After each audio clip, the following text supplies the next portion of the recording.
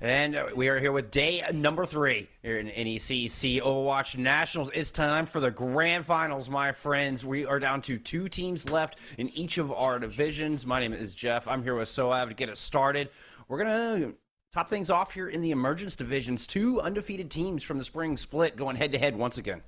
Yeah, this is going to be a great one. We saw them a little bit earlier, a couple days back on Tuesday. The Dragons came out on top there. So, this is the final chance. It's the final moment. The Dragons want to close it out, and I see no reason they couldn't with how they've been playing. But meanwhile, Concordia, Wisconsin, who doesn't love a good grudge match? I'd love to see them kind of upset the status quo here and take it away.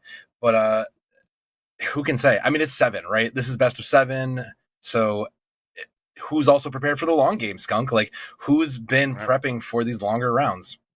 Howard CC versus Concordia, Wisconsin. It's starting to feel like a rivalry in the making. Your 2 top teams, from Emergence Cyan and Emergence Yellow, respectively. And let's take a look at our bracket. Let's see how these teams got here. Both coming through with clean 4-0s in the semifinals, completely unhindered in their path to the grand finals here. And in fact, I think the only team that could beat Howard or Concordia are the other. And last time they 2 met, it was the Dragons who took the dub in a 3-1 back in group stage. We'll see if they can have a repeat performance here today. That's the hope, right, for the Dragons, is that you'll be able to just kind of run it back and pull it out. But both these teams have just had such great performances this whole midweek, right? Like, they've just both been playing so well. To 4-0 in the semis to get here is that's no laughing matter. Like, this is definitely going to be a match to determine it. And I think this is something you have to pay attention to going into the next fall split too, is whoever's on top here for this emergent divisions probably is someone you need to keep an eye on, and probably who you need to be preparing for down the line. So really a lot to pay attention to, even if you aren't in this match. And this has been a year's work in the making. Coming down to nationals and down to these 2 teams, and it feels very apropos. Like you said, strong years for both sides, and definitely teams will be keeping an eye on going through into fall split. Now, Howard CC is a 2-year college. 3 of their players are sophomores, and so we'll be moving on to newer opportunities. With any luck for them, they certainly deserve it. But still, a lot of strong freshmen on this team, including Optimal. Optimal being the captain, the IGL, and the cornerstone of this Howard CC Dragon squad. Really one that everybody in that team leans on to kind of push them forward and drive them to success.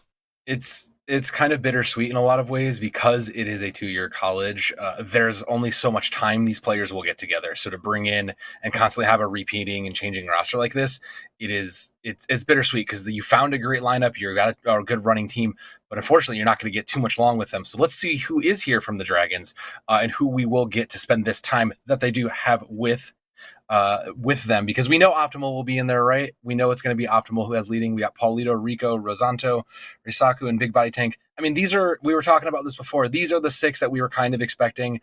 This is exactly kind of the lineup they were in before. It ain't broke, don't fix it, Bullskunk. There's no reason for the Dragons to do anything out of what's expected, right? Absolutely. And Big Body Tank and Rosanto will be in the tank department. They'll be the ones leading the charge. And in talking with Coach Winkle, Rosanto, it was the fastest rising player that Coach Winkle had ever coached. And just said the potential of this freshman is outstanding.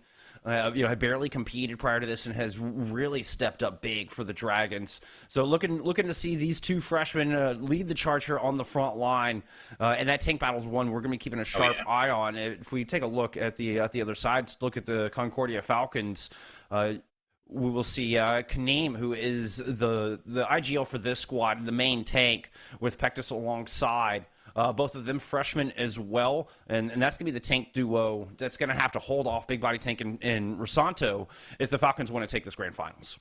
And that's going to be an interesting kind of an aspect to this also. We saw this in other squads where shot callers and leaders who were on DPS kind of struggled in some places.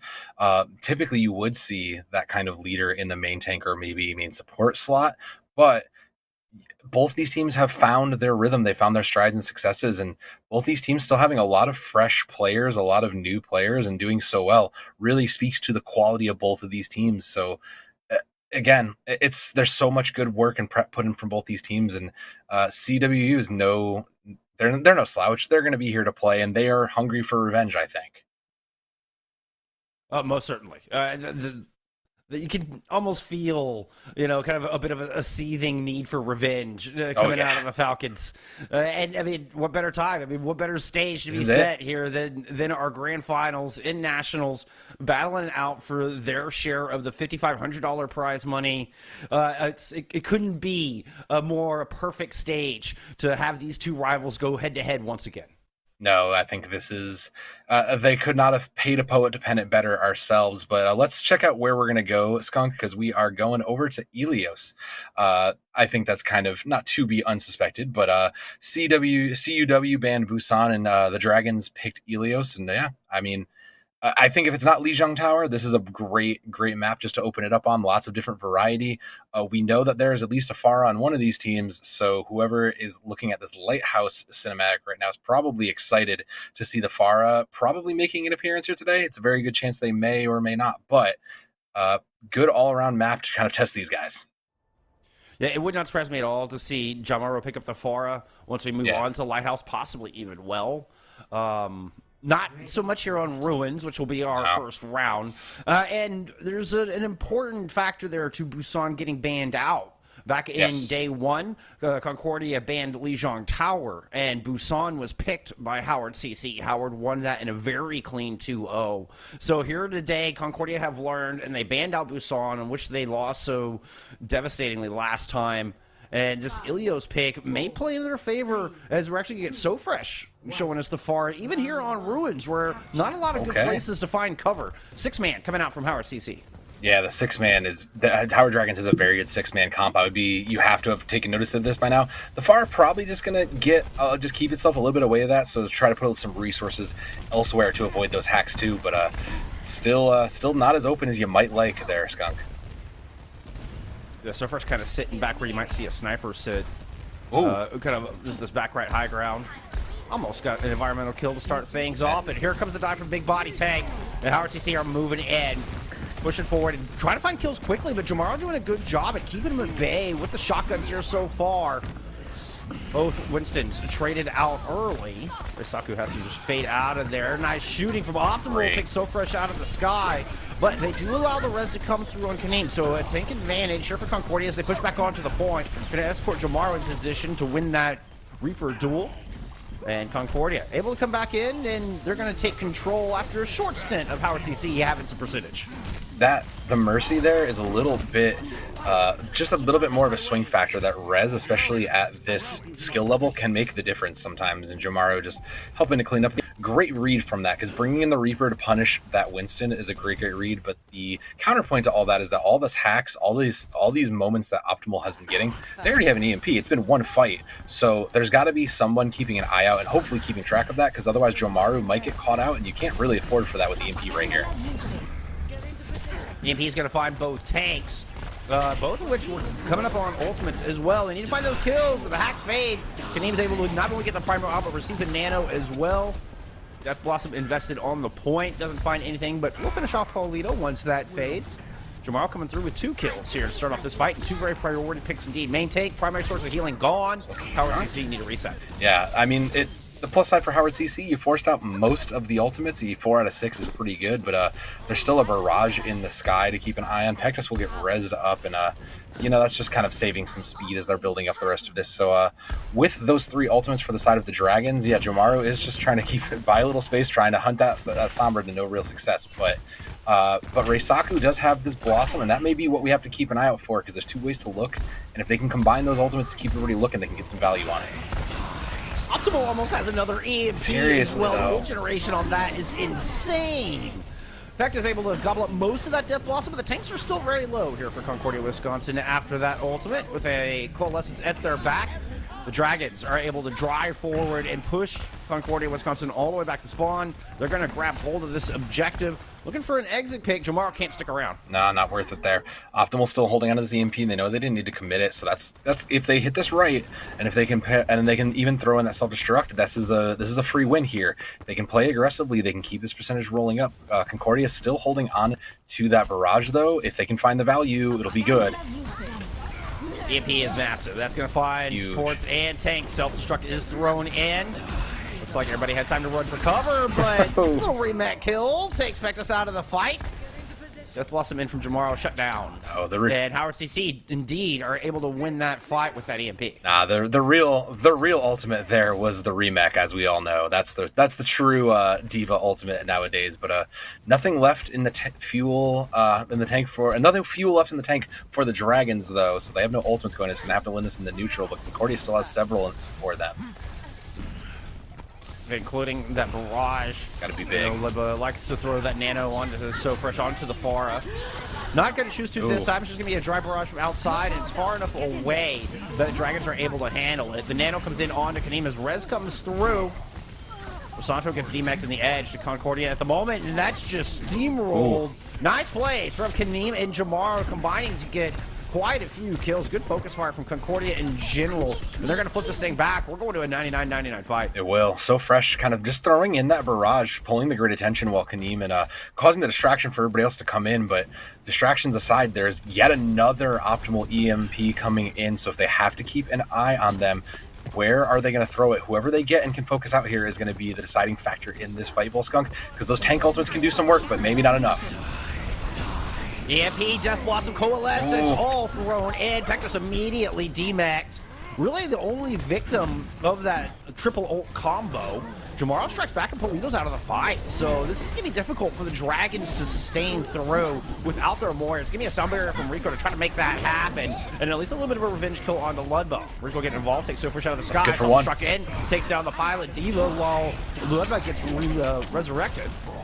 Primal on the point from Big Body Tank. Jamaro threw down another Death Blossom, but that 1,000 health is plenty enough to sponge that up. And it looks like Howard CC have a lot of point presence here. Jamaro's going to fall. Rubber trying to rotate back around, keep the tanks alive. Murray Seku's just putting in so much damage. So Fresh returns in the skies. And it's going to be a it's huge. There. Yeah, that's going to be disgusting. And a one-round win here for the Dragons. Optimal has just been getting so much value on this Sombra, and that's just so concerning. That was 3 EMPs in one fight in one round. You have to make note of that. You knew the Dragons enjoy this 6-man kind of rush comp. That has to be something you keep an eye out and track, because the raw value from the EMPs alone just has won that. Just won that map. So you know it's coming. You have to prepare a little bit. Maybe it's time to bring in the Cassidy. I'm not sure about this Pharah. It still looks good here, but with how much value Optimal has gotten just from existing and from getting some minor annoyances, you have to be thinking, Bullskunk, maybe I need to bring in a little more CC, maybe a little more crowd control, swap to the Brig once you figure out this first point, but something's got to give, I think, if you are on the other side of Fort Wisconsin. Yeah, Optimal, just incredible ult charge. I mean, 3, if not 4. Yeah, I think it was 4, yeah. I think it was 4, including the one at the very end, which is just nuts. I mean, it's basically a 4-minute map. It takes 2 minutes to get from 0 to 100. Both teams getting to 99. Essentially 4 EMPs in 4 minutes, consistently for Optimal, and consistently winning fights with them as well. Concordia are going to go ahead and move on to this point. And grab some presence there. Even start to grab some control here before the first fight even really breaks out. Howard CC are moving on to the objective now, trying to evict the Falcons and manage to find Jamaro in doing so. Oh, So Fresh, very low. Optimal knew it. Good heal from Pectus. Means Optimal cannot quite follow up on that kill, but with Duckinator going down, Rez is off the table, and Howard CC managed to get control of their own. Yeah, the pharmacy fell, and at that point, you're already down too much. It's not worth it. You can't afford to keep feeding Optimal any more charge. It's been one fight where at 15%, Optimal's already basically at an EMP. A little bit more poking before, and there it is. There's that little bit of poke, though. They just got it, Bullskunk. They're already on this EMP. Like, next fight, there's nothing really to consider this. They're going to swap in the Soldier. Sure, I guess we're concerned. I don't know what we're bringing the Soldier exactly for quite yet, But if nothing else, we're trying to get a little more burst damage out, and I like the idea, but Optimal is just ready. Optimal is ready for this EMP, and they'll get it in there, and it's... Oh, but Rico going down early, Skunk. That's a bit of a slowdown. Yeah, quite literally, as they don't have the speed to engage with the 6-man comp, Winston rush, and it's pretty vital. Yeah. So holding back, now Kaneem is just going to push the issue. Nice anti-nade, but Big Body Tank finds some safety. Nano boost out onto Kaneem, but self-destruct is in. Riseku's able to get one as well. 2 kills here for the Dragons in this fight, where an EMP may not even be necessary to win. It looks like Optimal is going to hold on to it as the Dragons just pull through in the neutral. But not even in the neutral. They pulled back from man down, Bullskunk. They pulled down from Rico falling, and that looked like a great initiating point. That was a great opening for Concordia to pull in and just decide that they wanted to control this. And they kind of hesitated a little bit, so that hesitation cost them. So there's still that EMP. There's going to be a sound barrier likely too, including that Death Blossom. So a couple ultimates coming in that way. Concordia has these tank ults, and maybe they'll have this barrage, but they need to disable the Sombra. If they can get the Sombra out of their vision, they're going to have an easier chance at this fight. It's tough with that Merciana to do that. Self-destruct coming in, try to start things off. Oh, and Rico gets booped off, taking it out early again in these fights. Barrage putting so much damage onto this objective, finishes off Rosanto. And Howard CC, once again, do not pull the trigger on the EMP. I really respect that patience, though. You know it's a lost fight. Rico got kind of a silly death. Lucio's shouldn't really be taking swims in reality, but I respect that, because that's 4 ultimates on their side. They can kind of just throw themselves at the point and win if they're counting well, because there's a Valkyrie, and that's some healing. Probably not enough for everything coming their way, though, Skunk. So keep an eye out. If they can force Ludba out of here early and Duckinator too, they'll be in a great spot to close out this map. Concordia, recognizing the EMP has to be online at this point. They've got to know. As you can see, most of them on the high ground.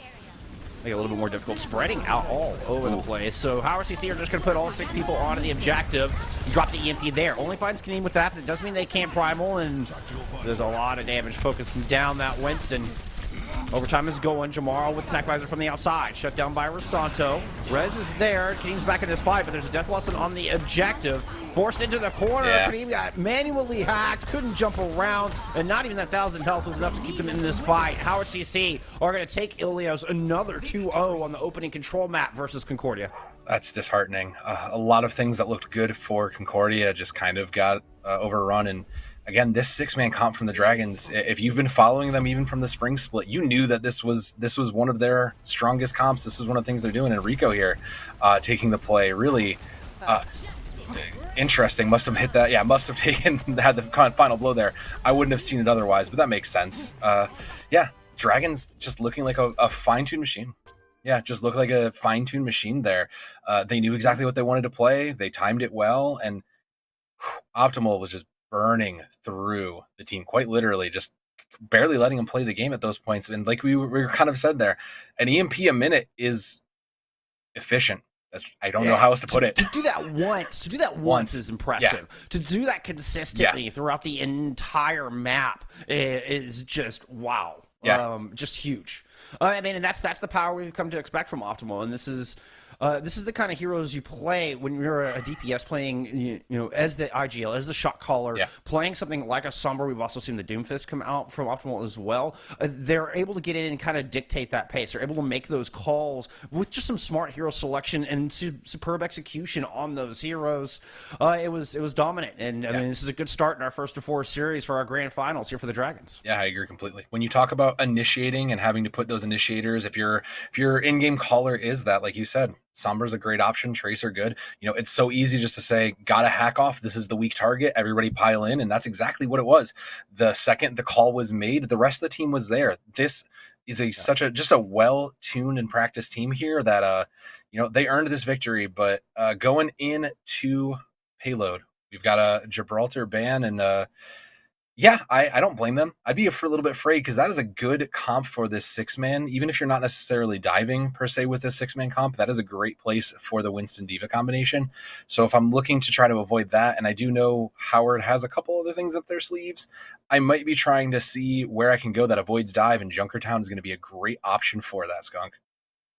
Yeah, Concordia tried this one last time these two faced off as well. We went to Junkertown, and Concordia were able to put up a full hold, stop the Dragons from even picking up point A. Unfortunately for them, well, the Dragons came through with the fuller hold, and did not allow Concordia even as much room. So it became a very defensive battle on Junkertown on Tuesday when these two last met. That one went in favor of the Dragons, but just by a narrow margin. We did see the FAR come out, had success on defense, not so much on the attack there for the Falcons. Yeah, when you talk about playing to your strengths, being able to know that you have a full hold and you feel comfortable on a map goes quite a bit of a ways, right? Like that is something that you can keep in your pocket, even if you know that you got beat on it before. This still doesn't mean you're bad at it. It just means that you just kind of, mistakes happen. You might have just gotten outplayed. There's no reason to run it back here again, and I don't disagree with that. This isn't a great map for a Sombra. You might see the Doomfist, but you're likely to see those double snipers come out, and that is way harder to make those calls on. So that is going to force possibly a little bit of discomfort, depending on what the Dragons decide to do with it. But I think strategically this map works in their favor in a lot of ways. The question is history going to repeat those, Skunk? That is the big question. We are going to get a substitution coming in. We did see this one a little bit. Chip Milk coming in for Polito in the support role.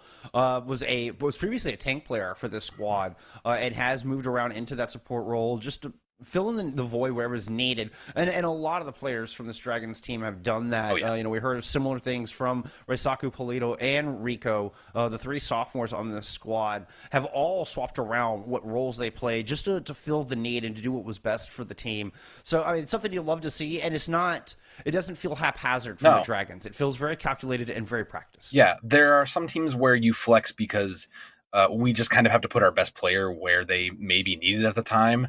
And then there are some teams that flex because they are just comfortable actually doing everything, and they know that their team needs that. I might be very good on a Winston, but if we need an Orisa, I know I can count on my teammate to do that, and I can swap to somewhere else where I might have a good Tracer or something of that nature. So these swaps are calculated. Nothing the Dragons have done has not been calculated just from watching them. And again, both of these teams have had an incredibly strong showing, but the mind games are real, Skunk. This is exactly these mind games that I can see kind of playing out that isn't direct battlefield knowledge and advantage, Right.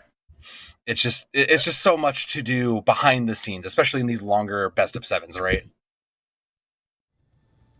Well, if we're talking about hit a string repeating itself, we did see double shield on the defense last time that worked very well for Concordia, Wisconsin.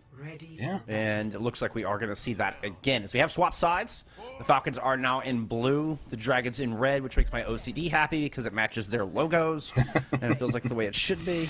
All is right in the world, Skunk. All is right in the world. It's exactly right. It's exactly right.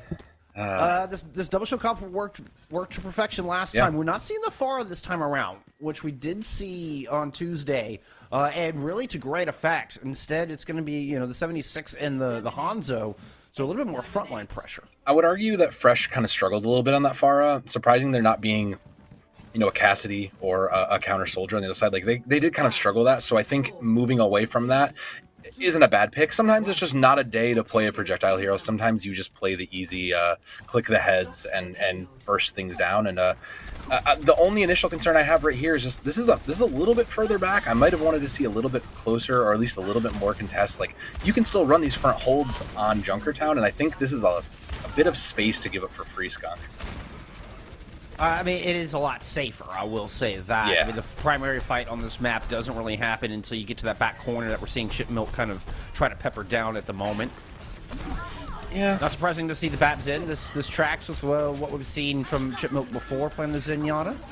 The Orisa is a new look here from Howard CC, trying something different this time around on the attack, combining it with Rosanto's Diva for a little bit more mobility. And here we go. Cart is at this very important corner, and So Fresh finds optimal right out of the gate. You can see Pactus was up on that high ground trying to contest. Is doing a good job of maintaining that ground. So Rosanto's going to loop around the right-hand side, pick up the kill onto Jomaro, but with its attention diverged, Jamaro's just going to get res back up, and Wisconsin are back to a full 6. Yeah. Kadeem falls. Ant Matrix out from the Dragons. They still got a bit of work to do, though. It's still advantage to Wisconsin. Yeah, but the space they're slowly taking is enough to kind of force them back in this open area. So now these distance heroes can finally get some angles and create the crossfire they're looking for to create some more success. And Concordia is slowly getting boxed in. This Dragon going to be their tool for this. So watch that Dragon Flux. There it is. Dragon Flux lands, forces up the Immortality Flow. Request to use that just to save themselves. Cannot save the tank. And tomorrow, able to put up a big stand on the back of the huge Gravitic Flux coming out of Pectus. Yeah, I like that. That's great teamwork, great calling, and you saved most of your other ultimates you're going to want. Keep an eye out for that supercharger, that supercharged visor probably to win this fight. It's going to force out that trance. So the key for Concordia, if they can get that trance out early, that just means they'll have the free win coming their way. Reisaku can get some value on their own, but I think if they press this issue, they can keep this fight in their favor. Ooh, big body tank down to 52 health before even approaching That ain't much body. Corner. So much poke coming through, yeah. Well, the Orisa does, kind of fits the namesake. Yeah. It's kind of a big target. Agree with you there. Howard CC just trying to punch this thing up the gut. Not a lot of frank pressure so far. It will be the attack visor to open things up. Finds the kill in a Duckinator. Jamara falls as well, and Howard CC just storm onto the objective in the back of the war. Jumps a supercharger out from Big Body Tank. Oh, no. So first gets shut down out of that attack visor. And we're going to see point A finished for the first time in the matchup between these two squads. That was the opposite of what I was hoping I would see. I was hoping I'd see Concordia play a little bit more aggressively. I know you're playing the double shield, but you don't have to be entirely passive. You can take an aggressive flank or play a moment.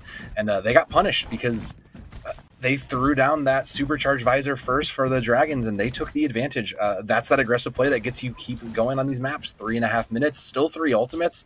They're looking in a good spot, but with just that, they're going to have that self-destruct and that opening window to kick us off. You have the amplification matrix on the high ground. Might buy some space. Concordia aren't too dissuaded. Like, they're not dropping down. No. You still have the double tanks staying up on that high ground. But Jamaro does get punished.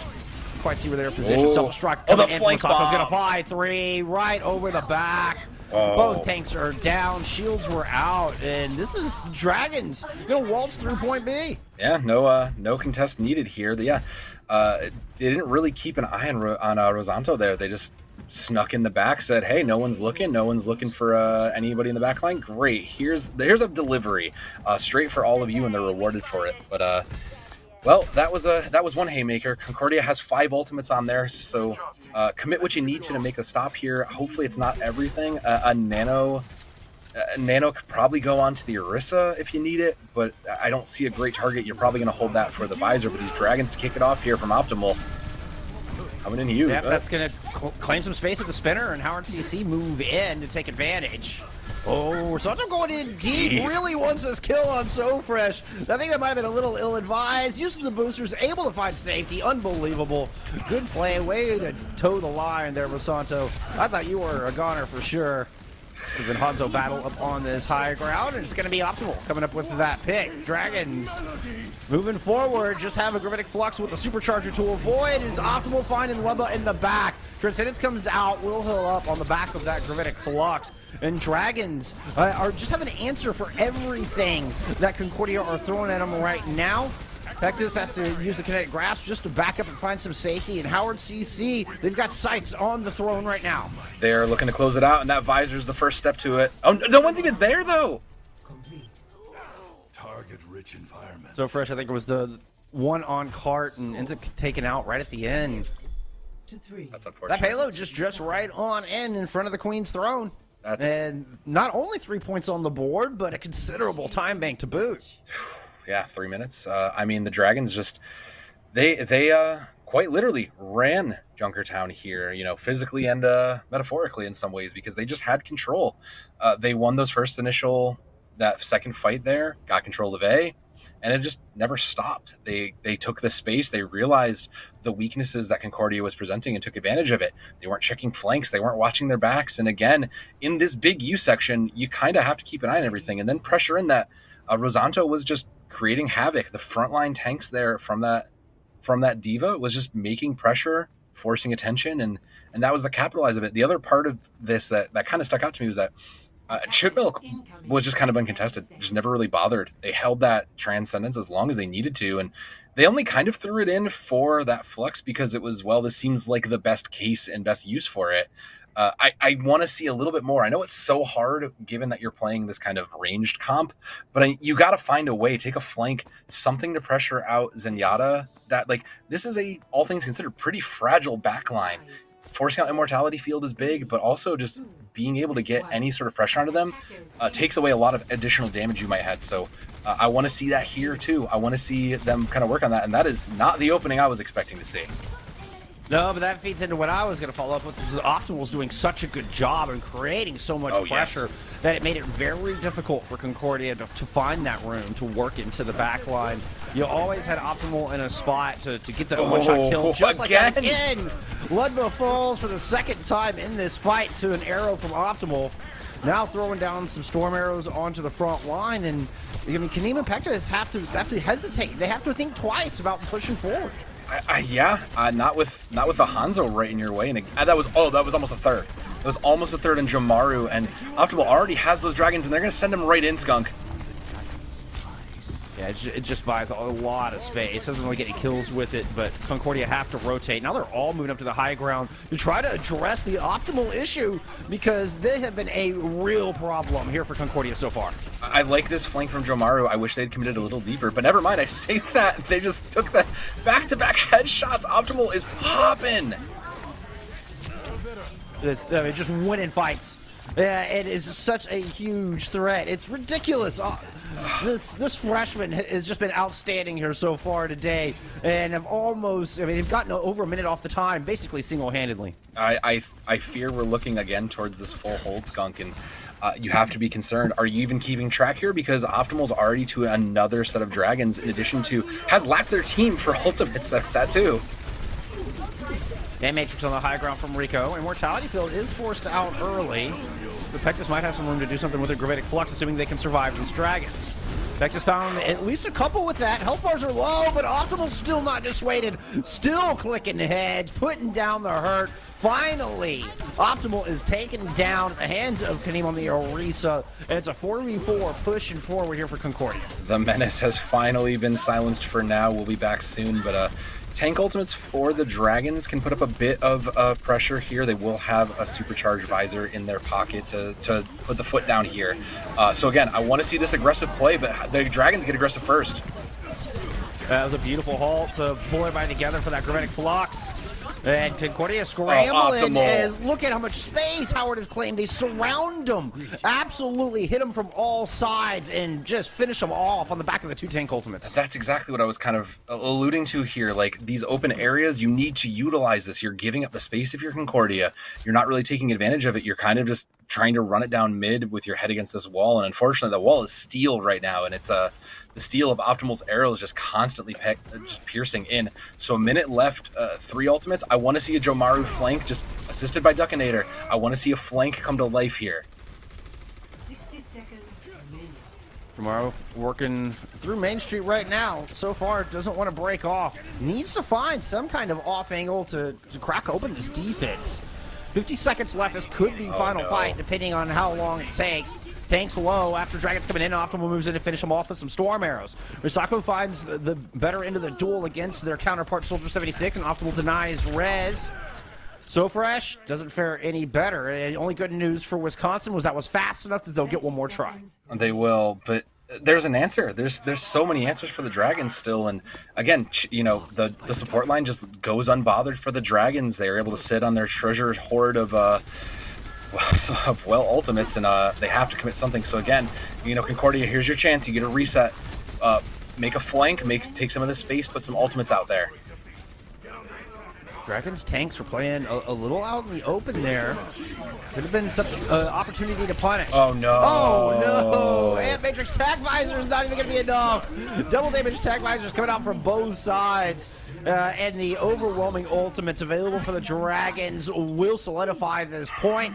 They hold on point A Junkertown for the second time in a row against Concordia, Wisconsin, and have a 2-0 lead in our grand finals. That was brutal, Skunk. That was really rough. That's a morale hit for certain. Rosanto with this triple. I'm not surprised it's here, but I am surprised. Just look at that. No one is looking. Everybody kind of saw it. It was too late. There was no shield available, nothing there. Great What a map clever awareness. angle. Yeah, great angle. Just great map awareness from the side of the Dragons, and that's unfortunately kind of been the story of it. That's kind of been the story here, is just there's been a lot of mental games that the Dragons have just been winning. And on the battlefield, you can see the picks just kind of been winning. And the DPS line, shout out to the DPS line from the Dragons, because they have just been lighting up the kill feed, just round after round, fight after fight. They have just been there. And that's not to say that nobody else is putting in work, but they are absolutely stealing the show here. Yeah, Optimal and Riseko have been an overwhelming presence on the battlefield that has to be respected. Yeah. And a big reason Howard CC are up 2-0, and that's I'm curious how Concordia Wisconsin are going to answer back. They have to find a way to contain these two DPS powerhouses if they want to, get the zero out of that map win column and start pulling their way back into this grand final series. We're going to take a little break before that happens. When we come back, we're headed to hybrid. It'll be map 3 when we return.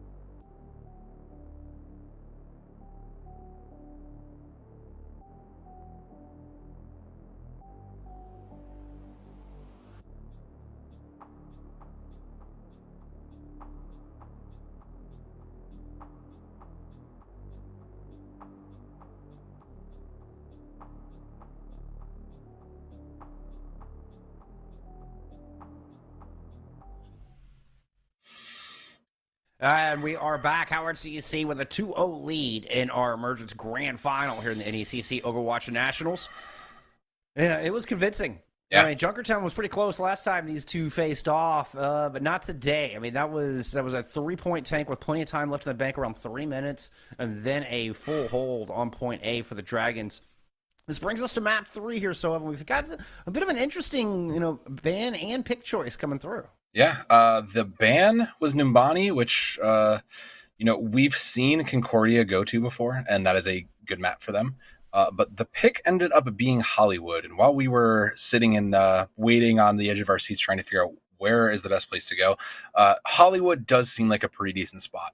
It does force a lot of different things that maybe you think the Dragons may not be prepared for. You can run that double shield and kind of hold down that cafe on the capture point segment, but then it forces a bit more of a space control for that high ground. So you might force a swap onto like a hard full dive, or at a minimum, you're then going to be vying for a lot of space with a very slow double shield comp, depending on how this opens up. So this presents an interesting mind game, I think, for the side of Concordia, and this was the best outcome. But I think, Skunk, after that Junkertown, that was your pick, your spirits are probably hurting. I mean, it's still early. There's no reason to get too down just yet. And this pick fascinates me for, not just the reasons you were talking about as far as strategically, how the map plays out, but just the history between these two teams as well. So the first time these two met on Tuesday in the group stage, Howard banned Hollywood for the hybrid map, and Numbani was picked by Concordia. That was a Numbani map that Concordia were absolutely perfect. Did not lose a single team fight, neither on attack nor on defense, and was the one map that the Falcons would go on to win in that group stage matchup. So, knowing that, Howard banned out Numbani this time. Do not want to see that map again. No. And so their original ban has come to fruition here in the grand finals, and we get to see these two face off on Hollywood for the first time. I think the bigger question to that point is, there was a fear to ban Hollywood initially, and now you've seen Numbani as kind of the big thing you're afraid of. So was the initial pick of Hollywood ban a very good take? And the Dragons are going to settle into what I assume is this back. Maybe they'll take the front line there, but they are going to settle in on this kind of anti-dive comp. I do like it. They've got a lot of CC on their side, so I think they're expecting a dive to come out, and they would be right for on the other side of Concordia. So Fresh over on the Reaper is I'm a little hesitant on it. Like, I understand we want the extra damage out there. I understand that, but I feel like in the perfect world, we would bring in a Tracer or a Sombra or something else. So it's probably playing more to comforts for Concordia. It's a little bit of a wonky pick, but I think as long as they can make it work, this looks like a great setup for them. Oh, and So Fresh is very deadly on this Reaper. Yeah. Definitely a comfort pick from what I've gathered watching this squad. And, one that they played on that Numbani map that they did so well. So this could possibly work, but it's going to require Concordia to find a way to close this gap. Not just everybody doing it in a coordinated fashion, but doing it quick enough that you don't get punished by the poke or the CC from Howard Dragons. Yeah, and there it is. There's that dive. They are ready to brawl. Yeah, they're heading right to the high ground, but look at all the health bars for Concordia. Everybody's so low. Immortality field out a little prematurely from the Dragons. Didn't even really need it, as all their health bars are nice and topped off. Meanwhile, everybody from Concordia is showing critical signs from the healer's point of view. Kaneem's going to go back on top after getting back to about half health. It gets forced right back off again. And this first attack has been thwarted handily. Yeah, the Falcons trying to set off and soar into the sky, unfortunately brought right down. Their only consolation here is those 3 ultimates that is in their way, but it's so hard to pressure this anti-dive comp, right? Like, there was just so much CC that even if you land and get some initial damage in, it's so hard to do. And you can see it just trying to chip away, just trying to get any amount of value in, and a little bit more building towards that blade. But there is going to be the next in. Yeah, I like the approach. A huge anti-nade over the top. That's just the tick. Combined with the Genji blade from Jamaru, who's going to find 3 on the stairwell. That'll do it. Second time the charm here for Concordia. I think you're a little Maybe a little upset if you're the Dragons, because you kind of just let the Genji build up that blade. You just kind of let the Shurikens come in and went, cool, you can trade that. You can trade that for us. We'll trade that. And it didn't end up being a trade that worked out in your favor. So now the space is in the favor of Concordia. They will contest this high ground sooner. They'll get this cart rolling. And it didn't cost them too much to win that skunk, so you're pretty happy, I think. They'll still have a Primal Rage to work with. So Fresh close to a Death Blossom is a little bit of a battle for high ground right now. Howard CC definitely want to hold on to this. Extremely valuable to have not only your attack visor available, Risaku up here, but to have Optimal on this high ground with the Cassidy as well. Yeah, and not to mention just the plethora of ults for the Dragons, just hoarding them, and the contest is going to be there. Yeah, they've recognized they can't let this cart roll for free, and I like that. The rally armor will eventually start to fade for the Dragons, and I think that's just Concordia trying to bait all that out, and they know the time is coming. Concordia with this very bursty composition. You get in and get the job done quickly. They're going to be dissuaded a little bit here by Optimal, who dropped out, lost the sight lines there on that little ledge. Still bought a little bit of space, and Howard CC still holding on to that high ground. So self-destruct from Pectus going right up there. Finds Big Body Tank.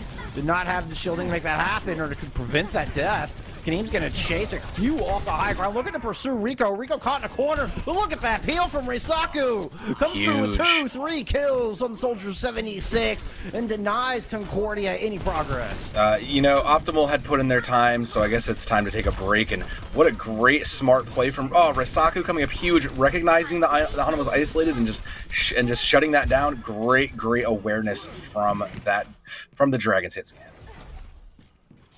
And Risaku's positioning really got Duckinator killed as well. Duckinator couldn't fly out because Risaku was standing on top. Well, I'm going to call that essentially a 5K for Risaku in that fight. That was awesome. Yeah, that was just a smart play from the Dragons. The great awareness, and again, giving up that space. They didn't give up a lot though, Bullskunk. It's still not quite to that corner, and this is the most difficult section of this Streets phase. Once you clear that corner, it gets a little easier, but Paulito is going to make it difficult right away. With Optimal and Risaku taking a decent amount of damage. The Amp Matrix does prevent Concordia from trying to contest the high ground momentarily. As you can see, Kaneem and I believe that's So Fresh back there kind of working Ed. Diva and the Winston will head up to the high ground here for Concordia. And he takes a bit of damage. Ledba already has Nano online, so no real benefit there. It's going to be the Nano Blade coming out this time, combined with a Primal Rage. Everybody on that high ground looking for some melee action, and they will find it. In the form of taking Big Body Tank out of the fight. Risaku is going to get one, but not bringing this one back, I'm afraid, as Concordia, Wisconsin get the job done here on their second attack. They did. It cost them quite a... Ooh, the flashbang still, though. It cost them quite a bit, but, the progress for the cart is the most important thing there. They'll commit the rally early. The Dragons want to fight this. They don't want this to go. Though they are going to contest. Master done. Death Blossom coming in, though. Immortality Field gets taken out immediately, as is Rosanto. Big Body Tank is anti, but self-destruct answers back to pick up a pair. And the Risa stays alive through the bio nade, and Howard CC stopped this cart just a meter shy of the door. 1 meter, 1 minute, run down to one last fight, Bullskunk. So no ultimates on the side for Concordia. They may have to poke a little bit of this time away just to try to get something to find themselves a win condition, because it's right now in the neutral, and they've not looked too fantastic in the neutral, but they do spot out the Dragons retaking that high ground, and they've acknowledged that at least where the spacing is. So there's going to be an Amp Matrix, there's going to be a High Noon, put them together, and that may be the win condition that the Dragons need to keep this stopped here. And in this relatively neutral fight, you do have a couple ults here for the Dragons, but their composition way better just in the neutral poke phase. Concordia kind of rely on those ultimates to get those burst kills and finish fights quickly.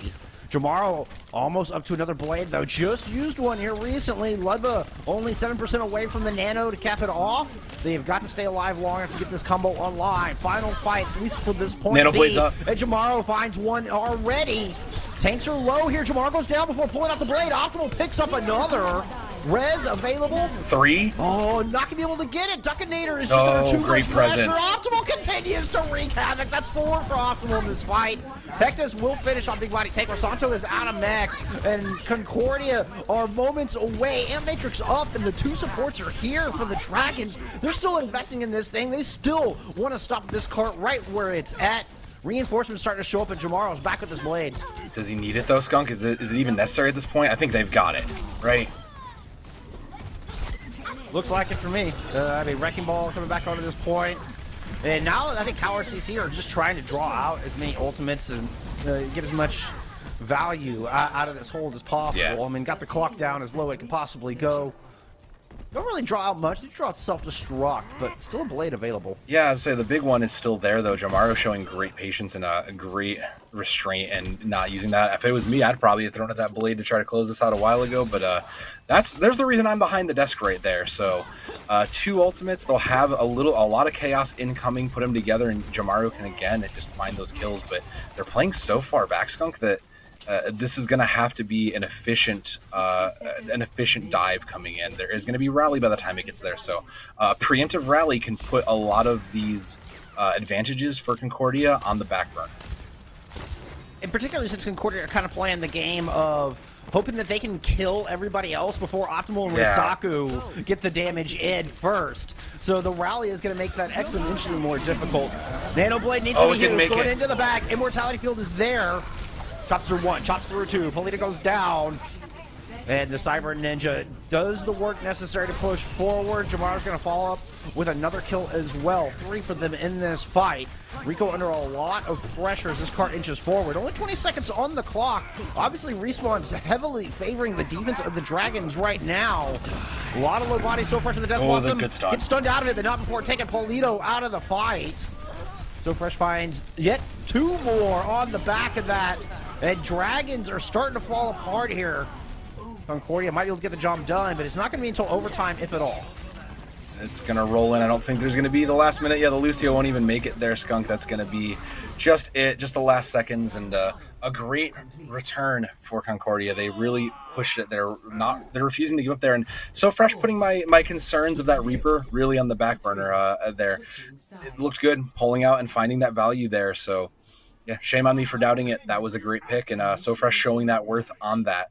But in overtime is a little, like, you're happy, you got the full, but overtime, putting it in there in overtime is a little bit, like, there's still, that's going to hang on you a little bit, because if the Dragons just manage to get there a little bit before you, suddenly your win condition only becomes a draw condition.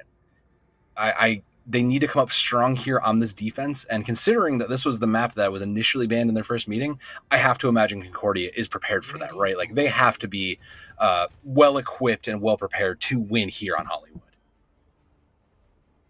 I mean, and that would track with why it got banned out in the first place, right? We know that Coach Winkle and the rest of Howard CC have really done their homework, particularly against this squad. Bragged about being prepared for anything that the Falcons could throw at them.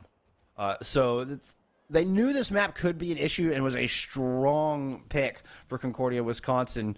But, I mean, Howard CC are able to hold it down. 0 seconds on the clock. Like you mentioned, if Howard can finish with more than a minute, then Concordia won't even get an opportunity to get an attack if we go to extra innings and additional attack phases. But first things first, Howard CC have to complete the map. And then, first goal on that, got to complete point A. Let's take it one step at a time here for the Dragons. Yeah, but these the dives on both sides, I do like So Fresh opting the Soldier over that Genji, and yeah, I like that. But Optimal down already does not look good for the attackers, Skunk. Almost punished Paulito. The stickies, don't think quite all 5 of them landed, so Optimal's back into this fight. Sancho taking a bit of damage. Risaku's going to go in, put some pressure on the sky, grab some high ground, but sticks around a little too long. Gets punished by Kaneem and the rest of Concordia, Wisconsin. And Howard CC's first tack is kind of stalled out here a little bit. Just a little bit. The Genji, not exactly as fantastic here, just given how many beams and non-bullets are coming at them a little bit. So I think they're going to keep that Genji issue alive, but I wonder if there is a point where the Dragons maybe swap to something a little bit different. See Kaneem trying to punish Risaku already. Oh, there's a pick. Yeah, it's the focus fire from Dragons that gives them the early advantage. Nano boost out onto Rosanto. As Big Body Tank has to sit and get healed up inside the bubble. Rosanto will move everybody off the high ground in Concordia, Wisconsin, trying to rotate back. Jamar with an auto pick, rams to sleep. Oh, gets the nade down. We've seen the Ana pick become a lot more prevalent since Overwatch 2 has come out, and it's working here. Even get the Bam's Nano Boost. That going on to So Fresh. That'll finish off the rest of the Tac Visor. What a smart dude coming out of Jamaro. Huge play. Great decision making there. Yeah, the bonus Nano is always going to be good, and that's what keeps them into this. Pressure's not done though, Skunk. They still want to fight here, but the Dragons know that they kind of need a break. There needs to be a reprise. You have your 3 ults. You'll have a duplicate of your own. You force that a little bit. So I think a duplicate Winston might be in their good spot. They may take the Ana again, but I think that this duplicate onto a Winston might be a good place to be. There's the blade though, Skunk. Second Nano Boost onto So Fresh's mini fights. Drop through Duckinator. So Fresh trying to run away. Has about 25 health. Close. Has attack visor in the pocket. Needs to survive. Runs all the way back up to the store. Cannot make it to the Mega. Rosano chases him down. But here comes Kaneem in tow with the Primal Rage. Able to batter down Rusaku after the use of that blade. Didn't see a whole lot of value out of that one. Kaneem under 100 health. Nice move from Optimal. That could have gone real south real fast there for Optimal as well as the Dragons. And coming up with that pick is going to give them a good advantage in this fight as they've moved on to objective. They've got 2 ticks already. Rez, though, does buy a little bit of time. They're going to force out the Visor, too. I think this might be in vain, though, Skunk. I think the damage might have already been done, and So Fresh is just getting forced back again. There's still some contest on the point, though. Can they turn this back? With 3 kills, it most absolutely can, but you still got to take care of Optimal. It is not one until you've dealt with the Optimal problem. Let them back to provide some sustain. So Fresh is going to fall. Risaku coming in with the good G.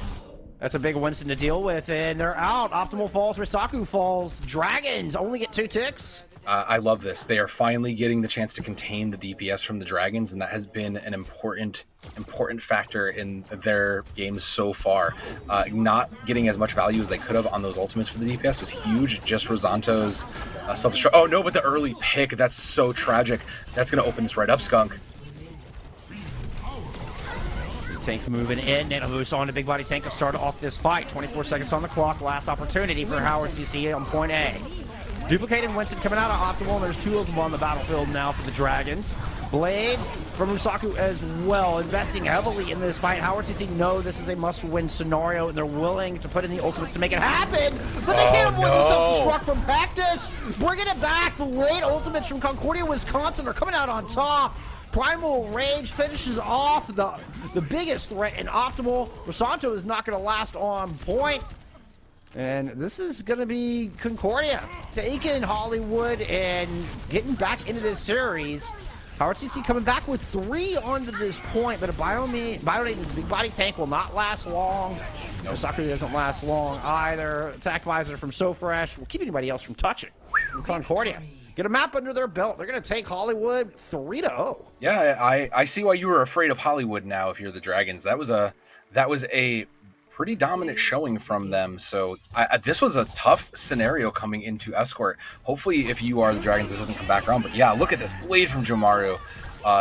Had just looked good across Genji this entire map. And yeah, good to see the DPS coming to life for the side of Concordia, because up until then, it had been a little bit rough in some ways. The comps they had pulled out just kind of didn't quite click. But this looked like the team that I was expecting. This looks like the undefeated teams that I would have expected to see go at each other.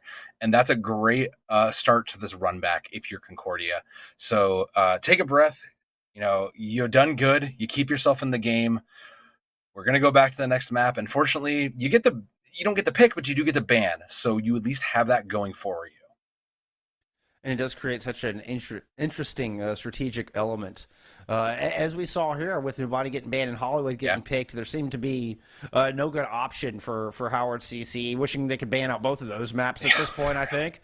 Concordia, though, look good on Hybrid, traditionally look good on Hybrid, probably their strongest map type from what I've seen. So Howard CC will only have to deal with that map type one other time here, assuming this goes 7 maps.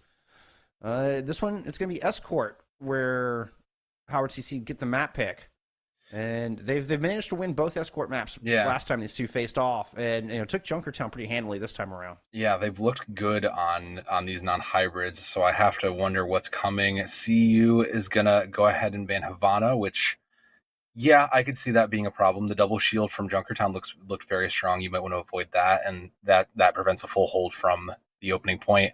And what's left there, Dorado looks like a great choice. It's really hard to run that initial 6-man comp that we saw on Control. It does force a bit more of full committed dive, and you've proven if you're Concordia that you can beat them in dive. So I think that is actually kind of a sign of hope for you if you're Concordia. And in fact, Dorado is the pick. So yeah, Dragons taking us to Mexico, hoping that could be the one. We haven't seen this one yet between these two teams. Yeah. I mean, the 6-man is still pretty viable here. It is. Everybody can get high ground access. As far as pretty much all 6 players from that 6-man comp, particularly with Moira now having that jump, can get a little bit of extra verticality in her kit as well. So it wouldn't surprise me to see that comp come out again, and Howard CC look very, very strong on that. Well, let me ask you now, because we have a sub, we have Chip Milk coming in for Paulito. Now would it surprise you to see the 6-man? Because that tells me they want to play Zen. Yeah, perhaps. Yeah, Paulito going back out, so these two have been kind of alternating between maps 1 to 4. Yeah. Apparently, the even number maps are Chip Milk maps. Yeah. Maybe that's the rule. So I don't know. Yeah, that makes sense. Look. Sometimes you just have lucky numbers, and sometimes they happen to be evens. Sometimes they.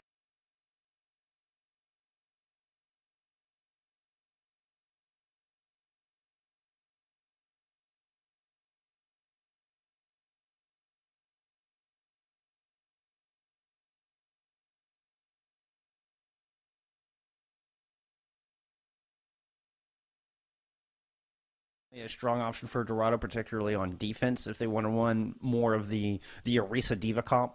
Yeah, that we saw from him before. Definitely viable here. It is, but my concern at that point then becomes, if you're going to run this anti-dive, you're expecting your opponents are running dive. That B section is still a little tough because maintaining that high ground is going to be tough on the defense.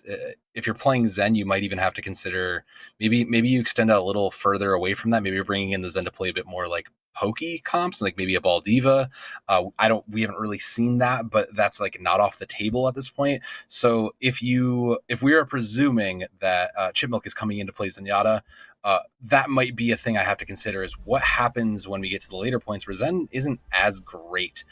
Not that to say that Chip Milk is just going to be a one trick, but to say that this is going to be a bit of a tougher take. And then considering that the Dragons will be defending here, my second guess looks like the right one. Yeah, coming out with a bit of the ball hog. Yeah. Okay. And with a Briggs in backline, a lot of utility there, and both Roadhog and Wrecking Ball are fairly self-sufficient as far as tanks are concerned. Yeah, seems fine. Like you bring in the Zen when you know you don't need to pump as much heals into your main tank, which is exactly what Wrecking Ball is perfect for. Big body tank picking up that kind of a main tank, but still kind of an off tank. Everybody's the off tank to Wrecking Ball, as it were. So that Hog, though, going to be good. This is a big self-sustaining comp. There's no one you can really dive down here except for the Brig. And if you dive onto the Brig, everybody's just going to rush you right down. So Dragons looking pretty divisive and decisive in their comp choice. I'm just trying to create a kill box here as this cart rolls down the street. Rosanto taking a little bit of poke damage, but is easily able to get out of there. Vectus gets DMAC'd early. The first real casualty here on Dorado. Going for the Dragons. It's in their favor. I mean, it's not... Guardian slow but surely here, just working it up. But now they've lost their mercy, so it's becoming increasingly difficult. But the cart's turning the corner. It's getting underneath the archway. Yeah, it's a little unorthodox, but now the pressure will come in because it's choke point, and you can just kind of park Roadhog down there and stop this. So now the pressure is quite literally on. We'll slam into the back, build up some more ult charge here for Rosanto. Moves back to the high ground, doesn't want to give that over. So Fresh is going to teleport up and try to drive them back, see if they can claim this for Concordia. Hog is holding down the stair side as opposed to holding down the choke. Eats a flurry of sticky bombs, has to use that, take a breather, and back on out. Yeah, it's just kind of where it's going to be. Again, this is such a thick, self-sustaining comp with several Cs, so it's not exactly easy to get the pick, and that DMEC's not going to help too much with it. If any spot is going to be a good spot to hold here, this is probably one of the best, and those four ultimates coming in going to be huge. I want to see Concordia double back a little bit deeper, try to get onto Chip Milk here and pressure this out, because that is going to be an important ultimate to take away, for their success. And with this nano, it's probably going to have to come from the Winston.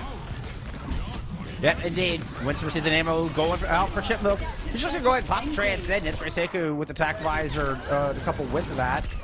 Ends up killing themselves with their own Helix rocket from attack visor. That's unfortunate. But the Dragon's doing a good job around them to hang on. Bionade has gotten Big Body Tank very low. You know, let that fade before hitting that take a breather. Kaneem trying to make something happen, but it's just a lone Winston here left deep in enemy territory. It's so hard. This is such a good anti-dive comp that is so, you know, like the only people who aren't mobile are your Hog and your Brig, and as long as they're playing near each other, there's lots of CC that is just basically going to be coming in your way. So this is such a difficult comp to dive, and it's great decision making from the Dragons here. So smart. They're so smart with their comp choices and just the reads they have on the map. I mean, this is perfect. Concordia, you know, struggling to adjust as Jamaro has moved on over to Soldier 76 at this point, trying to find a way to break through this front line. Big Body Tank doing such a good job of holding it down. Self-destructing into the back from Pectus. Oh, it gets two? Oh my goodness. It gets two? Oh no, how does that happen? That's how you break open a point. Concordia thinking they're lucky stars right now as they start to push in. Duckinator is going to go ahead and pop this Valkyrie, keep everybody nice and healthy. It is so fresh, moves into the back line. Does get punished, but not without doing enough damage to Risaku. The rest of the team can take him down. And Concordia, Wisconsin finally finds some room to work here on Point A Dorado. Yeah, but it's going to be the rally to keep this going, and the reinforcers are back, Bullskunk. They're here, and they are not happy to have died to that error. 30 seconds remaining. That is unfortunate. It was such a huge advantage here for Concordia. They had the space cleaned up and just get absolutely pushed back with one press of the Q. There's been a little bit of a disconnect when it comes to completing kills for Concordia, and that's kind of been one of my things nagging at me in the back of the head. Was just you see Rosanto, you know, following out kills all the way to the end, but Concordia, people have just been escaping, and that's been punishing them. But it's going to have to be a Nano Blossom to close this out here and keep this alive, because that's all they've got. Teleporting in, goes so fresh. Risaku pops the sacrificer on the other side. Stalls out Concordia for a moment. Oh. There it is. That's the Nano Death Blossom. Stunned out. Immortality Field, Transcendence up as well. Big Body Tank does fall, and now a return sacrificer coming out of Jamaru. That's going to pick up Chip Milk. Looking for more targets across his left-hand side. Will find them. Risaku falls. And it took everything in Concordia's bank, but they are able to get the job done. It did. And it also drew everything out of the Dragons too. So there's a lot there. They still have a duplicate. They'll still have those mines, but you're not necessarily doing a lot with those right now. And considering how early it is in the point B, that's fine. But Concordia is going to give it up. They're going to alternate. They're going to alternate a little bit and bring in some changes. And I don't disagree with that. Like this high ground's too important to maintain. You have to put pressure up here. So fresh going onto that Cassidy, just a little bit more burst damage, and I like that take. This is good, but I wonder what the Dragons have up their sleeve for these changes coming their way. Santo just doing a quick roll through. Kind of scouting everybody out. The mines. The mines on this corner. Nice pile driver. Can be able to kill him with that. Does. Follows it up. The kill on the So Fresh with the miniguns. Does eventually fall, but here comes Optimal in the back with the focusing beam and a duplicate to boot. Chooses the Soldier. 76 here. He's just going to chase out Kaneem. I think that might have just been to live. I didn't see how low Optimal got there, but it felt like that was kind of just we were gonna die, so it was better to stay alive when the fight might return quickly. And there is the rest of that fight, so I think that's good, Skunk. I think they needed to do what they needed to. Yeah, Optimal just duping whatever was in front of them in the moment. Back on the Reaper. Kaneem with the nano boost. And up to the high ground, you'll get a little bit of work done. Rosanto falls. Now, So Fresh on that newly swapped Reaper, heads up to the top, gets booped off, discorded, as does Pectus as well. Sport's doing a great job here from Howard CC. The card continues to make a little bit of progress around this. Jamaro coming out of Volk with the tack visor out onto the high ground. It just gets so much damage in. Peppers through the ranks of Howard CC. And Concordia do it again in the waning hours here on Dorado. Ludba making Jamaru look so good there. That anti-nade came in the clutchest of moments. So 2 minutes, 2 ultimates, a little bit of space here from Concordia. They were looking good, and the teamwork is really showing through for them.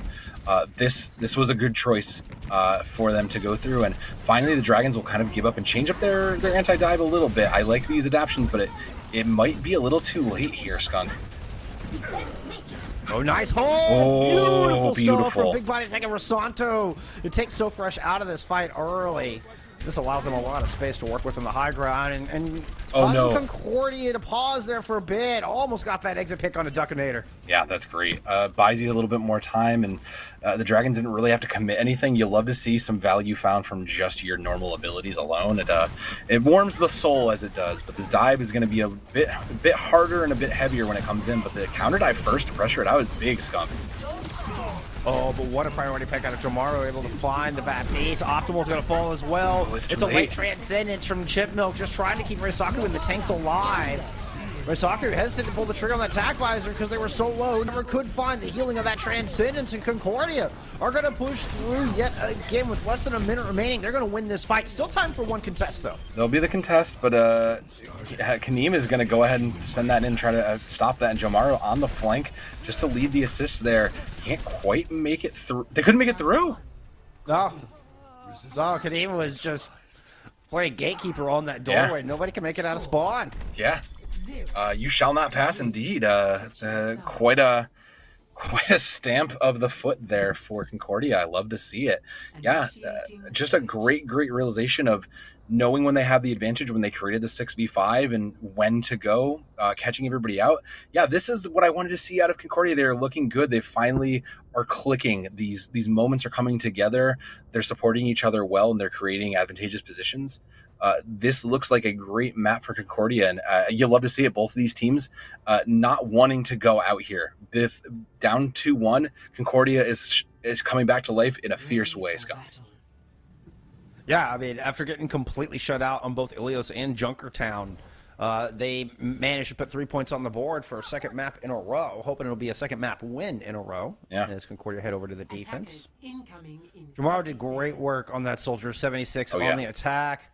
That opening pick onto Rico's Baptiste in that final fight, instrumental in their ability to put those 3 points on the board. And we're going to see Jamaro return with the Soldier 76 on this defense. Yeah, I see nothing wrong. Like, run it back. You ran it through, Concordia. You go. Girl boss your way all the way to keeping everybody here. But the Dragons, they are going to just make slight adaptations to their poke comp. And I don't know. I'm slightly a little less sold, Skunk. Like, this is still, like, on paper a great idea, but part of me wonders if we'd rather have something besides maybe the Hog, or maybe the Genji's not. I question the Genji as Risaku goes down. Yeah, that was my fear. Yeah, can't win the head-to-head duel against Jamaro. Yeah. High ground claimed by the tanks of Concordia. Oh, Jamaro, though. Yeah, somehow Jamaro falls.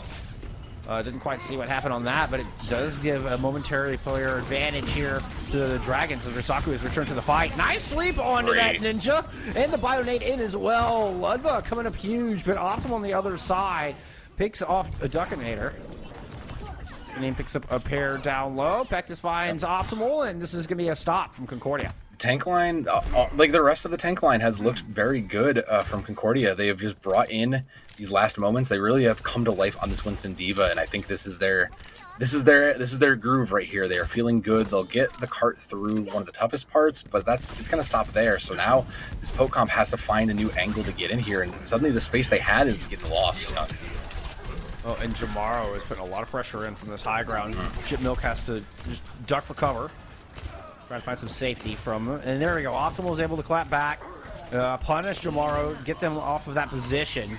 Now the Dragons have this high ground for their own. You see Optimal pouring in shots from up there as Ludva's trying to keep those tanks of Concordia alive.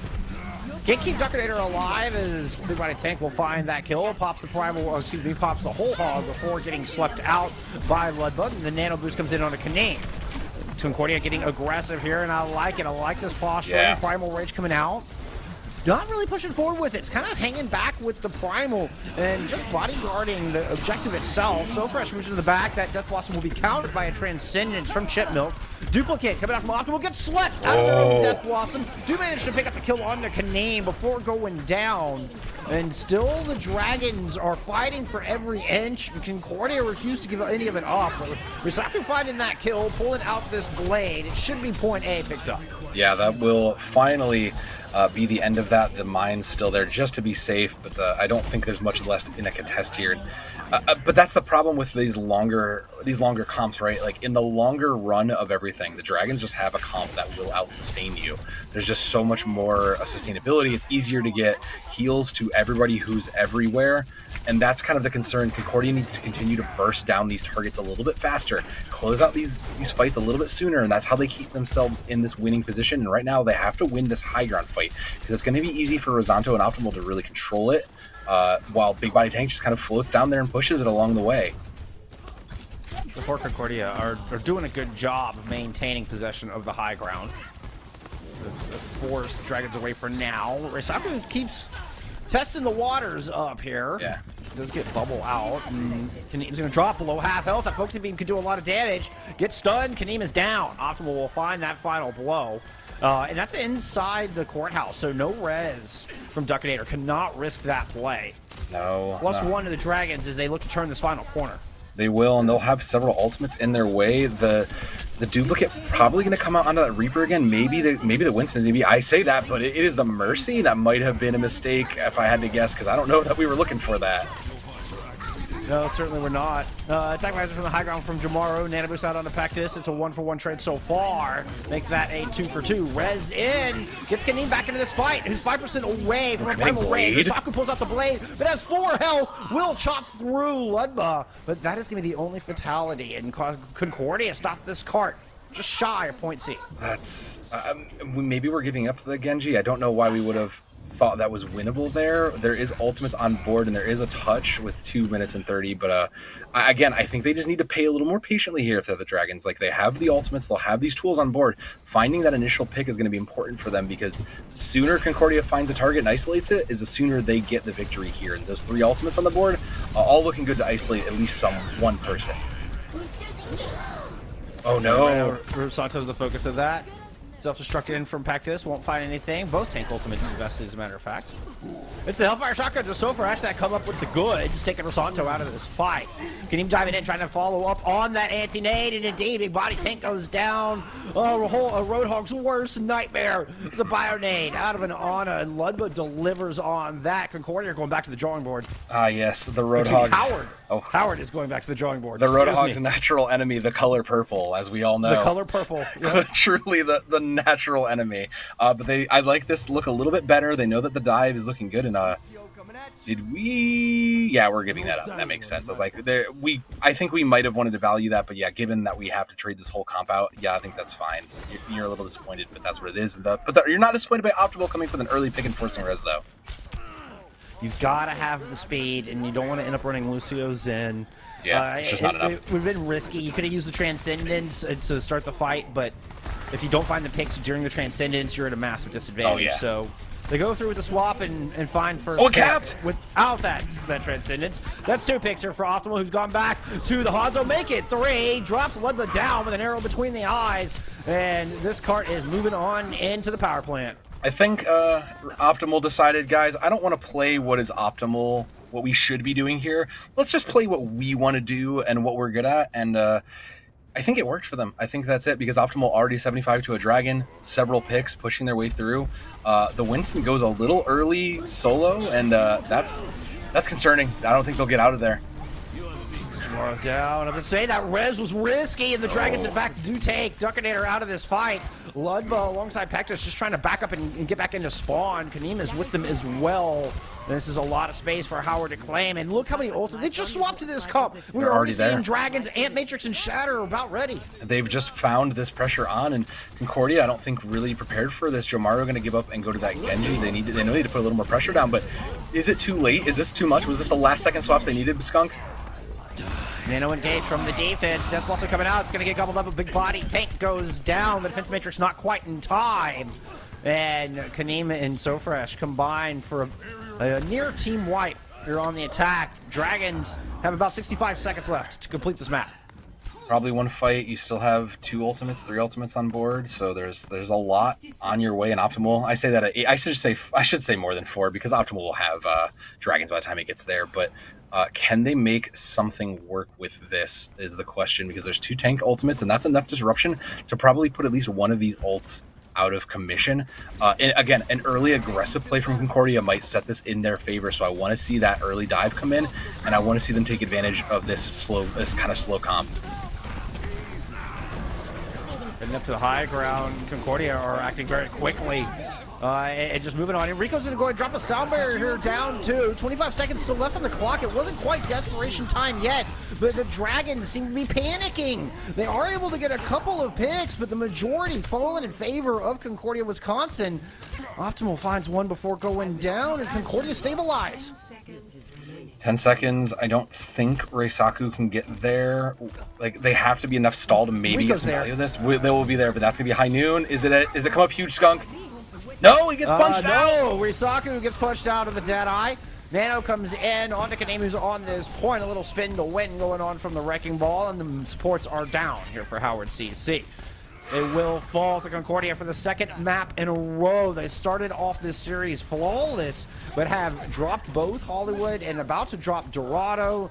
I would say, barring a 6-player self-destruct or something outrageous, we're not going to get anything like that. CUW come up with the map win here on Dorado. They're going to tie up our grand finals. It's 2-2. They are. They had me concerned for a minute. I'll be real, Concordia. You played me. I was concerned. I thought the Dragons were just going to run with this.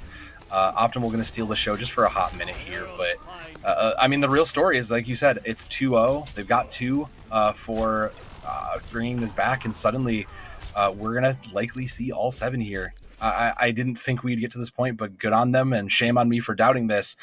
This is a great way to kick off the final day of Nationals here for sure. Concordia making the adjustments, some smart map picks, and just some, just raw tenacity, able to muscle through and bring themselves back into this thing. I wouldn't have it any other way. So it's 2-2 in our grand finals in the Emergence Division. We're going to take a quick intermission. When we come back, we're headed back to Control for map number 5. Don't go anywhere.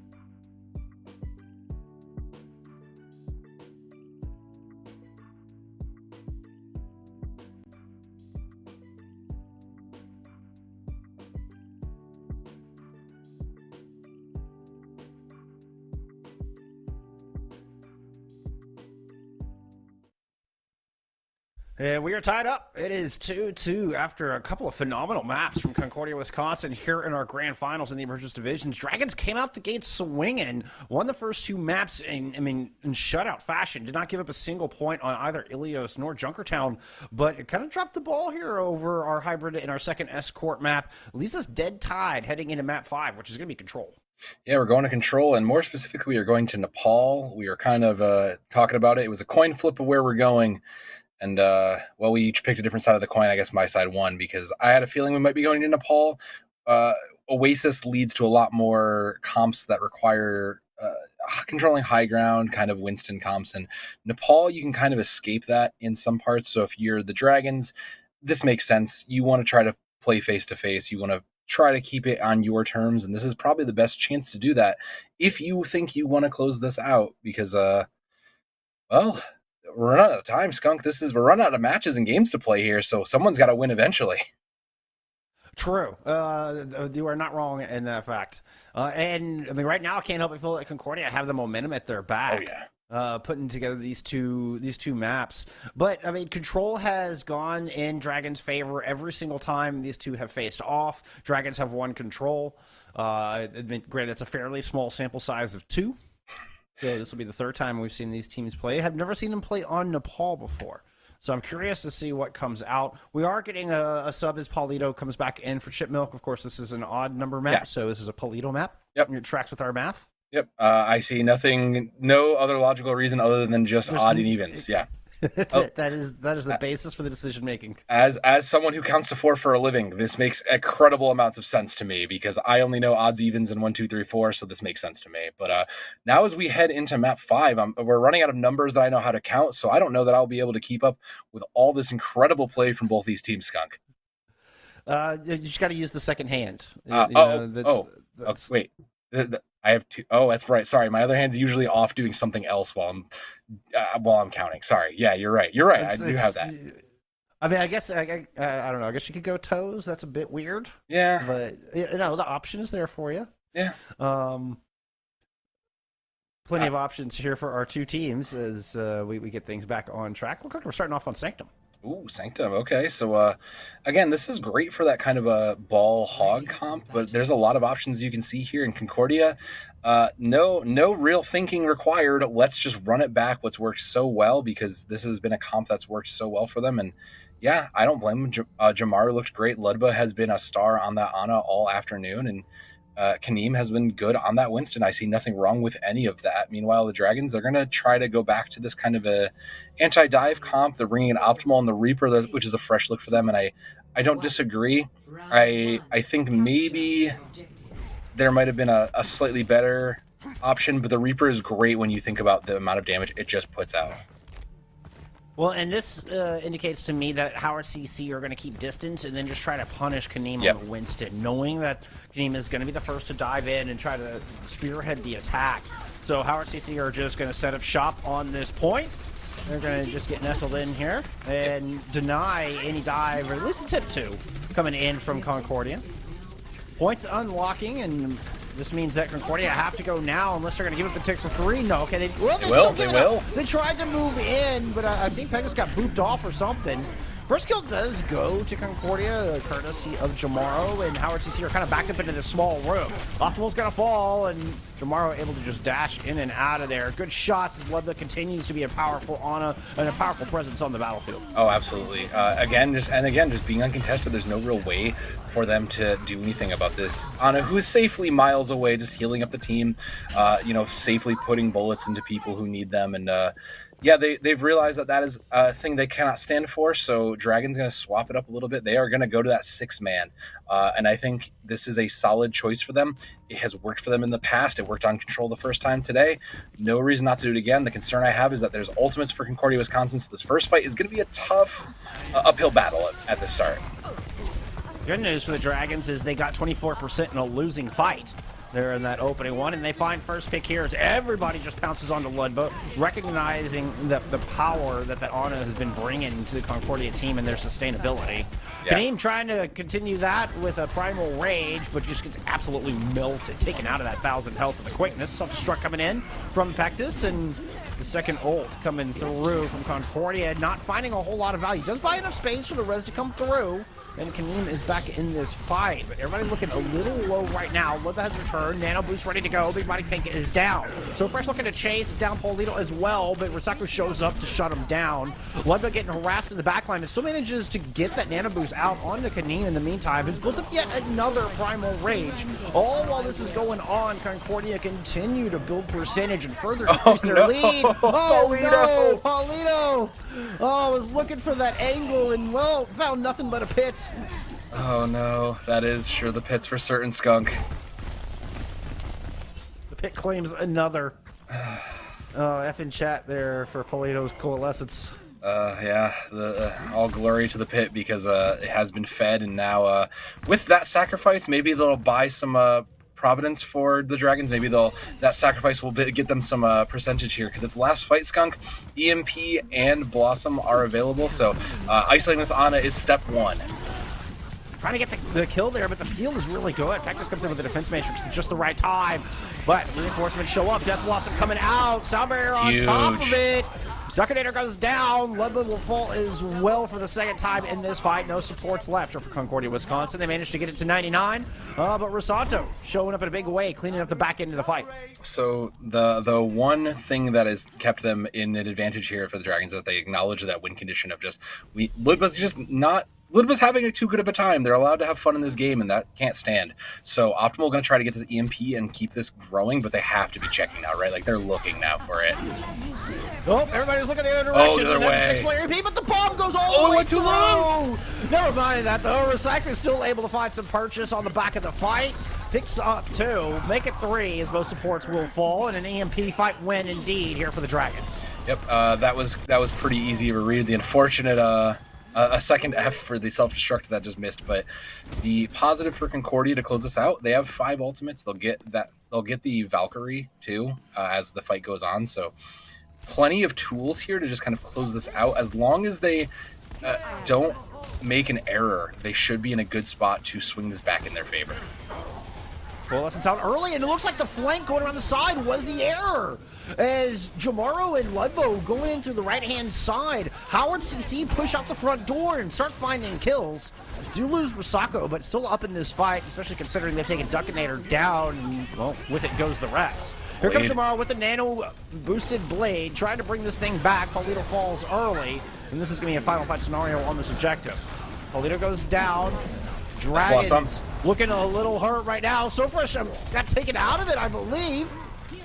Death Blossom did not find the purchase, but Big Body Tank still goes down. EMP comes in. That's going to find 4. Death Blossom this time from Risaku into the small room. Takes out So Fresh, gets the DMAC onto Pactus, and Howard CC claw this thing back from a deficit all the way back to 100, and they will take Sanctum, assuming they can clean up this Mercy. Yep. There it is. The last Angel falls, unfortunately, and 0.1 going to the Dragons there.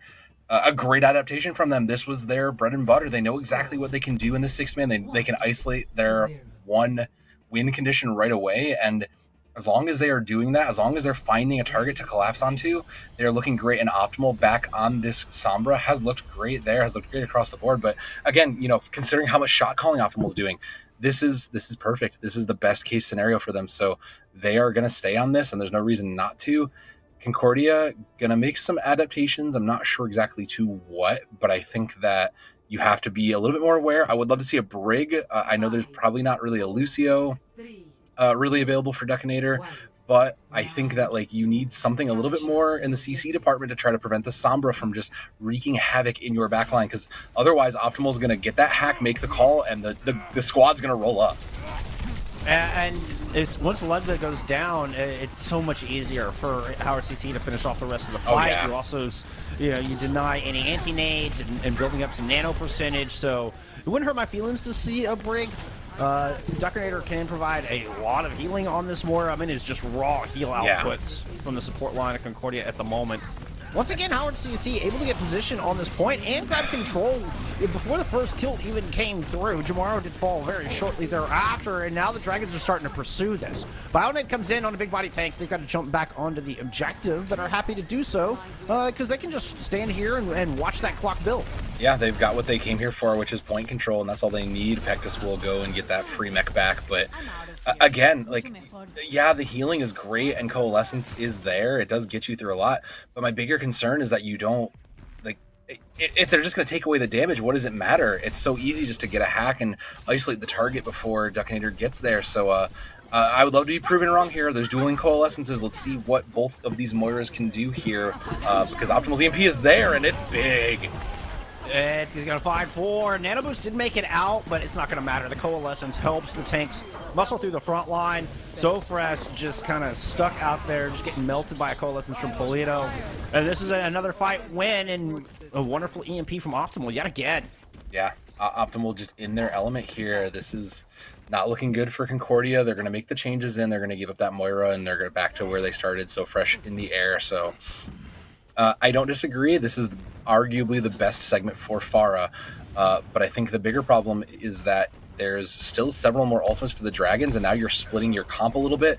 The peel needs to come from the pharmacy to protect the front line now, and if you aren't if you're caught looking from this Sombra, you're going to be caught out, and it may be too late by then. And Jamaro already falls very, very early in the stages of this fight. Optimal keeping so fresh in check while the rest of Concordia, Wisconsin are trying to move in from the right-hand side using a self-destruct device in space. Primal Rage online for both of our Winstons. Both are going to elect to go ahead and pop those ultimates. Not really getting a whole lot done. It's just Kaneem just kind of getting zoned out, but here comes the Death Blossom from Risaku. That's going to find one already. Kaneem down low. Pectus down low as well. Both tanks are out of this fight here for Concordia, Wisconsin, and Howard CEC will take a 100-0, a convincing win on Shrine to get themselves back in the lead here in our grand finals. Yeah, control is definitely their element for certain. They have this comp and they have these concepts mastered on lock, and they showed it there. Again, a dominating performance from them on these control maps. And thankfully, we won't be seeing anymore if we have to keep going. But with it being match point, you have to be now considering that seeing this as a worst case scenario. Oh, this was a huge. It's such a shame that the bomb didn't connect. But Reisaku truly was the deep threat the whole time. Who's concerned about the self-destruct? Like Reisaku was just the ultimate. The true ultimate there in that regard. Yeah. Good news for Concordia is we're headed back to hybrid. Yeah. A map type they have been very strong at. And you know what? You're talking about we're not going to go back to control. I got to put a little asterisk on that. Okay. There's not a 0% chance. Yeah. If we tie it here on hybrid, then we could potentially see a map 8, which would take us back to control. But right now, I mean, Howard are up 3-2 after, I mean, like I said, control is their wheelhouse. Yeah. They've yet to give up a single sub map to Concordia between both times, between today as well as counting Tuesday's match. They have not. It's been a 2-0 every single time on control. They have just been a force to be reckoned with on that. So your goal is to try to keep it from that low percentage of showing back up again. And let me dig through my brain here and see what's left as we go back, because I don't think there's many choices left, and I think Nobody and Hollywood are out of the pool. Yeah. So that leaves us Blizzard World, which we did see on Tuesday in the matchup between these two teams. You've also got Eichenwalde and Kings Row, of course. And as you say that, Eichenwalde is out, and considering that 2 of those maps were very, very strong for Concordia, what's left is going to be a big question mark. My guess, Blizzard World would be my guess. Blizzard World is probably where they want to go, is my guess. Yeah. And that is confirmed from, we'll see it on our end. We will go to Blizzard World, and to make it this far and to have that left, this is probably your next best shot if you're Concordia. So all things considered, this is it. My fear is that this is still a decent comp for that six-man rush. Like, that is still a pretty decent place you can run this. So short of the Dragons deciding that they want to play something different, maybe they want to go back into their double shield here. Sure. I would be afraid of that showing up again, and I would be thinking about what do we need to do to stop this Sombra from continuing to run through our team. I wouldn't be surprised to see either the Sombra, particularly on attack from Howard CC, or an Orisa from either of these teams defensively on Blizzard World. Yeah, I mean, we saw it kind of earlier into Junkertown. Clearly these teams know how to run these anti-dive, these Orisa Divas. The Sigmas are no slouches either. The masterfulness of these players and their ability to run these team comps and make these decisions has shown through this entire series. This one truly going the distance from these 2 undefeated Titans from the spring split. Like you said, I wouldn't have had this any other way. And I mean, even talk about Sigma, like Pectus has an amazing Sigma. We haven't got to see a whole lot of it today, but I've been very impressed when I've seen him pull off that hero. That's certainly in the cards. Again, double shield. It's entirely uncommon, particularly on defense here. Yeah, I mean, the B point, you're gonna maybe want to bring back that dive a little bit. That high ground is important to control. You don't need it because you can still there's easy access from everywhere. But yeah, this initial point definitely double shield viable. There's a nice long sight lines. But the other counterpoint to that is So Fresh still has been finding success with that Pharah, not as much as maybe they wanted, but that is an option, and there's plenty of sight lines and places you can use it. We also saw Torbjorn rear his head last time these two played this map. Yes. That was, I believe, on the defense for Concordia when they pulled out a Torbjorn. And when that particular instance, Howard CC were running kind of a rushdown comp with a Reinhardt on their attack on point B. So, I mean, a lot of variety. I mean, we might see 3 or 4 different compositions between both attacks and defenses from these pairs of teams. Indeed, getting a little bit of the anti-dive as anticipated from Howard CC is they're going to have the Brig BAP in the back line. I mean, you've got the coach gun from Optimal is obviously the flashbang from Risaku. And then some high mobility from Rosanto to help peel and protect from the dive coming in. Looks to be a good guess from what we can see so far. Still time for Concordia to change their mind on their offense. I think they're pretty set on this. Jomaru would be the only question mark, maybe going back to that. Genji has had phenomenal plays over on Hollywood for that, but they are settling on the Echo, and I see nothing wrong here. This all looks great. This all looks good, and I think the concern that Jomaru might see is that there's double hit scan across from them, triple if you include the Baptiste. Like, that may be a bit of a deterrent, but it looks like they fear no dragon here. They're looping in through Lost and Found. Jomaru is. Well, the rest of the team moves in through front door. That is Sticky's up top. I believe that got eaten up by the defense matrix. Didn't see it on the shield. Kaneem trying to engage, just doing a little poking up top. It'll help Bloodlet to build up towards his first nano boost, which I think is going to be the real go sign for Concordia. I think they're going to wait for that nano to hard engage on this high ground of Griffin.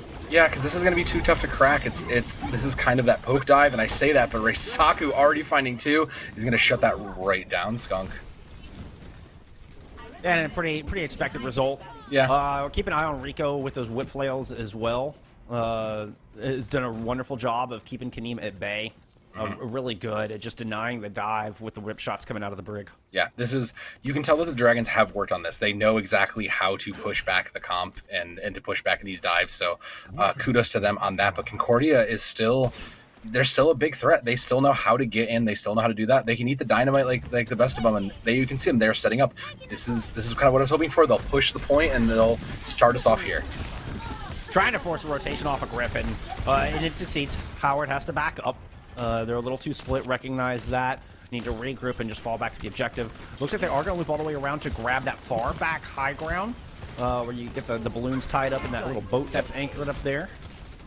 A little bit of a missed jump. Pectus gets D-Max. Kaneem struggling to work their way up top, be it from some CC or just a slight misplay of the jump mechanic. But Concordia kind of have to stop here and breathe for a moment. Yeah, they're just down a little too much. So Fresh is finally back, but still without a mech for Pectus. This is going to make this a little harder. You're going to burn so much more time off. And 2 minutes on the clock you're happy with, but the 4 ultimates for the Dragons, ooh, yeah, that's going to... Yeah, again, just burning more time off. Like, the 4 ultimates, you'll have probably 5 to 6. You might have all 6 by the time Concordia finally feels ready to go. Jumaru decides, yeah, no, they're not feeling the tree, so they're going to try and take a little bit of extra pressure from the Hanzo, and I like that. There's plenty of shield break to be had, and there's plenty of damage to be done, so I like it. The question is can the Dragons layer out the correct needed amount of ults to make a stop and keep their foot down here? It was an interesting kind of Mexican standoff there where nobody wanted to push in. But the nano engage finally comes through. So Fresh joined it up, but it's the dead eye to finish So Fresh off. Kaneem pops a Primal Rage, but Pectus gets D-Macked. And Howard CC are still 6 strong on top of the boat dock there. Polito eventually goes down, and if there's one you're going to find, that's a good one to pick off. Might be able to create a power play for Concordia next time, but they've lost this fight. Nope, and with that 1 fight remaining, both DPS ultimates forced out, 4 left. It's still a bit of an ask. The early rally from Rico could keep them in here and towards this full hold, and there's not too much for the side of Concordia. It's just been a bit of a struggle trying to get this. You've got yourself the positioning you're looking for. There is that early rally, but the positioning has been good. I mean, you might just sit and wait this all out, I think, Skunk. Oh, and this armor, yeah, I mean, So Fresh is going to do half damage against this armor. Yeah.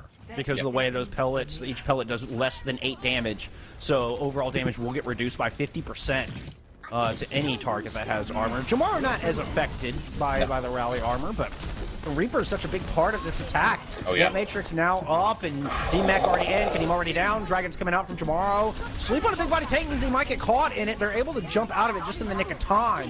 And with 7 seconds on the clock, Concordia, they have to invest in this no matter what. They have to try to stick around on this point. No opportunity for escape or reset. Nope. Really no opportunity for anything at all, as Howard CC shut him out completely. 0% gained on Blizzard World? It's so tough because Concordia has looked good and they fought back so hard, and then you get to these moments where there's a moment of weakness and it just kind of wears through them. They lose one and they realize, well, we have to wait, we can't do this, and then they just make the slight error of not playing safe enough. Someone else gets picked as everybody else is getting back together. There's no mech. These small things just ate up so much time, denied them so many resources, and meanwhile the Dragons were just able to play exactly the game they wanted to do here. So 33% is all that remains between the Dragons and victory here.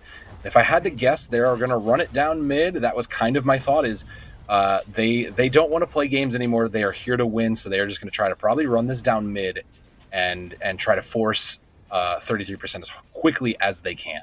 Attackers incoming in 30 seconds.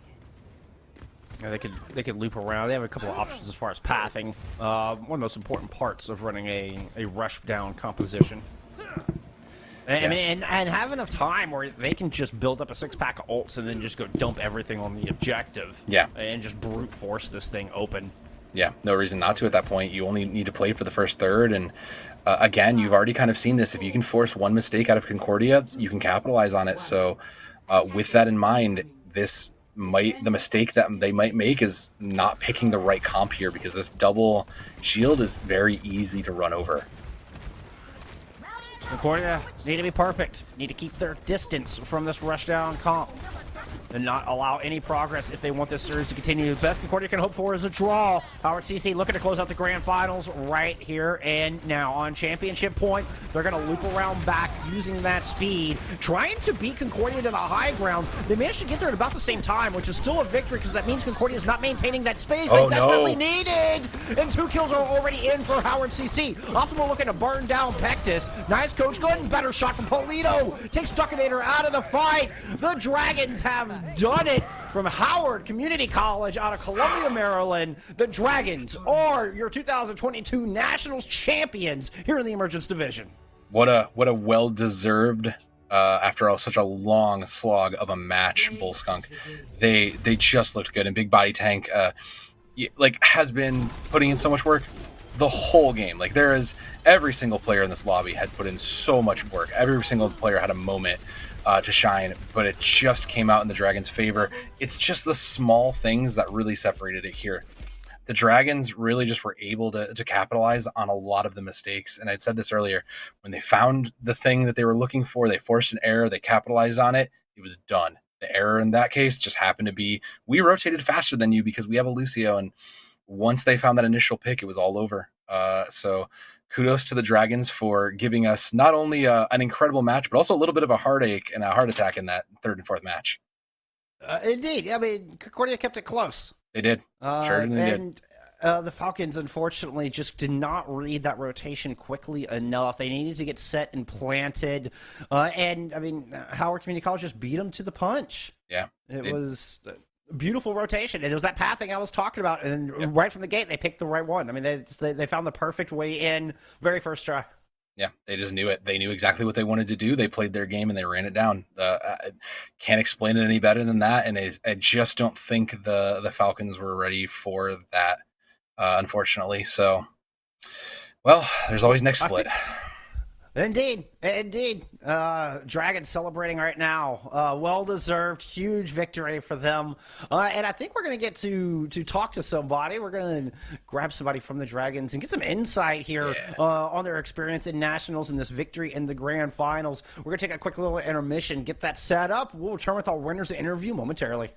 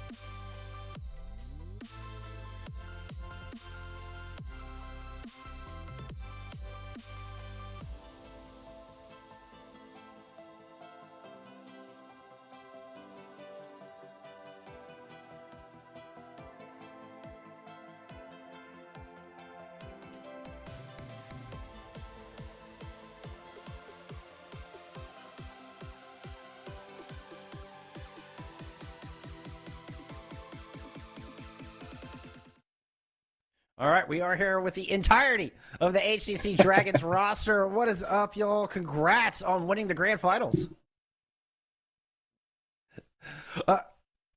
Let's get some introductions. Who's who? I want to be able to put a name to a face here. Yeah.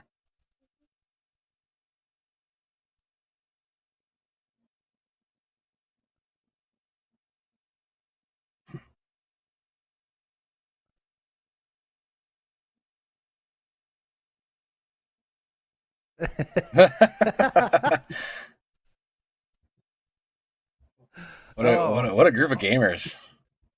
Who do I got to bribe to get one of those jerseys? Yeah, seriously, those are dope. Talk about the All right. Huge win, huge season. Big congrats, certainly in order. How's everybody feeling? Like, what's going through your minds right now? What's the vibe like in that room right now? Just chilling.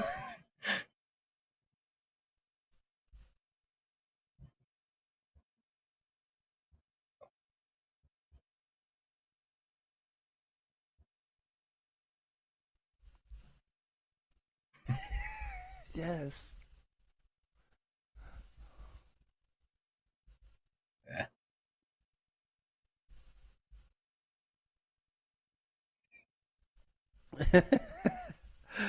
You're rewarded in the end. What are we gonna do to celebrate? Y'all got plans for tonight? What are you gonna do to go celebrate this wonderful victory?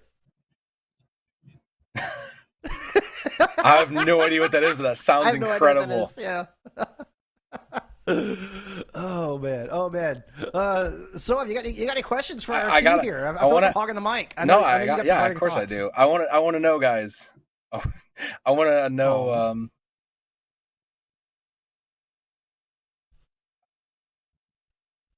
It's coming through. Okay, audio's coming in through a nod spot. Okay, that's. Wait, so stream cannot hear them?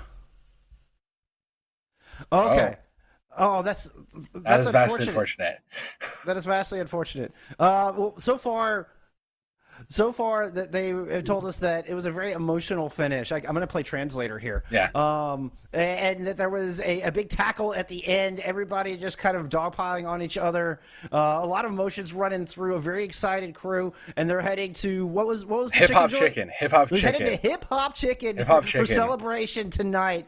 So that's pretty much what we've heard so far. We did get some intros going around. I'm not going to try to repeat that because I know I'll screw it up.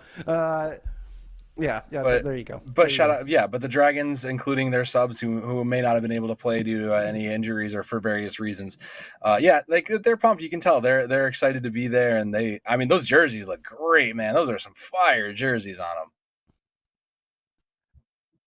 them. Yeah, they look really good. All right. Let's talk about the series for a second. Yeah. You're up 2-0, strong start. And then Concordia bring it back in map 3 and 4 and tie up the series. What changed going into map 5? What did y'all do to keep the mental stable and succeed and propel through map 5 and 6 to take the dub?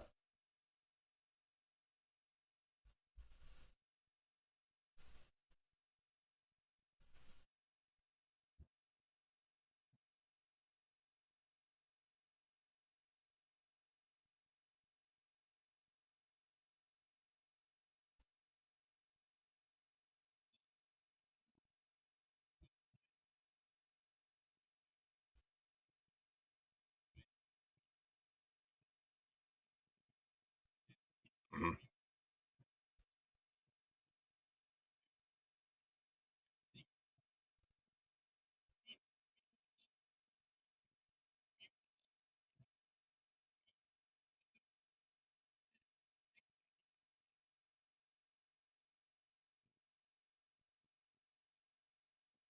That's amazing. That's amazing. So we started off with Optimal talking about how it was all about the mental.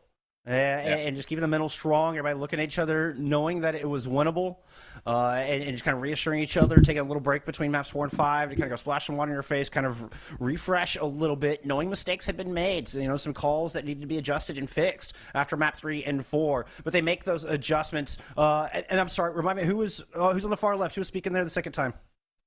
Is that Paulito. Paulito? Okay, that's what I thought. I was thinking, guessing myself. Then Paulito comes in just saying that they knew they could do it, and they wanted to show the world how much that they deserve this win and prove to everybody that they could take the dub, and just came in reinvigorated in map 5 and 6, and y'all succeeded. You did. Yeah. You showed the world what you're made of, and what kind of Overwatch team you have there at Howard.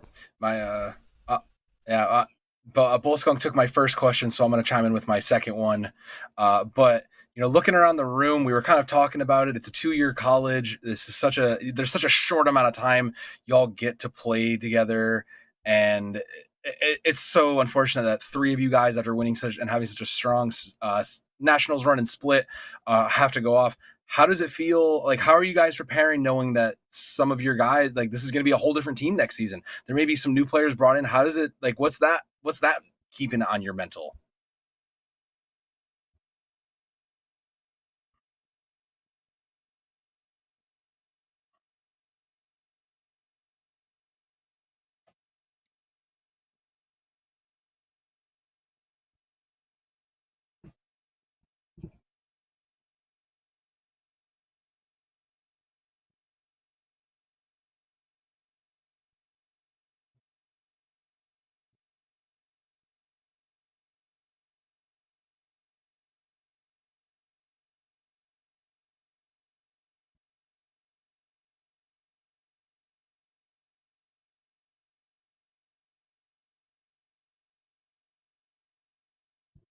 Skunk, care to translate that, or you want me to do? Yeah, no, I'm on it. So it's Optimal basically saying staying appreciative for what they have here, to directly answer Soav's question, staying appreciative for the crew that they've built. That there's may not be anything ever like it again, considering you had a rough fall start, losing 6 in a row, bring it back to win the fall split, go undefeated through the spring regular season, do end up losing to Hood there, getting 3rd, 4th for the spring playoffs, but bounce back in a big way in nationals.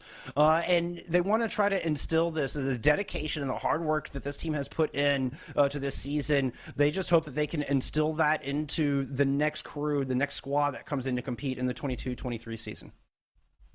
I think they will. I mean, with a run back and a performance like that, I don't see how they wouldn't. Well, any shout outs you want to give? Any thoughts here before we let you get out of here and go celebrate your victory?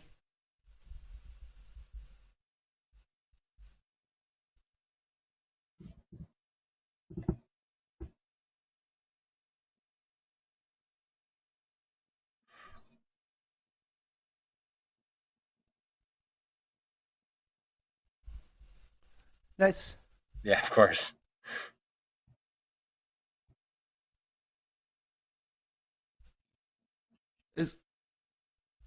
No, go ahead.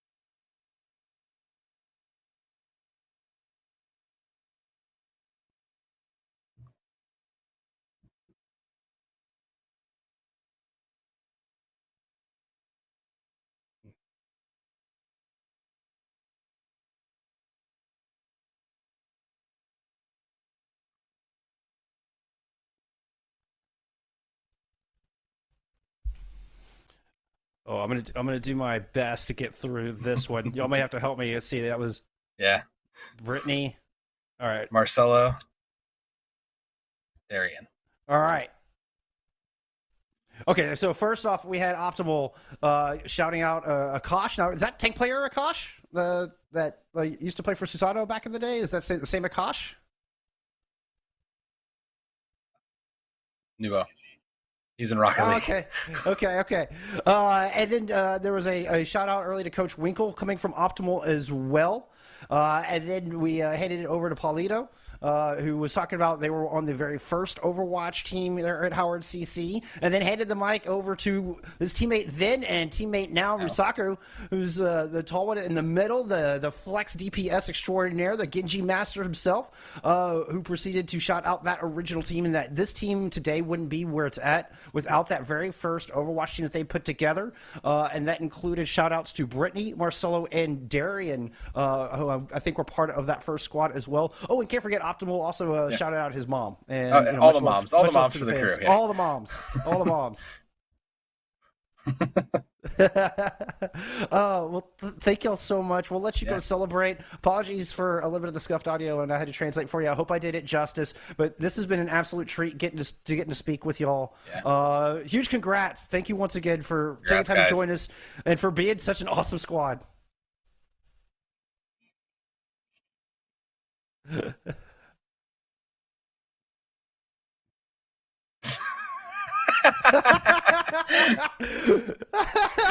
was Big Body Take on Apple Music and Spotify.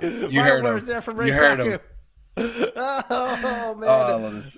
Thank you guys. Oh, and big thank yous coming from him now. No, we appreciate y'all. We appreciate y'all. Phenomenal stuff. Oh man, that was good. Even through translated form, that was good. And you could just see the pure excitement and raw energy of this squad. Oh, what a treat, Soav! What a treat. Yeah. You gotta respect it for a team that's struggled and gone through so much. Like the time they had together, the work they put in. They had said it, and it was in the translation. It might have gotten lost, but the work they put in to get here, the hard work, the hard just grinding they did to get here, they deserved it. They're excited. They deserve that hip hop chicken, whatever that is. But I don't know what it is. But I could go for some hip hop chicken now with how good they're feeling. Well, we're going to take a little bit of a break and get set up for our second match here in our final day of nationals. When we return, we're going to have RPIA taking on Kansas Esports. We do have B stream going on as well. I believe that is NECC_Overwatch. If you want to go check out some other NECC 2, excuse me, forgive me on that. NECC 2. We've got some more nationals finals going on over there in the interim, but we will be back with our second match of the day here in just a little bit.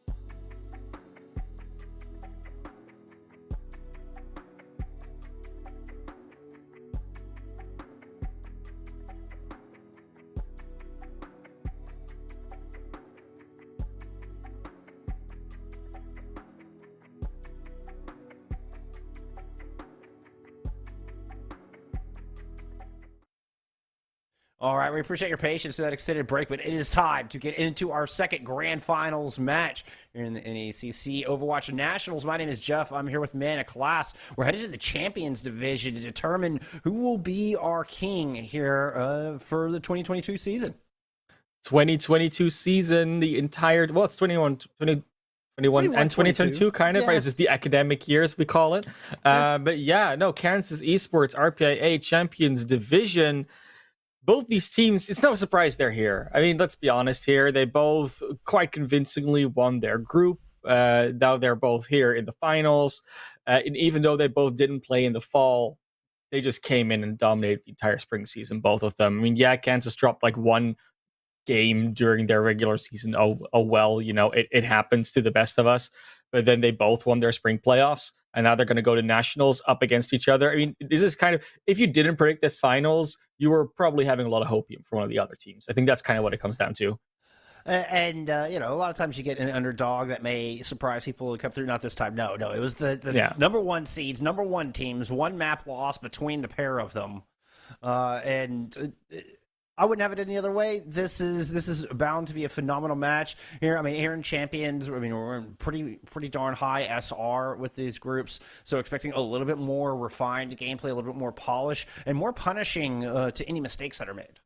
Yeah, for sure. And of course, we're talking about these two teams, RPIA and Kansas Esports from the Rensselaer Polytechnic Institute and the University of Kansas, respectively. But what are these rosters that we're going to be talking about? I mean, we're talking about it like these are such known quantities, and to us they are, but they might not be to you. So let's see who we're going to get to work with, or at least we're going to tell you who we get to work with.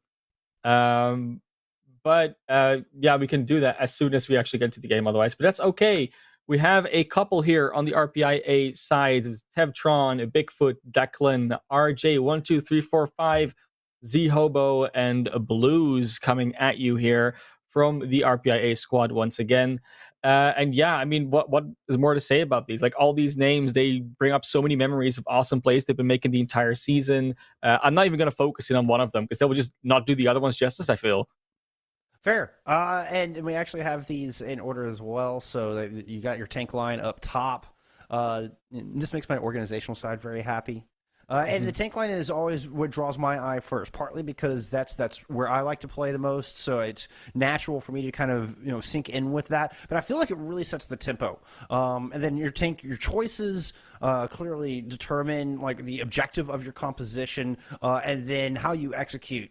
Determine how you want to take the fights and how you want to set the pace for the series. So Tevtron and Bigfoot will certainly be catching my eye once we get out of the gate. Let's take a look at the Jayhawks here, coming in, be their opponent for this. We're gonna have Denizen and Swirlhawk will be the tanks on that other side. Looking at LOW, excuse me, is going to be the starting tank. Forgive me. So we got the freshman and the junior there on the center of your screen. Will be the tank matchup taken on Tevtron and Bigfoot. Yeah, I got a support line here as well, in Neon Socks and a Wasp. Obviously, a support line you can always count on. Very responsible in the way that they've been carrying themselves, even though their age might not always reflect it. But they have both the tank line and a support line are obviously supporting a DPS duo, and that in this case will be Ben Zero Rules and Fwa. Definitely a DPS line that we can look out for. Not a whole lot else to say about it, and there's a reason why they're here, because they basically won everything, aside from that one match they dropped somewhere in the regular season, which we're not even going to talk about anymore, because that was probably just a fluke.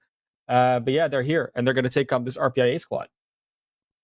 And it's going to be an awesome match. This is bound to be another banger. The first one was certainly very exciting. I'd expect no less here as we head into the Champions Division Grand Final. Let's talk about our maps. Of course, we're in control. This is a best-of-7 series. And we had the lower seed gets to ban out a map, and Ilios was banned out, so we will not see that throughout the entirety of this series. That means RPI have chosen Busan to set the stage for this first match. First map. We've been talking about it so much over the past few days, right? Like the reason why Busan is such a great map, and I'm just happy that we keep going back here because it gives me a lot more. I would say the same things to talk about, but because we keep having like these higher division teams and these higher stakes matches, those details become more intricate, right? Like you said it before, we're talking about pretty polished gameplay at this stage. Mistakes are going to be punished more, but it also means that they're going to more optimally make use of the way these maps work in what composition they pick, but also in how they execute it. And we might, for that reason, also see fewer swaps come out because the further you get, you would think, oh, they're more flexible because they're more experienced, but also the more adaptable they are with the single composition that they run.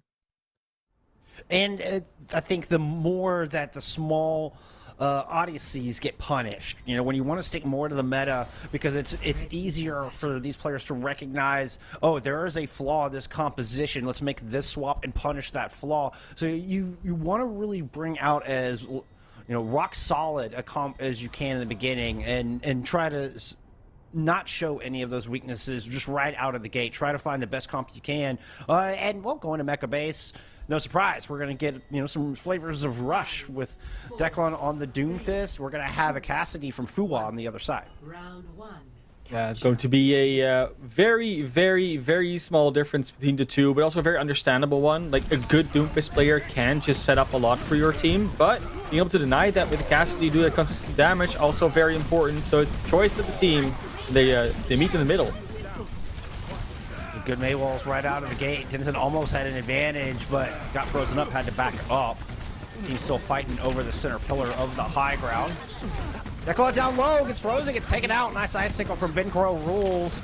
Now Bencro Rules is starting to circle around. RPI looking to be a bit into trouble, particularly with an Ant Matrix coming out here from Kansas Esports. They're going to win this first fight. The Jayhawks will grab first control. Not a problem at all, and you kind of saw it happening really quickly. As soon as Z-Hobo had to throw out their Immortality Field a good 5 to 6 seconds before Neon Sox had to, that's when you get into trouble, because your Reinhardt is already being punished harder than the other one, and they were able to sustain through it. Nice dive into the back, but a shatter comes down from Tevtron as well to try to couple with it. Still no joy. No dice on the back of it.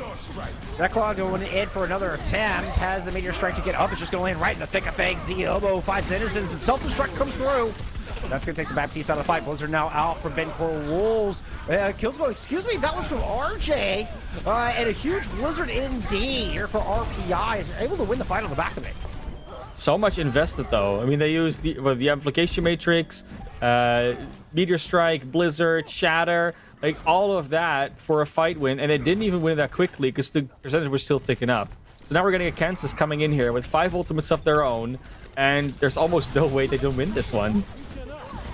Not without a big eat to start things off, and we're not going to see that happen to Blizzard. This one actually from Bencro Rules makes it through. Immortality Field get dealt with, and a Deadeye Times finds Tevtron. Demon trying to chase down a kill back there. Didn't quite make it happen as the entirety of Kansas Esports just swarm onto what remained of RPI. And this is going to be a quick flip.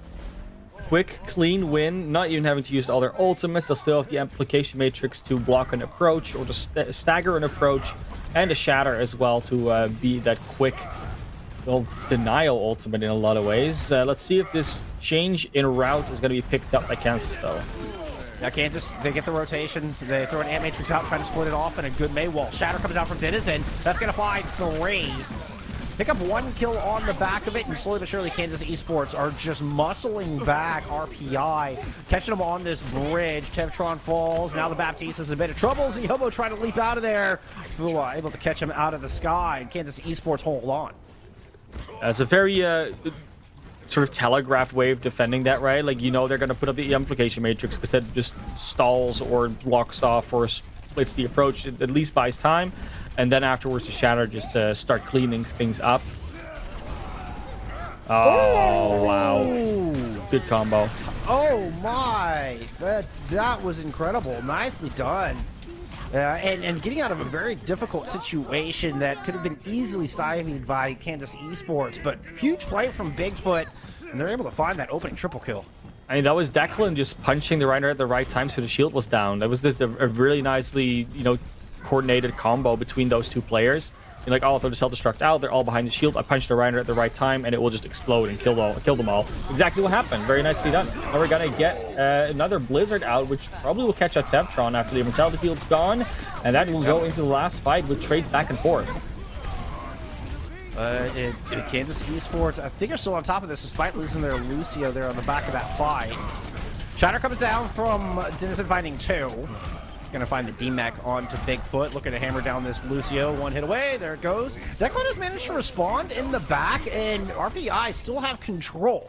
So despite a good start from Kansas, they're not quite able to finish the fight out. Now a wall to block the Reinhardt forces them down low. Ella loses that mech all the way to the objective, which means there's nothing to block this Blizzard.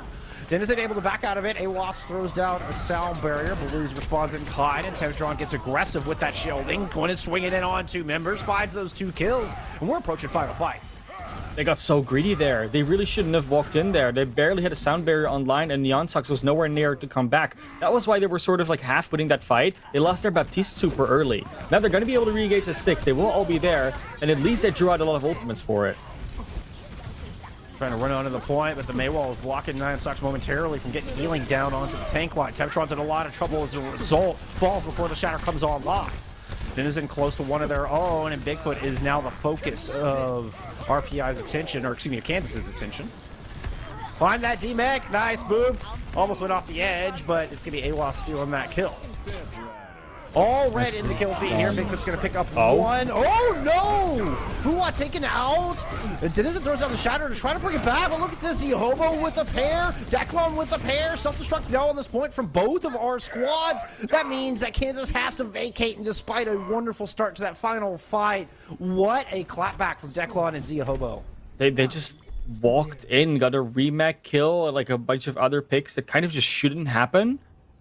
That was Kansas again, just kind of getting caught off guard. And, you know, as much as it was sort of like a greedy play in that fight before the last fight, where they kind of went in without their Baptiste, at least, like I said, they bait out a lot of ultimates. So they gave themselves actually more of a shot in that last fight than otherwise they would maybe have had. It just didn't, eventually, in the end, it didn't work out because, again, they just lost out. Like, they fell. They somehow, like, the baby diva still there, just gets the remake kill, and then everything else kind of falls apart after. It's just chaos all of a sudden. But now that they are back on a more open map, we're going to see both teams switch over to this more dive style, both with the Reaper Sombra, both with Lucio Moira. This is going to be complete mirror. Yep, 2 6-man teams fighting it out in the Busan International Theater. Control over this Mega and first control over our objective. Declan with a huge lead in the EMP department, which is kind of indicative of the damage they're pushing down. You can also see Kansas kind of being forced back into this little hallway. Bulk healing from NeonSox is going to get an early coalescence, so they're going to emerge from the tunnel with that ultimate and try to force it right on back. There's an answering coalescence from the other side, but Fuwa finds the kill on a Tevtron and a big advantage here to Kansas Esports. Moving back on to this point, Ziggy Hobo falls. The shots from Declan, who now has an EMP ready to go. May not need it this fight. Oh, I say that. Denizen goes down. Very quickly charged there. All of a sudden is RJ with a double kill. Late sound barrier kind of isn't really worth it anymore because you didn't even have the points to like stagger some more percentage out of it. That's a Wasp probably wishing they had that back. That was incredible. Did not see that one coming through. Declan able to hold on to the EMP. Binkra Rules has one of their own. Kansas looks to get back into this thing. Yeah. It's EMP versus EMP with a big difference, of course. The Blues has a sound barrier that can potentially come in after the EMP. And it was Declan who pulls the trigger on theirs first. A Wasp falls combined with the self-destruct. Nice combo. Classic stuff here. RJ coming up with more picks on the back end of it. Oh, they're going to try and stagger out this Diva. They will be able to do so. Unfortunate for Ella, cannot really get out of there alive. So they buy a little bit more time with that. But, you know, of course, we do see this full ult combo being used, which means that Kansas, well, because they didn't use anything, will now come in with the ultimate advantage. Of course, they still have to watch out for especially that sound barrier. Biggest job of Ben Crow is to really find that Lucio or block the barrier. EMP comes out, didn't really hit anything, and Blues does get that sound barrier down.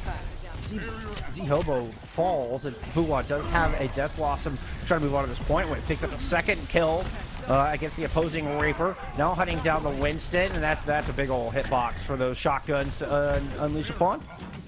3 quick kills and really no ult needed after the initial EMP. You can see it, right? So Bigfoot uses self-destruct. Tevtron uses the Primal Rage. It's actually Bigfoot didn't have the self-destruct yet, but the Primal Rage was used. And a lot of that is just like in response to the EMP coming out. They maybe didn't hit a lot of people, but it's like an instinctive thing, right? Oh, the EMP was used. We must react with an ultimate or two. Ooh, nice choice in that tiny hallway for the Death Blossom, and then Defense Matrix was a touch late to save Blues. +2 to Kansas Esports. And they're just going to send RPI back, and RPI has to stop and breathe and reset.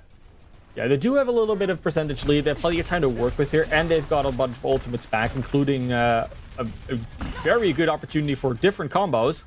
They got to be careful. Of course, again, we got to talk about the EMP versus the sound barrier conversation. And Bankro and no Wasp, and Declan with the EMP versus a Wasp. And Bankro has no sound barrier to worry about. Oh, Declan pulls through on that. A Wasp does get the sound barrier down. Fua still falls.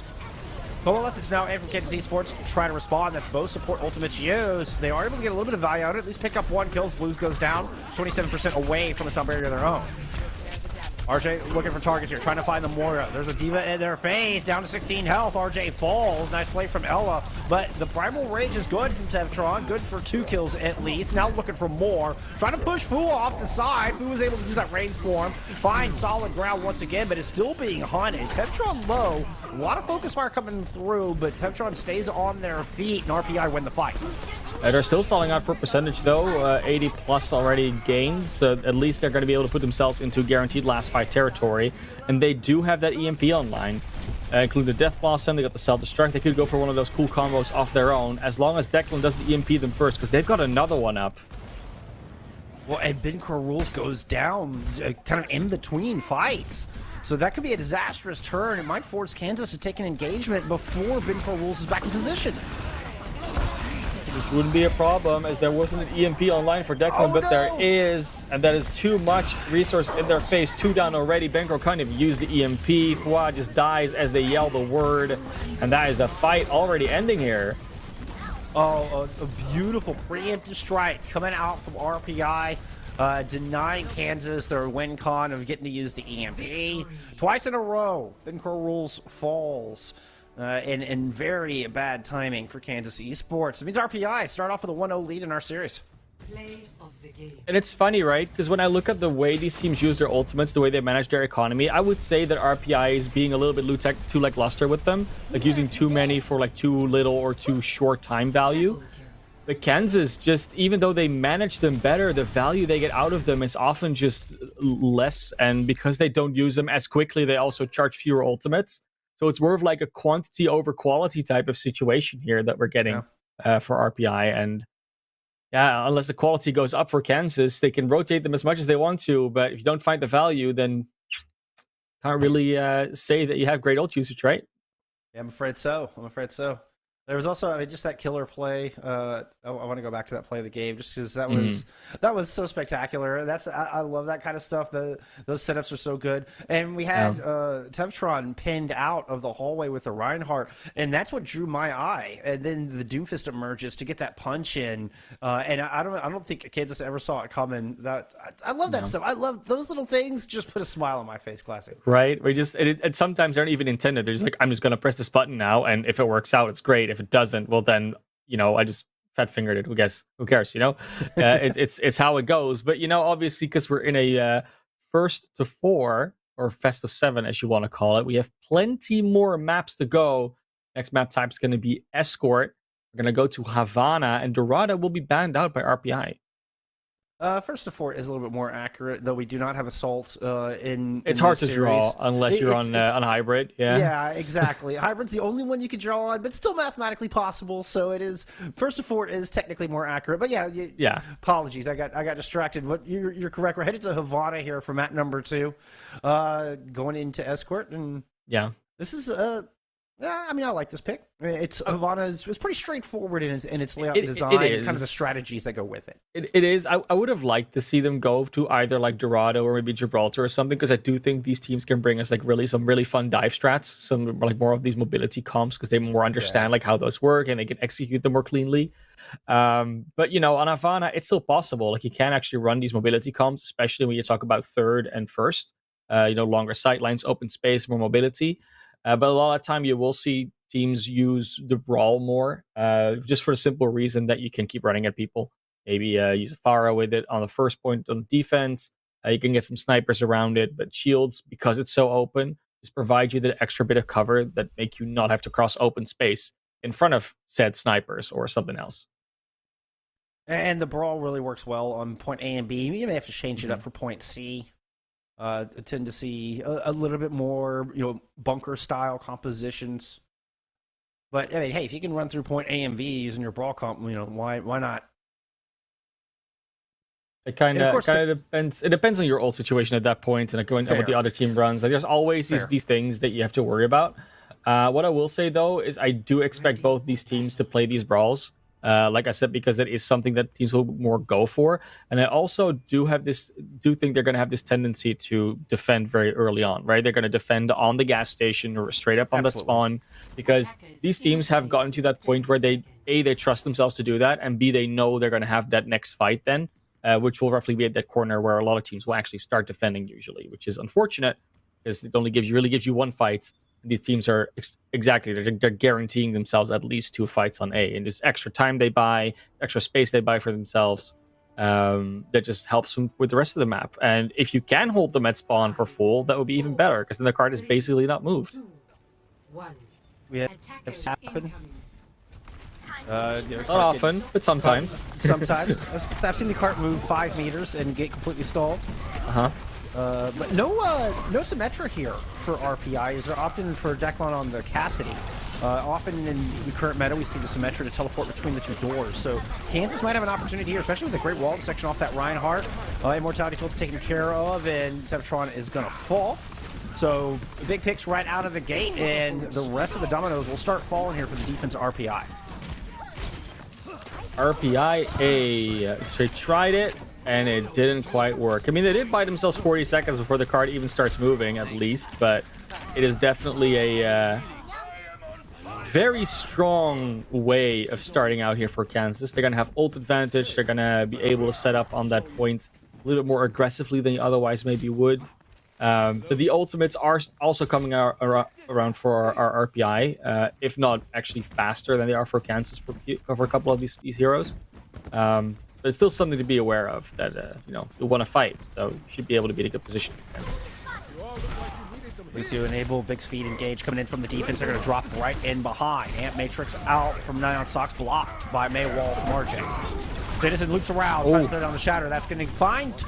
The rest got blocked by the shield. Now Temptron has one of their own. And lower it down. That landed right on Dennison's head. Not even the Immortality Field is going to keep the Reinhardt alive through all of that. Quickly dealt with, as is the rest of the attack in Kansas Esports. It was a nice rotation for RPI to straight up go to that high ground, like not try and just fight them head to head, but get into a position of power, of strength, and just strategically fight from there. It's a good execution. Teams making use of the map like that is just what you like to see, especially on levels like on a level like this, where they should have that understanding. And like if you're in a quick play environment, even in a competitive environment, you often will not see teams do this. It's just good that they rotate that decisively. Those are coming out here from Vinker Rules. Went through the inside of the post office to make that happen. Sound barrier down as Denizen who falls. So no value from the back of that Blizzard. We'll get one kind of exit kill here for Fua, but I think that's going to be the only one, as D-Mech is imminent. Oh, self-destruct. Okay, to get the mech back. Might have wanted to save that to next fight, but it's still a fight win, and even happier if you're RPI. You got ults out. Here comes Dragons as well to quick re-engage. They got speed boosted advantage. They killed the Lucio, and they're like, we can really quickly re-engage. They can't run away from us. It's exactly what they're doing. They're getting so much value here at Bullskunk. Oh, but the double kill with the remake. You've got to be kidding me. I don't know. But Kansas Esports are still not dissuaded. They're still continuing to press forward. Oh, Dennison spins around at just the wrong moment, gets taken down. No Reinhardt's left, and this fight has dwindled. I think it's just this baby Diva on point trying to stall Cart for They're trying to do it again. They're going for another remake kill. Not happening this time. No defense matrix to save you from that icicle. They know they won't have the Diva or Lucio to worry about. They can go for an aggro push again. Do lose the Hanzo, but no supports on the defense means that they're gonna have. This is like almost guaranteed a cap. Like you gotta be working on this. It's not guaranteed as how much is going to be in the time bank. And the speed re-engage finds Temptron right out of the gate. And now Dennison just going to fall back. May with the Blizzard rounds.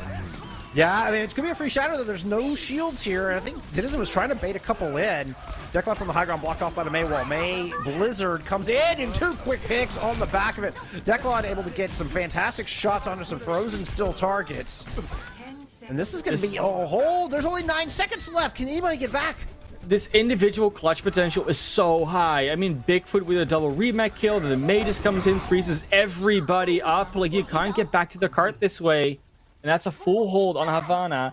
That'd be, like, I'll be honest, Havana full hold is not something that is very rare in Overwatch. It is a very possible thing to do, as we just saw happen. But it still is a very strong statement from RPI coming in here. Being like, we already won the first map to get 2 rounds. Now we're going to get this one. You're not even going to get 1 point on the board, which they still haven't gotten for both maps, mind you. I mean, Kansas, they're feeling the pressure now. Oh, man. I can't help but feel that Dennison should have pushed forward a little bit more aggressive. Perhaps could have gotten a shatter down to stop the Blizzard coming out, to stop RJ from throwing that on the objective, which is ended up being the nail in the coffin there for Kansas Esports. There was no Reinhardt on the battlefield. Temptron was gone. And still, Kansas Esports couldn't quite get it done. I mean, massive clutch potential. Tip of the hat to RPI. I mean, that was incredible. That was championship caliber. That's what we want to see. And now WinCon just right in front of the distillery. It it did get far. It almost got to that checkpoint. So there's a very good, there's a very good chance that Kansas can do as well of a hold, if not better one. They are going to come in here. Probably going to do the same thing, right? They're going to defend very close up. I don't think Tertron's going to stick on the Roadhog. It would be amazing if they did, but, let's not kid ourselves. And we're going to get just a mirror matchup, it looks like. Yeah, he's going to try. He's going to actually go fishing for a bit. I think, just maybe look for an early hook or two. That's not happening. No, you got walled off. And that's just free ult charge there for Ella and Fuwa. I imagine we'll get a swap coming out. RJ capping up shortly. RJ's catching up real quickly, though. Those right clicks are just very strong. Always been saying it, man. May right clicks, probably the best alternate fire in the game. Can't argue with that. I just can't aim him. Temptron takes a lot of damage early. Maywall at the back denies some healing. Temptron still super low, still sub 100, somehow on their feet. Temptron refuses to die. What play coming in for the rest of the team to keep that Reinhardt alive? Now let's see if they can do anything with it. RPI trying to push forward, freezing up Dennison. Dennison's going to fall immediately. And Matrix is a touch late to get the double healing out. That's a lot of low health bars, a lot of critical sides there for Kansas Esports that RPI are able to capitalize on. They'll eventually get them off. I think they took a little bit longer than Kansas did, but again, you still have 3 minutes to go. Only about 80 meters to push or 70 meters to push. It's not that much, and you're still going to come in here with an ult advantage as well if you're RPI. That's Kansas. Just I don't know. It just feels like overall they're not able to output the same amount of damage. No way! 5-player shatter. No. Oh, that was gorgeous. I mean, you showed them from Temptron. But they're trying to do their own playbook, right? Like, that this is a possibility if you're RPI because you just did it yourself. Kansas just tries to come in, copy their exact routing, and RPI is going to be ready for that because their Reinhardt is just, they know that that's the thing. Oh, Kansas Esports now one opportunity to defend. They've got to be perfect from here on out, or they're going to go down 0-2 in our grand finals. And NECC is down early. No, and now the Blizzard is out. There's no immortality field to protect against this. It's a desperation sound barrier / self-destruct coming out. Both get kills, but guess what? There's only blue jerseys left on this point. RPI take Havana. They're now up 2-0 in our grand finals. And they're trying to speed run this one, but of course, they at least have the extra map that they have to play, other than all the other rounds. It is again, first to 4, so at least 4 maps will have to be played and won by a team.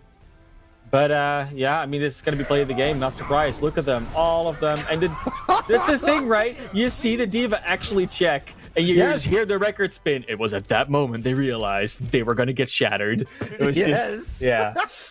I really, you know, if we get the chance to talk to LOW, I really wanna know how that went in comms, because you see the Matrix out. It's like, oh, there's someone there. Oh, yeah, wait. with the defense matrix and Guys, shatter. Yeah, let's try next fight. This is not gonna be it. that had to just be a man. no, like the slow motion It's just nuts. hand out. Oh my goodness, Yeah. that was incredible. That's been my favorite play of the day so far. Oh man, a good Earth Shatter. A good Earth Shatter just warms my heart. I need a few minutes to recover from that. That's going to be an intermission here from us. When we come back, we're headed to hybrid. We'll see you on the other side.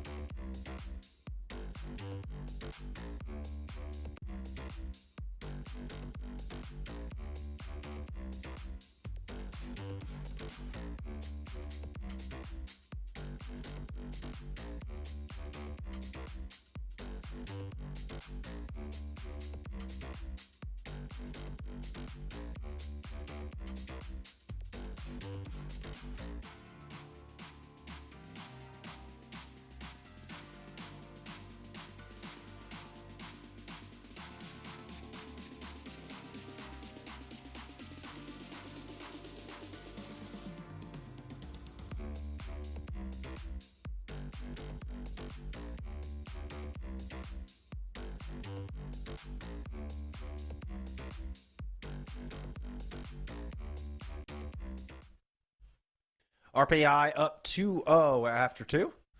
In very clean fashion. It was dominant on Busan, a big full hold on Havana, and emphasized with one of the greatest Earth Shatters I have ever seen. Yeah, and that entire Earth Shatter, because you got to think about like everything that goes on around that, right? So you think it's not just that the shatter hits, it's that they were already there, waiting, predicting that they were gonna all go up the stairs there, which is twofold. Either it's something that everyone does, which not a real possibility. It's a very normal route or good route to take, or it's because they were in their heads. They saw us do it. It worked out for us. So now they're going to also do it. And we're just going to predict that they're doing it. Like it might have been a 50-50 guess. Who knows? I'm more inclined to think it's like more one of those scrim result culture things that you kind of know that everyone does that at that level. But yeah, I mean, we could ask them in an interview potentially. We'll see. For now, though, we might not get the honor opportunity for another shatter on this particular map until we get to the third point, because we're going to go to Numbani. If I know one thing about these two teams, I do expect them to sort of adhere to the high level culture of not playing Brawl on Numbani or Rush on Numbani. They're very likely to just run in with the Winston Diva here. Going to maybe see some Echo play, some Genji play, Hanzo play, things like that. Some Tracer Soldier can still come out. But generally speaking, you will not be seeing those Reinhardt Zarya, Reinhardt Diva compositions until you get to that third objective, in which you get a little bit more enclosed space, and especially that tunnel that will block off a lot of movement. No, Winston tends to be the main tank of choice, and then kind of built around that, like you say, some high mobile DPS to be able to easily access high ground, which is extremely important, clearly on point A and point B. Just a side note, RPI did ban out Hollywood, so we will not see that through the rest of the pool, and this is the Jayhawks map pick. Their second map pick in a row. They chose Havana. We're not able to get through point A. Jayhawks fans hoping they have better luck here at map 3. Yeah, especially because, again, they have to start an attack again, right? So they have to figure out a way to get through this first one. And when we talk about Numbani, I mean, I've said this a couple times in the recent past. Numbani first, the reason why a lot of players sort of have this aversion to Numbani is because it feels like a 2CP objective. It's very defender favored. You have all this high ground around it, and it really feels like you have to perfectly attack it in order to get value out of it and then continue with the rest of the map. So that's why I love seeing it at this level, because these teams obviously are coordinated and they are able to pull off these more successful, clean attacks. Let's see if Kansas is able to bend this to their will and to their control. Taking support lines mirrored here, DPS a little bit different. And actually the more ranged pokey DPS coming out from the offense, which is a little atypical. Have to get Fua and Binker Rolls, preferably some high ground. Binker Rolls is at lower floor of Hotel. Does have that Mega to fall back to, but is kind of being contained by RJ at the moment, while the tanks of Kansas are moving in on this right-hand side high ground. But early bubble usage and a lot of defense matrix coming out means it's going to be really tough for Dennison and Ella to push around this first corner, at least until they get those cooldowns back, and that means an opportunity for the defense to come in and force them off. They did do pretty well sustaining their health bars, though. They weren't in that terrible of position. They got to be careful, like you said. And they keep just being stuck on that high ground. They can't really progress further. Got to find a different place to jump from, and they got to go for the Ana. There they go. Yep, Nano boost out from both sides onto both Winston, and then Denizen has moved into the back. The nice peel and a great heal nade means Blues and Z Hobo are still at max health. They were barely tickled by the Nano boost of Winston of Denizen. Denizen is still alive and kicking, and a couple kills down low from Ella have opened some things up. I don't think you're going to be able to survive this one. Not this I don't know how time. that sleep art missed. I do not know how that sleep art missed. It didn't really matter. But like the beauty of that attack, right, is what you normally would do is you would send the Winston in there, maybe if the defense matrix against like a nade or a sleep dart, and that's about it, right? But because they could solely send in the Nano Winston, block off both supports, they could take out the entirety of the rest of RPI without having to worry about them being healed. They had the heal and the damage advantage as a result. So very nicely done from Kansas, just blocking both supports in there. And it was almost, you could almost wonder whether RPI should have maybe peeled instead of tried to counterattack. Because that's old dive. You know, that's 2016 dive. You don't do that anymore. Right. Or, Overwatch 2 dive. One of the two. Yeah. Dragon's coming out from Kansas. 2026 dive, you mean? Yeah. Yeah. Blade in the back. RJ's able to cut through the Ana. And the Diva is very low. RJ's going to back up, having only 21 health. But job is done. Defense stabilizes. Yeah, I mean, that's you expend only 2 ultimates for it, so that's also pretty nice. Gonna see Kansas come up with about 4 of their own. Denizen almost do a second Primal Rage. Doing pretty well on the main tank role this time around. Good anti-nade, though, to start that off. Wow, almost certainly go... Oh, they barely stay alive.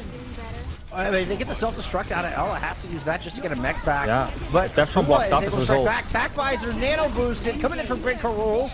Nice duplicate from Declon's going to avoid disaster. Declon even receives a nano boost of their own, and another big anti-nade coming in from Swirly Hawk, who has subbed in for this map. That's going to keep Declon from getting that additional self-destruct online. But then there's rally up from the defense, making him exceptionally hard to kill. And this fight has gotten incredibly scrappy and all over the place. Denizen hopping way into the back line, but does get slept this time, woken up. Proceeds to try to pounce on Z-Hobo. Will take them out of the fight. Kansas Esports emerge victorious from this very scrappy engagement. Yeah, just drawing out, right? Like, even if you lose this as RPI, you bought about a minute of time already, if not more, on this defense. And that's exactly what you want to do here, because this is not the point you're expecting to win.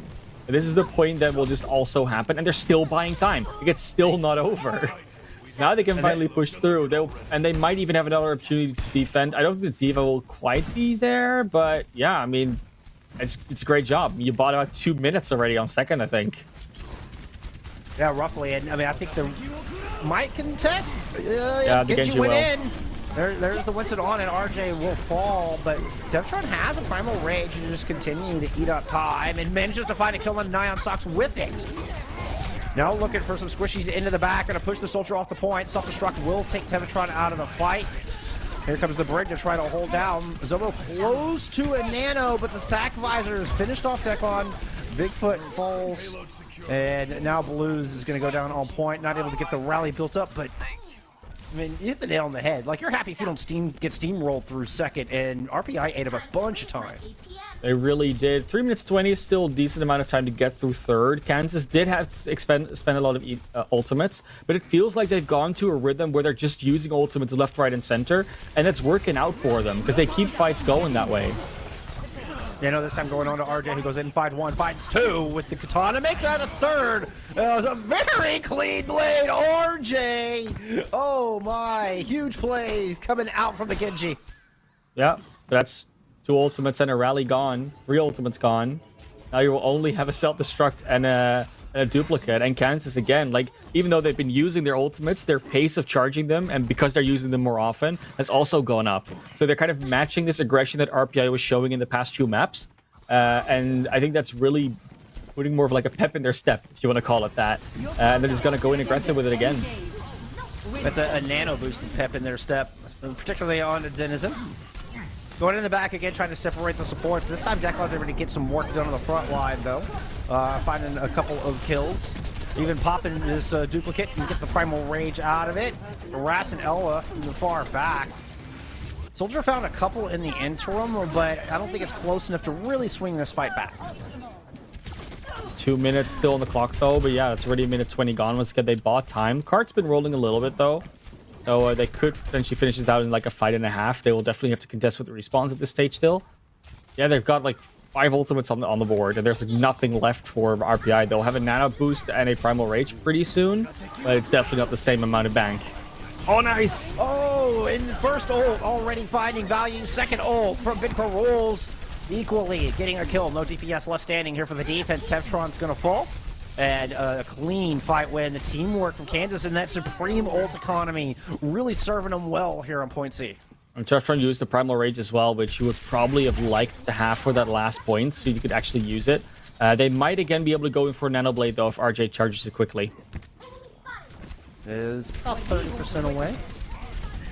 Vinco Rolls looking to take an aggressive off angle, trying to chase down the break there, but it was a Nano Boost thrown out from Z-Hobo, so we won't get that combined with the Blade. And Tevtron fell to the self-destruct, so that nano just went into the void. Rally now out, Blade coming out dry from RJ, immediately shut down by a recon arrow from Fula. Declan's still hanging on here, though, and Sevtron's returned to the fight. He's going to go leaping into the back, and supports are now gone. Kansas Esports have to reset one last try. That was definitely the opportunity to go for it. I do feel that if you are Kansas and you want to take out these supports, you got to do it with a little bit more resources, because they keep sending like one hero after it. It's either the Winston, sometimes the Soldier, and they're not going to be able to do it on their own. Like, the Blues and Z-Hobo are too good at healing each other up and feeling for each other. Declan with the duplicate on the Winston once again. Gets the Primal Rage, and it's just taking the attention of seemingly the entire team of Kansas Esports. Dennison is going to fall. Look, it's just 2 Primal Rages on top of each other. There were shadows. I can't touch. Oh my goodness. Barely. Yep, self-destruct is in. It's nothing but RPI left on this point. That's as far as Kansas will get. 63.25 meters has to be enough for them to win this map, or we will see RPI on championship point.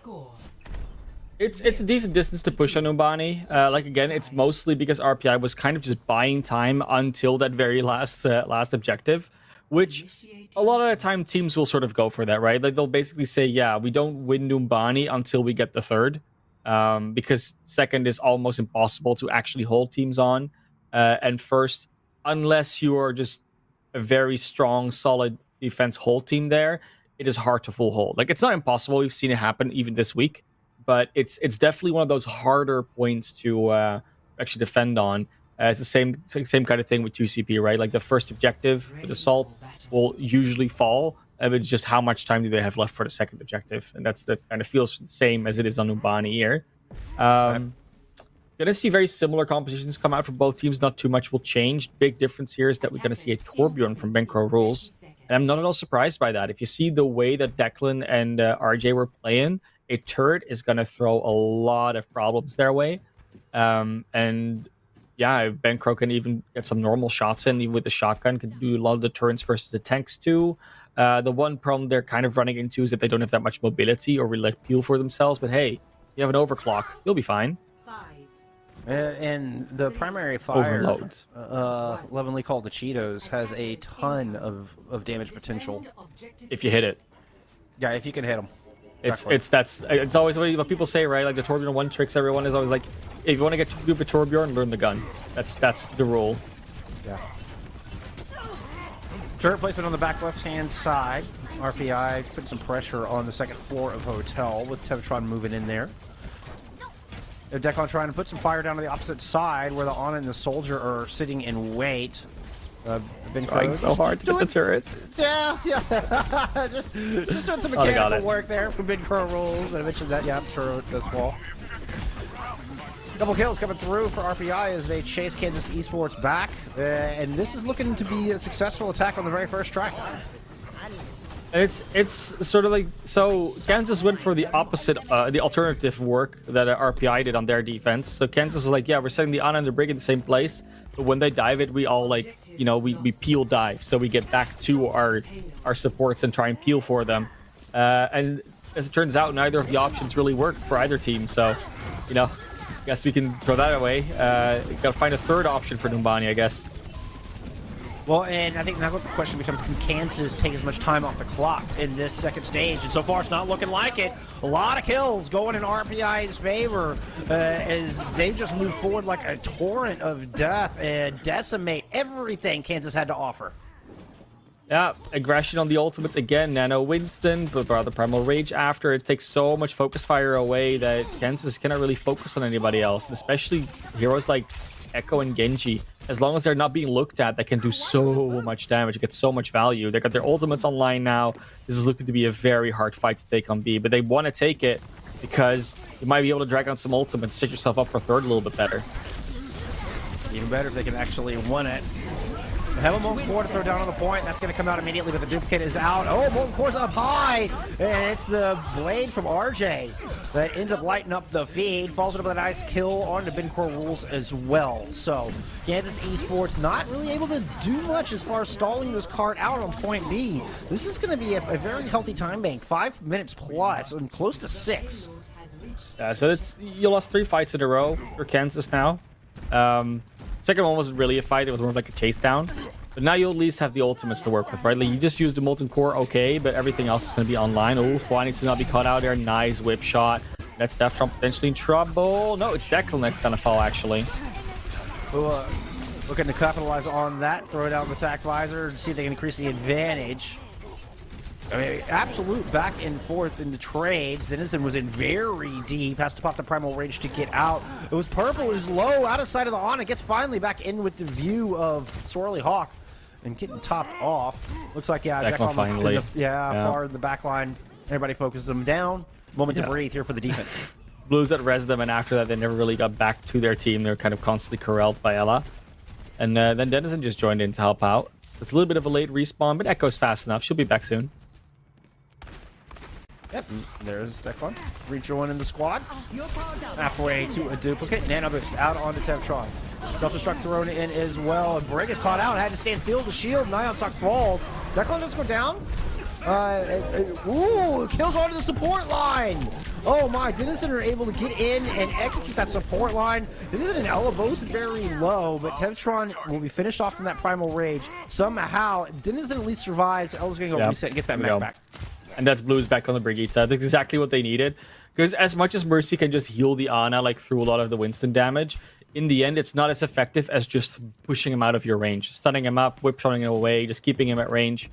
And Z-Hobo is now going to go over to the Baptiste as well. They're going to go over to straight-up rush with the Reaper as well. I mean, this is what you see a lot of teams do, especially when they still have plenty of time left to build up the ult cycle.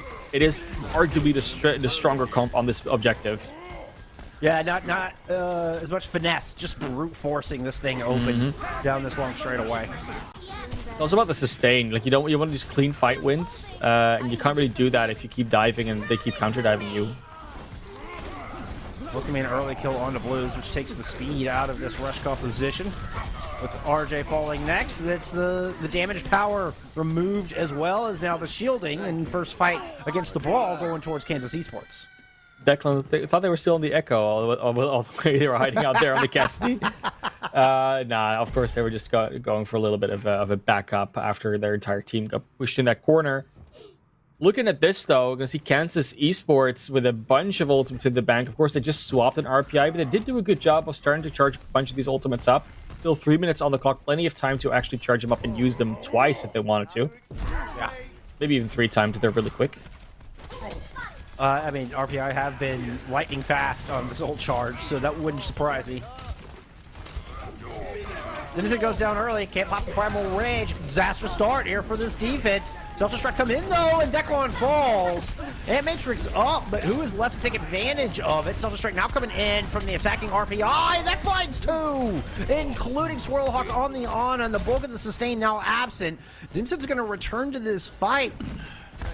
And Kansas Esports are still playing this far forward and still up there stalling out this card a little bit.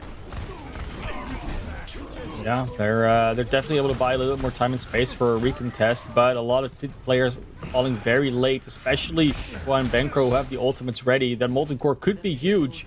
Doesn't get fully eaten by Bigfoot.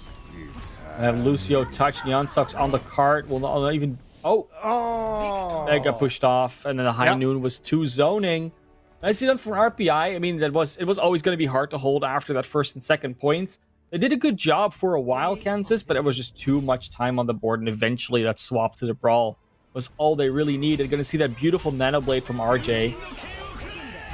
This is clean, and there was 4 kills from this. Yes, 2, it was. And 3, and there's number 4. Super clean. Yeah, I'm missing clean. the spray emotes. That's what I'm missing there. you know they want it. They're like, oh damn, I unbounded. Damn. I didn't think I was gonna get a kill. I didn't think I was gonna get a successful blade on Genji in 2022. No, but I understand. I don't even know what the Hawks need to do anymore at this stage. They're just getting outplayed on like every single role at this stage. I mean, and You mentioned it. You mentioned it earlier that they did a fairly good job against the Brawl. They really started to find their rhythm. Even on their attack, they were a lot more competitive as far as in the ult economy. The way they were cycling their ults looked way better than we saw in maps 1 and map 2. But that attack from RPI, they just put themselves so far ahead. 2 very clean points, put up back to back in an overwhelming time bank, and it was just a little too much for Kansas City Sports to try to hold off. Just a tiny little bit, unfortunately. But hey, they got one more map. Let's say one more map. They got to basically win 4 maps if they want to bring this back. They got one more map to at least put a score on the board, to like feel like they were here for a reason. They are here for a reason, don't get me wrong, but to feel like they have something to bring against this RPIA squad other than winning like a couple of objective points here and there. And yeah, last game mode, I mean, I would say last game mode, we don't do assault, I think.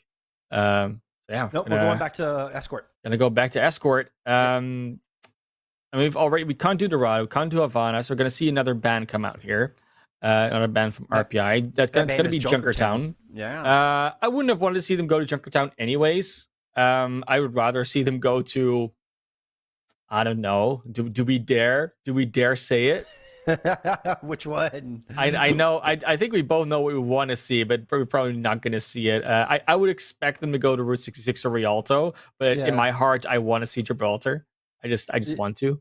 Yeah, I would love to see some WPG as well, but no, I'm thinking Rialto is my. It seems more logical. Yeah, Route 66 is a good shout as well. Certainly possible.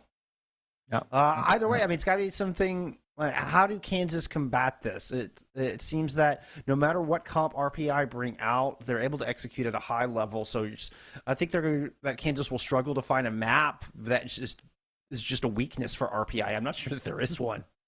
Well, they've been more inclined to play the hit scan. And since you're going to Westboro and Gibraltar, there is a good opportunity to see some Widowmaker come out.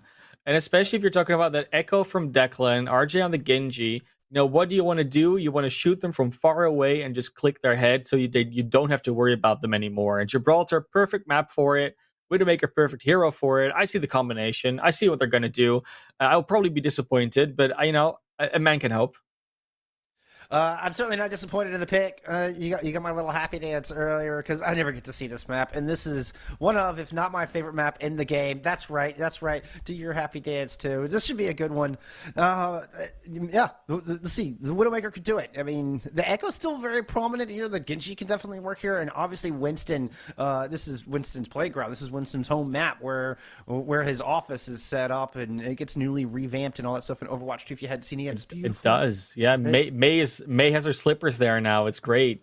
Yeah. They're super cute. I still want those slippers. Like I just want them. That being said, though, beautiful dropship that we actually been seeing used in missions, some cinematics. This is where it normally is stored. And we're gonna be seeing whether or not they're gonna make it to the dropship in the first place, because we're gonna see the attack again first for Kansas.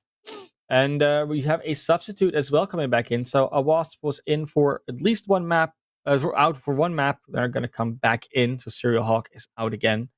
And we'll see what that means in terms of hero picks. Because obviously, it's not a guarantee that you're going to get the same heroes as before. But Ana seems to be a little bit less likely with that.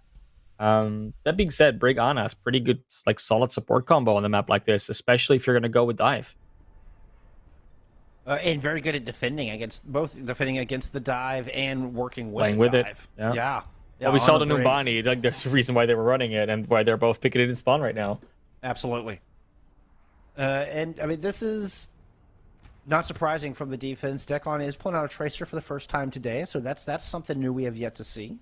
That is new. But this is just looking for high ground control. Yeah, definitely shiny.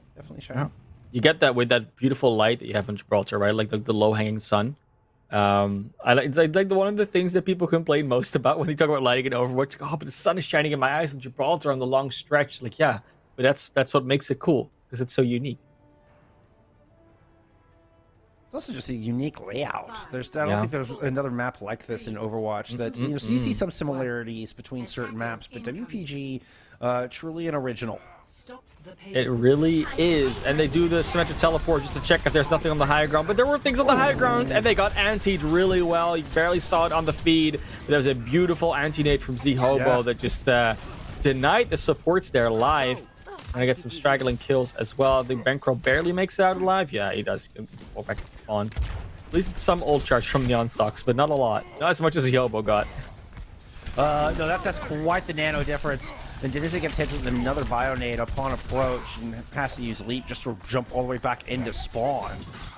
Ella's kind of hanging out down low and slowly sneaking the cart through. Denizen's going to go back to the high ground, but a nano boost is going to be online here shortly for Tevtron. Tevtron down to sub 100 health, gets topped off, and I'm expecting a counter engage coming in. There it is. Tevtron going out, going right into the back line. Bionade down. AWASP is going to fall. Fuwa's going to fall as well. ZHobo showing up in a huge way here for RPI. They're just solo carrying this essentially. They're basically saying you go there, you go there, you go there, and then they'll support it by nano, anti-nade, sleep darts. It's just everything's hitting at the moment for ZHobo. Won't have another nano boost for this fight. Obviously, Neon Socks will. But if these anti-nades keep hitting, what are you gonna do? Like, this is really Ella that's gotta start eating them. Otherwise, there's no stopping it. Oh, and that's another big one. 3 go down in that one, and Big Pearls falls. Yeah, Kansas Esport will find a DMEC, and actually the kill onto the pilot due to a Bigfoot as well. But now Primal Rage in that tiny room could have been dangerous enough for the sleep dart. Denizen has a nano boost and is trying to fend it off. Both of our Winstons will come up with a pick. But Kansas losing their supports in that. So dare I say RPI found more impactful kills in that engagement. Who was still trying to get some work done here, though? Yeah, you don't want to stand in a hallway and there's just Hanzo shooting at you. The anti-nade just comes in casually, always hits it. ZHobo has the magnet. It's like they combined Cassidy's Overwatch 2 sticky nade with this anti-nade on ZHobo. Always hits. Yeah, just in ZHobo's possession. RJ gets caught up on those dragons somehow. Fua will fall, but there's a rally coming in from RPI as they try to pull this back from a 4v5. Attack visor from Big Crow Wolves. Try to close it out here for Kansas Esports, but under a lot of pressure, and Tevtron's going to find that kill. The Kansas Esports running out of resources, certainly lacking in damage here on the back half of this fight. Self-destruct from Ella just to get back in mech, but it's another nano boost onto Tevtron. AWASP has to pop this rally just to try to fend him off, but Declon is in there with the Tracer getting the work done now. What do you do at this stage? Like, you're looking at all of this, and every single time they go for one target, then the entirety of RPI just focus on a different part of their team. Like, they keep turning around, keep making them look 5 different ways at once. It's exactly what Dive is normally not actually doing. Like, Dive normally just, the classic Dive is you will focus on the same target. But it seems like RPI has just decided we're all gonna not do that because we're individually good enough that we don't have to do that. And if they're all not gonna be able to heal for one of their teammates, then we're just gonna win. Oh no. Okay, good start for Kansas Esports. They take out RJ as soon as the katana was unsheathed. Tevtron, though, again in this tiny room with a Primal Rage, has already found 2. He's trying to chase Ella out, decides that they're going to fall back because they were a little bit low in health in their own right. But the cleanup is there, nevertheless. 30 seconds on the clock. Only 69.15 meters has the cart traveled, and that is, generally speaking, not going to be enough to win out Gibraltar and get yourself a map win if you're Kansas. So this last fight with 20 seconds on the clock needs to be it. Nano boost is out. Denizen trying to make it happen, but it's already looking bad. The self-destruct down into the hallway. 2 kills for the defense here of RPI. Kansas Esports struggling to even get around this first corner. Denizen cannot find safety. Okay, it's Ella there who had to move on to the cart just to try to get some overtime going, give Kansas a little bit of hope. But I think that hope has been quickly snatched away here by ZHobo and the rest of RPI. Rally up, Nano out. It's going to be the pulse bomb thrown in as well. RPI have all the resources, all the tools they need to stop Kansas Esports shy. And now on championship point, only need a mere 69.16 meters to claim the throne. It's mostly surprising to be that on a map that is so open, that has so much potential to like move around, make use of the space, almost all the fights took place in small hallways and small rooms and corridors. There was rarely an opportunity for Kansas to fight more in the open because they also didn't create it for themselves. They kept walking up on the stairs. They kept walking in the server room.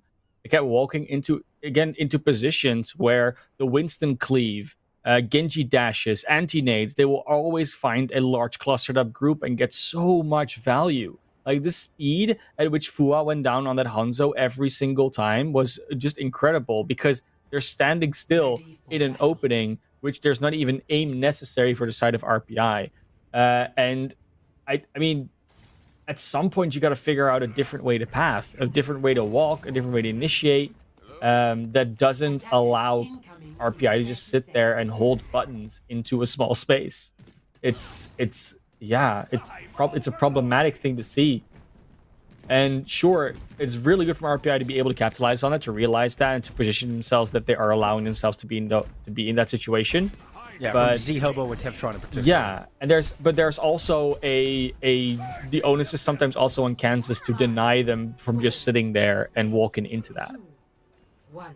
Somehow, Z-Hobo has always managed to work around the defense matrix, managed to find just the right angle.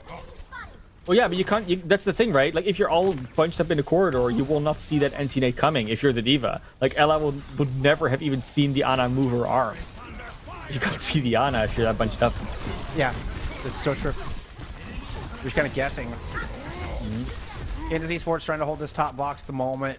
You got Declan back here with a Widowmaker, and it's gonna force Kansas to think twice about trying to take that point.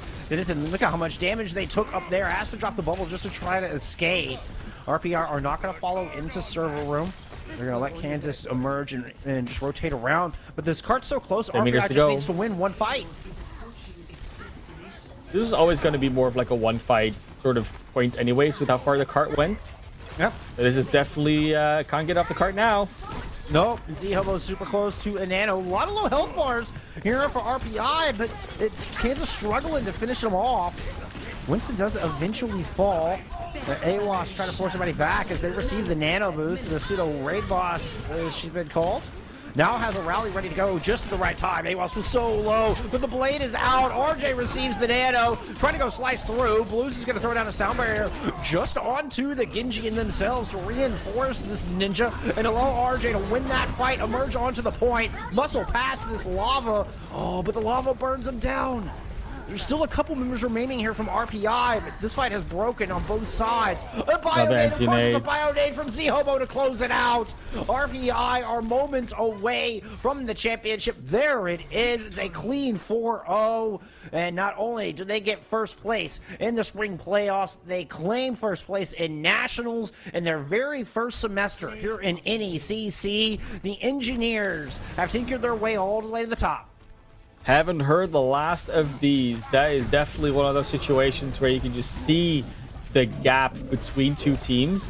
And it's not like Kansas is a bad team again. There's a reason why they're here. And we sort of almost expected them to be here. But RPI is just that team that almost falls between that gap of champions and legends, right? They think, where do they... Should it be up? Should it be down? And then you got to wonder how big the gap is between the next teams. And I really would like to see them in these tournaments with these, which is legends teams as we call them, or like the highest echelon of teams in Overwatch Collegiate, just to see how they do there. And there are some couple of examples in the past potentially from some of these players where we've seen how they've done. But obviously we're gonna have to wait until fall, when the new semester starts, when the new competitions start. To really see what these teams are made of in the grander scheme of things. But here at the NECC Nationals, like you said, they take away the win. RPI A.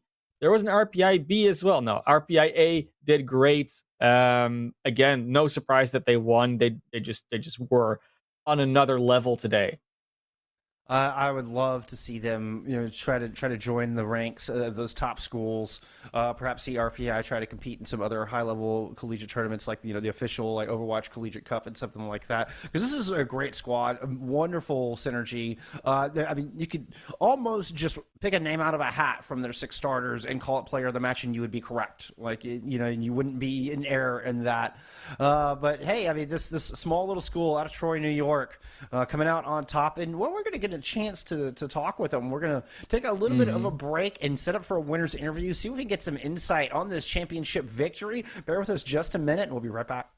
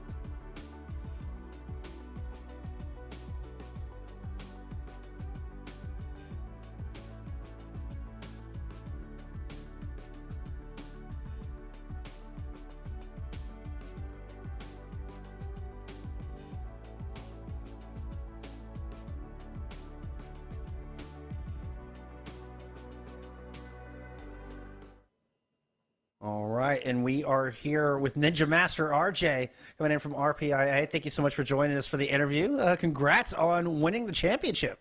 Thanks for having me, guys. Yeah, it was a really hard-fought battle between the two teams, especially the first few maps.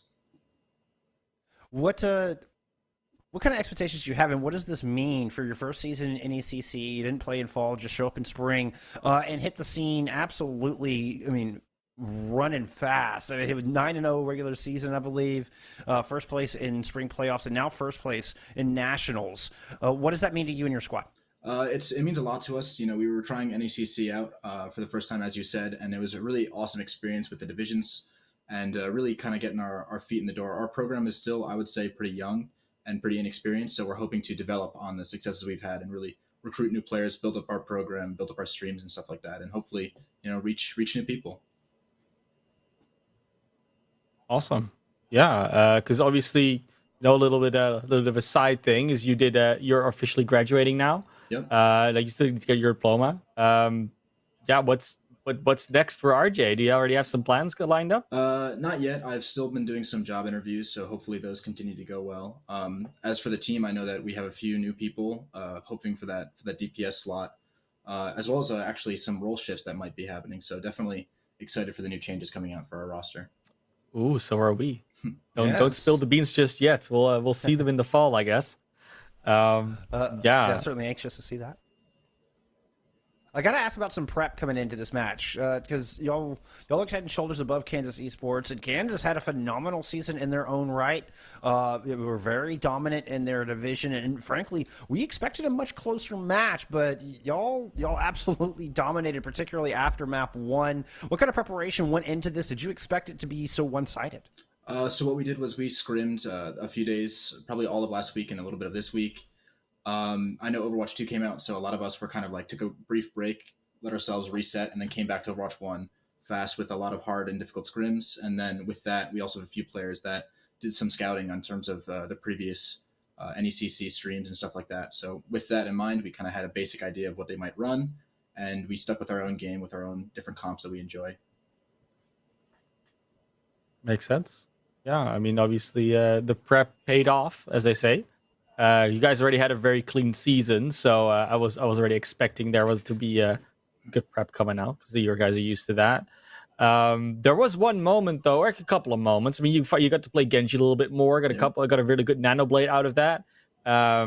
No emote spray after that. It's not something you guys are into. No, we try to keep it generally low profile. I do spraying a little bit just like on habit, just something to keep my mind focused. And I know there's some people that on the team that do similar, but we try to make sure that Kansas is a respectable team, so we give them the respect they deserve. Makes sense. Yeah, like that. Another huge play we saw was there on Havana. Walk me through that Earth Shatter. What were comms like? What was that moment like for the squad? Because that was explosive and maybe my favorite moment of the day so far. Tevatron, our main tank, it really finds stride. When he hits confidence, he kind of just explodes in value, and he was starting to pick up that confidence, starting to feel himself. So once he decided, you know what, I'm going to go for it, and we put 2 on the flank, we put Z-Hobo in front of us, and he really he knew what he was doing. He just put the hammer down and just knocked 6 people over. That's what Tev does, I guess. Were y'all just expecting? Were y'all just calm about it? Like, yep, that's what's going to happen. Yeah, there it is. Boom, it's done. Or was it like this big, uproar moment? Like, oh my God, Tevatron, what did you just do? He's definitely hit some fat shatters before, so we were kind of like, all right, let's put him on the flank, and if we lose the fight, then we did a little bit of trolling, but it was definitely, we were all really happy when it hit 6 people, or at least 5. That was impressive. So yeah, we were all kind of yelling about it. Definitely. Oh. My favorite moment, we got to see the replay and Ella turns around and sees the corner and you see the defense matrix come up. It's like just that oh no moment. It was beautiful. I mean, what a highlight. Indeed. Yeah. Oh no, like I'm like trying to still figure out like what happened because it was over so fast. Like we were talking about, oh yeah, it's the first of 4 series, like longer than we usually have. Then it's like an hour and 10 minutes later, you're done. It's I think it's still trying to process what happened here. And you said as well, like it started off like sort of close in the first map, especially, and then Numbani was also not like the most overwhelming victory. Like there was just a couple of full holes on Gibraltar and Havana that I wouldn't say I didn't see coming, but they were just so convincing that it just went faster than I think most of us expected. So yeah, it's I don't know if you guys again like with the prep etc. Of course you maybe you would have seen this coming, but I think like before the interview you said as well like I thought they was going to be a little bit more hard fought. It definitely was something that we weren't expecting a 4-0. We were looking for a difficult scrim, and I think definitely that's what showed up. I think, as I said with Tepatron, the rest of our team really scales with that confidence. So once we found that first win 99-99 on Busan, that was a really big moment for us to gain a little bit more confidence and a little bit more and a little bit more and started snowballing. And I think that's why the games went so quickly. It was just a few very close calls at the beginning, and then once that started adding up for us, that's where we found our stride. That unerring confidence. Well, it served you very well indeed. What are y'all going to do to celebrate? This is a huge victory for you and your team. What are you going to do tonight to celebrate being the champions here in NECC? We have an inside joke, Applebee's. I don't know where it came from, but every time we win, just Applebee's. So that's probably where we're going to be tonight. Awesome. Well, any shout outs or otherwise anything else you'd like to say here before we let you go celebrate? Just a shout out to Shupak, Thunder, and Widden. You guys are awesome, and everyone else who's been really helping us throughout the RPI season. I know they're our casters and our coaches and stuff, so they've really helped us out. Thanks, you guys. Well, hey, we thank you for taking the time to come and share your insight with us. Congrats once again on the dub, and enjoy the rest of your evening, and give our congratulations to the rest of your squad. Thank you. You too. All right, that is two of our have a great night, RJ. finals. Of course, yeah, that's the number 2 down, Bullskunk. Only one more to go, and it is. I mean, I wouldn't say the best, but it's the one that I've personally been waiting for because it was the one that I was also planned for. But I go all the way back to the Legends division. Finally going to get Northwood versus UTD. And I mean, yeah, that's going to be a very hot matchup. It's going to be a little bit of a wait before we start because, of course, this series, like we said, was over very quickly. We'll be back as soon. We'll be back as soon as possible with that matchup. Going to be another first to 4, and could be a barn burner if I've ever seen one. Oh, I'll be watching from chat. I'm curious to see who we get in the support role there for the flex support for Northwood. Landon has since moved up to the London Spitfire. I'm curious if we're going to see them here today. Could be a big factor. But hey, in the meantime, we do have more Nationals Grand Finals action going on over on NECC 2. So go over there, enjoy some more Overwatch while we get set up for our final match of the night. Otherwise, we will see you back here for that Northwood versus UTD match in just a little bit.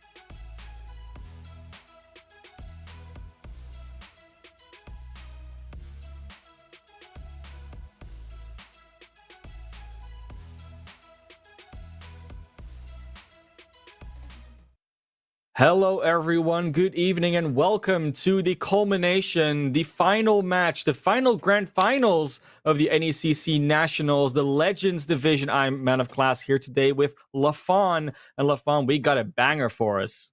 We do indeed. The Titans, the Clash of the Titans, if you will, Man of Class here as we get set underway for the grand finals. The final game is set to go here in University of Texas, Dallas, Northwood Esports. No strangers, not just to us, but to themselves in terms of how well they've played up against each other, even most recently in the bracket in the playoffs. I don't think it was even yesterday. It was really, really recently.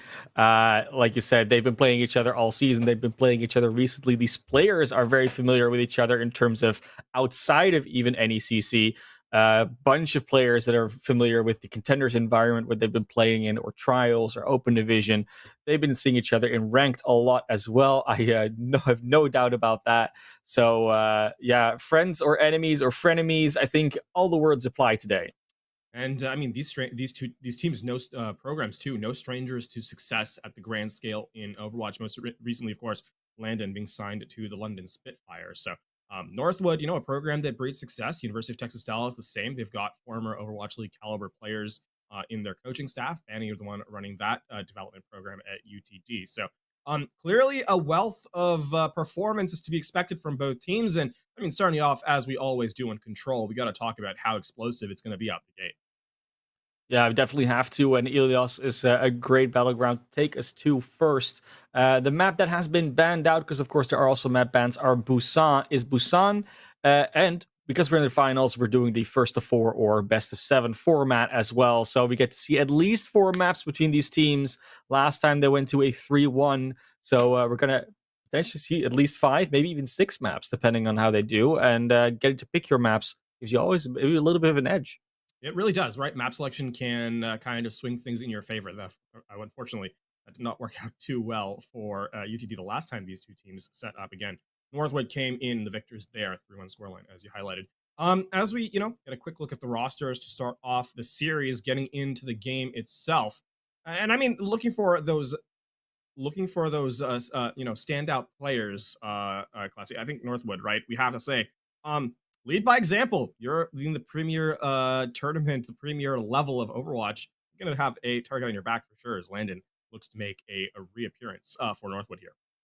Yeah, for sure, Landon. But I mean, they're in general, right? This entire roster is just filled with names that we've been seeing for years, months, forever is basically the word that we use there. I mean, Seasons, Dynasty, Dimitra, Boat, Cowman. It's just a full-on star roster in terms of that, and that has helped Northwood greatly in the past. Will undoubtedly help them tonight as well.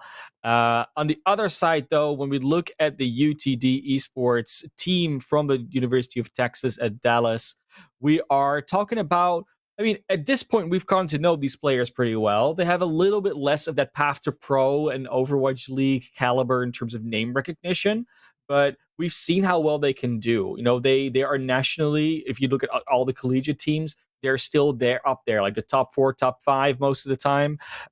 So yeah, we've got, like I said, with the coaching staff they got behind them, with a couple of these players that are a little bit more used to the high level environments, they are still bringing their A game, if not their S tier game, as we like to call it sometimes.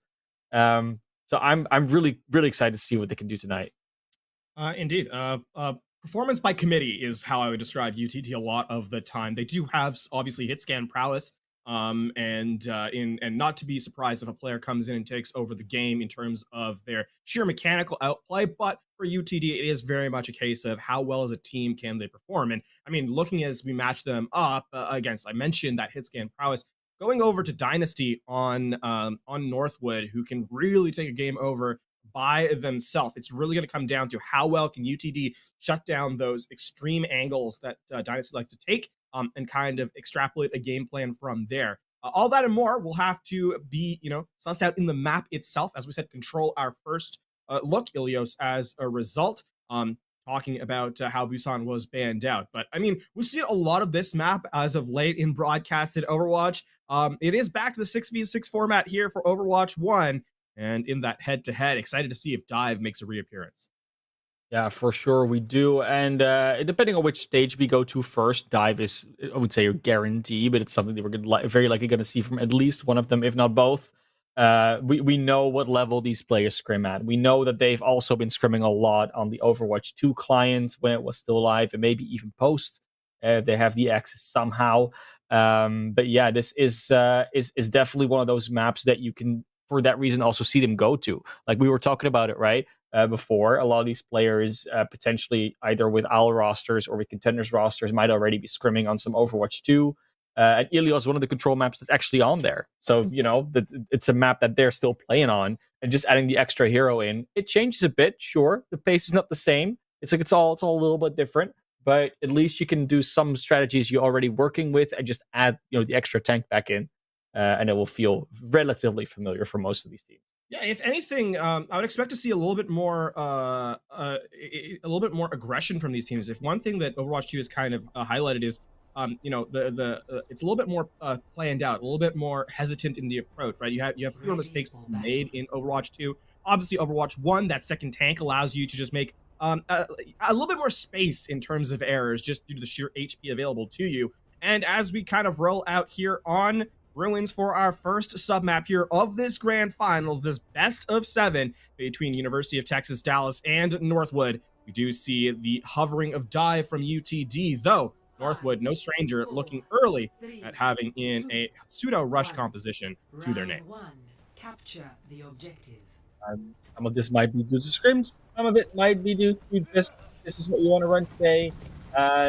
Might not be the highest priority for some of these players to play for the 6v6 still, but they're going to show it right here as Dynasty already looking for the Doomfist, going all the way up, all the way down, slams, goes for the punch, doesn't quite hit anybody, but at least they evict them from that high ground, from that bridge, and take that position for themselves. Does Northwood. Sheer looking for a couple of targets, doesn't quite find anything just yet, but the shotguns can be so damaging. Only a tank can chew away their health bar really quickly as Petal does fall to both. Nice opening. Cassidy with the 6-shooter. They do seem to just take sort of casual control of this objective of this fight that way. Yeah, Season's actually doing a ton of damage in that fight. Uses the Earth Shatter early. First fight ultimate online, and even though the it's not a clear team fight win, out with that early pickoff coupled with that Earth Shatter just creates space for Northwood. They're going to put pressure to it, not even allowing full reset from University of Texas Dallas. A lot of high ground control. And Petal just trying to isolate a 1v1 to generate this pulse bomb for a pickoff is probably what UTD looks to open this fight with. But Coalescence early from Nuntype in the back line.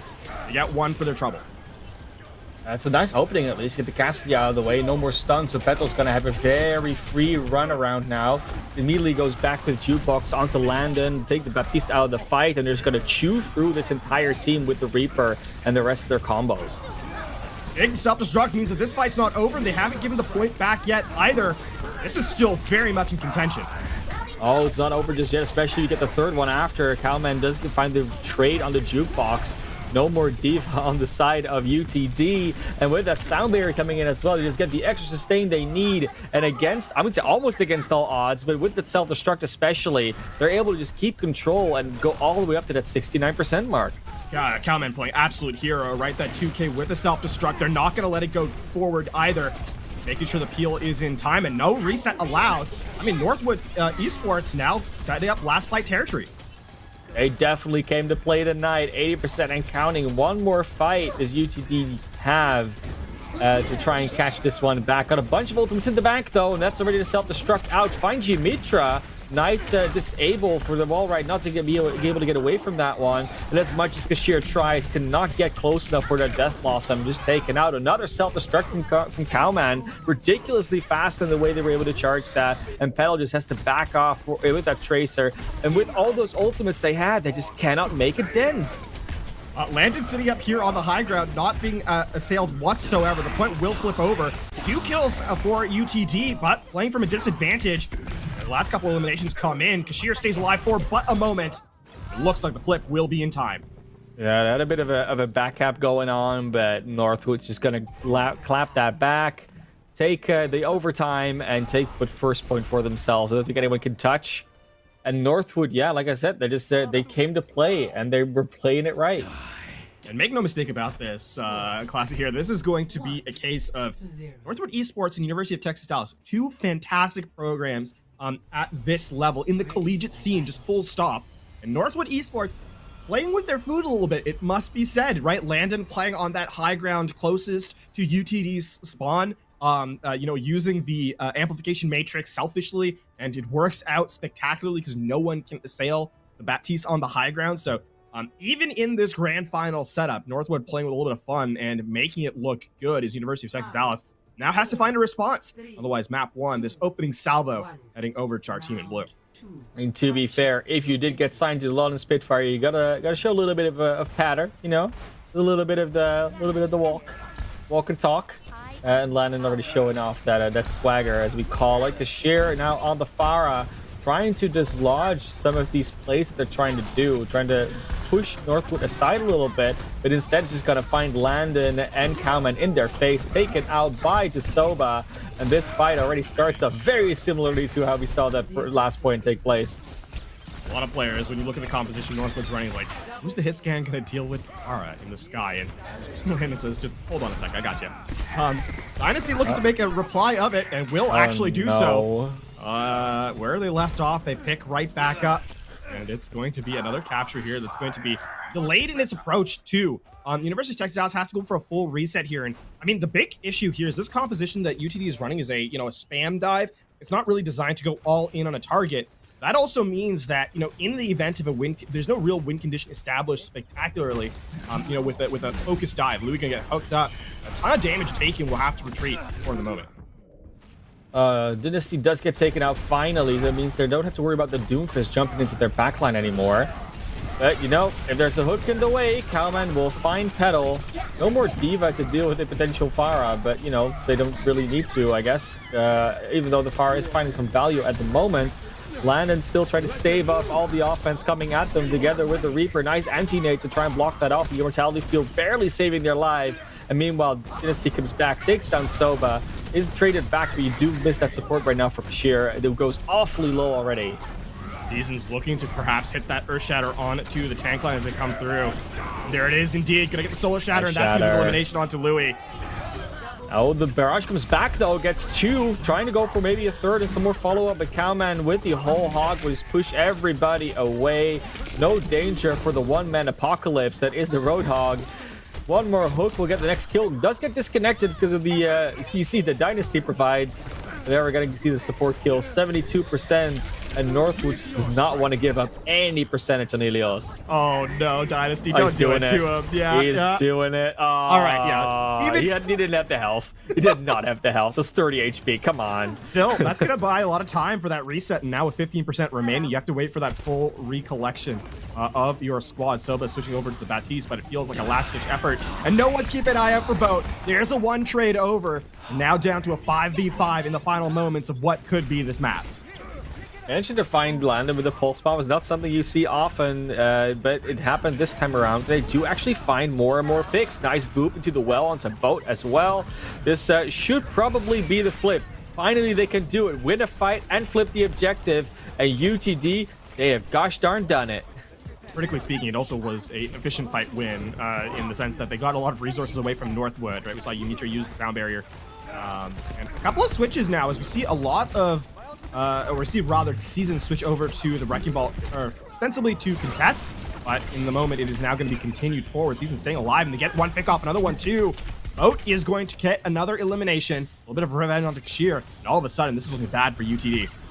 I was just gonna say, I like that they go this far forward. They're trying to show the same aggression that Northwood is showing them, but the problem is if you don't get the eliminations, it's just not worth it. Just giving away the old charge, giving away the space to work with in the minefield is not going to slow down Northwood all that much as Dynasty finds Louis. And that's Petal, the lone tracer on the flank. Jukebox just gets demeched and deleted from the game. That's overtime started. Probably going to tick down, and first map almost undoubtedly here going to Northwood Esports. Victory. Northwood making that one look easy too. A little bit of a song and dance at the beginning. We see the commentary in chat from Seasons as they go next to Indeed. I mean, that was just a spectacular run by Northwood. It's not often you get to see a team playing with their food at this level of gameplay. Self-destruct forced out in this highlight, and yet even still finds 2 on the 2 players that have fade abilities as well. You hate to see that. That was definitely a clutch turning point for Northwood, allowing them to keep the fight in their hands in that first round and really giving that final fight territory over to Northwood Esports that they translated into a victory on round number 1. I mean, Classy, one thing to kind of highlight here is just how much more aggressively, I heard you touch on that a little bit earlier in the round, but how much more aggressively Northwood is playing, and UTD just has not been able to respond on the high aggression map type that is Control. Yeah, and with the map ban of Dorado coming out, I'm always surprised. I would have liked to see some Dorado between these teams, but there's plenty of other escort maps that are coming up, and with it aggression, I mean, escort always feels like that map type where you can release the same like hybrid after you get that first point, where you can just keep on going all the way to their spawn. So I kind of feel like we're potentially in for some aggressive spawn camping on the attack and the defense here from Northwood. But UTD has some time to compose themselves. They know how Northwood wants to play this, and they need to find a way to either answer to that by being a very strong reactive team, or to counter that aggression with aggression of their own.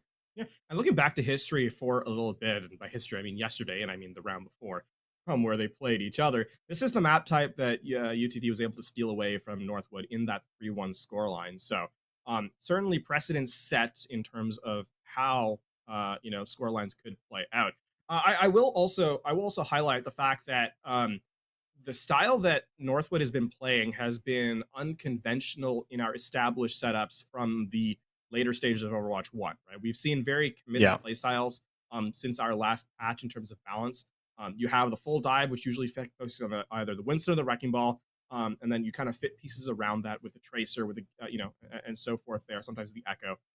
And then you have the rush composition, you have like the bunker double shield looks. Those are the 3 sort of stylistic ideas. Northwood has eschewed most of that and run what I would call a hybrid dive rush look, where they have the Reinhardt, and Dynasty and company are still really playing, Dynasty and Boat are both playing a very fast-paced style on the DPS dealers, be that the Reaper, the Doomfist, etc., etc. So I'm curious to see if that's something that UTD has a solution for in the upcoming maps, because when you try and dive the front line, well, it's a rush composition, so they're pretty stable, sort of in that brawl aspect.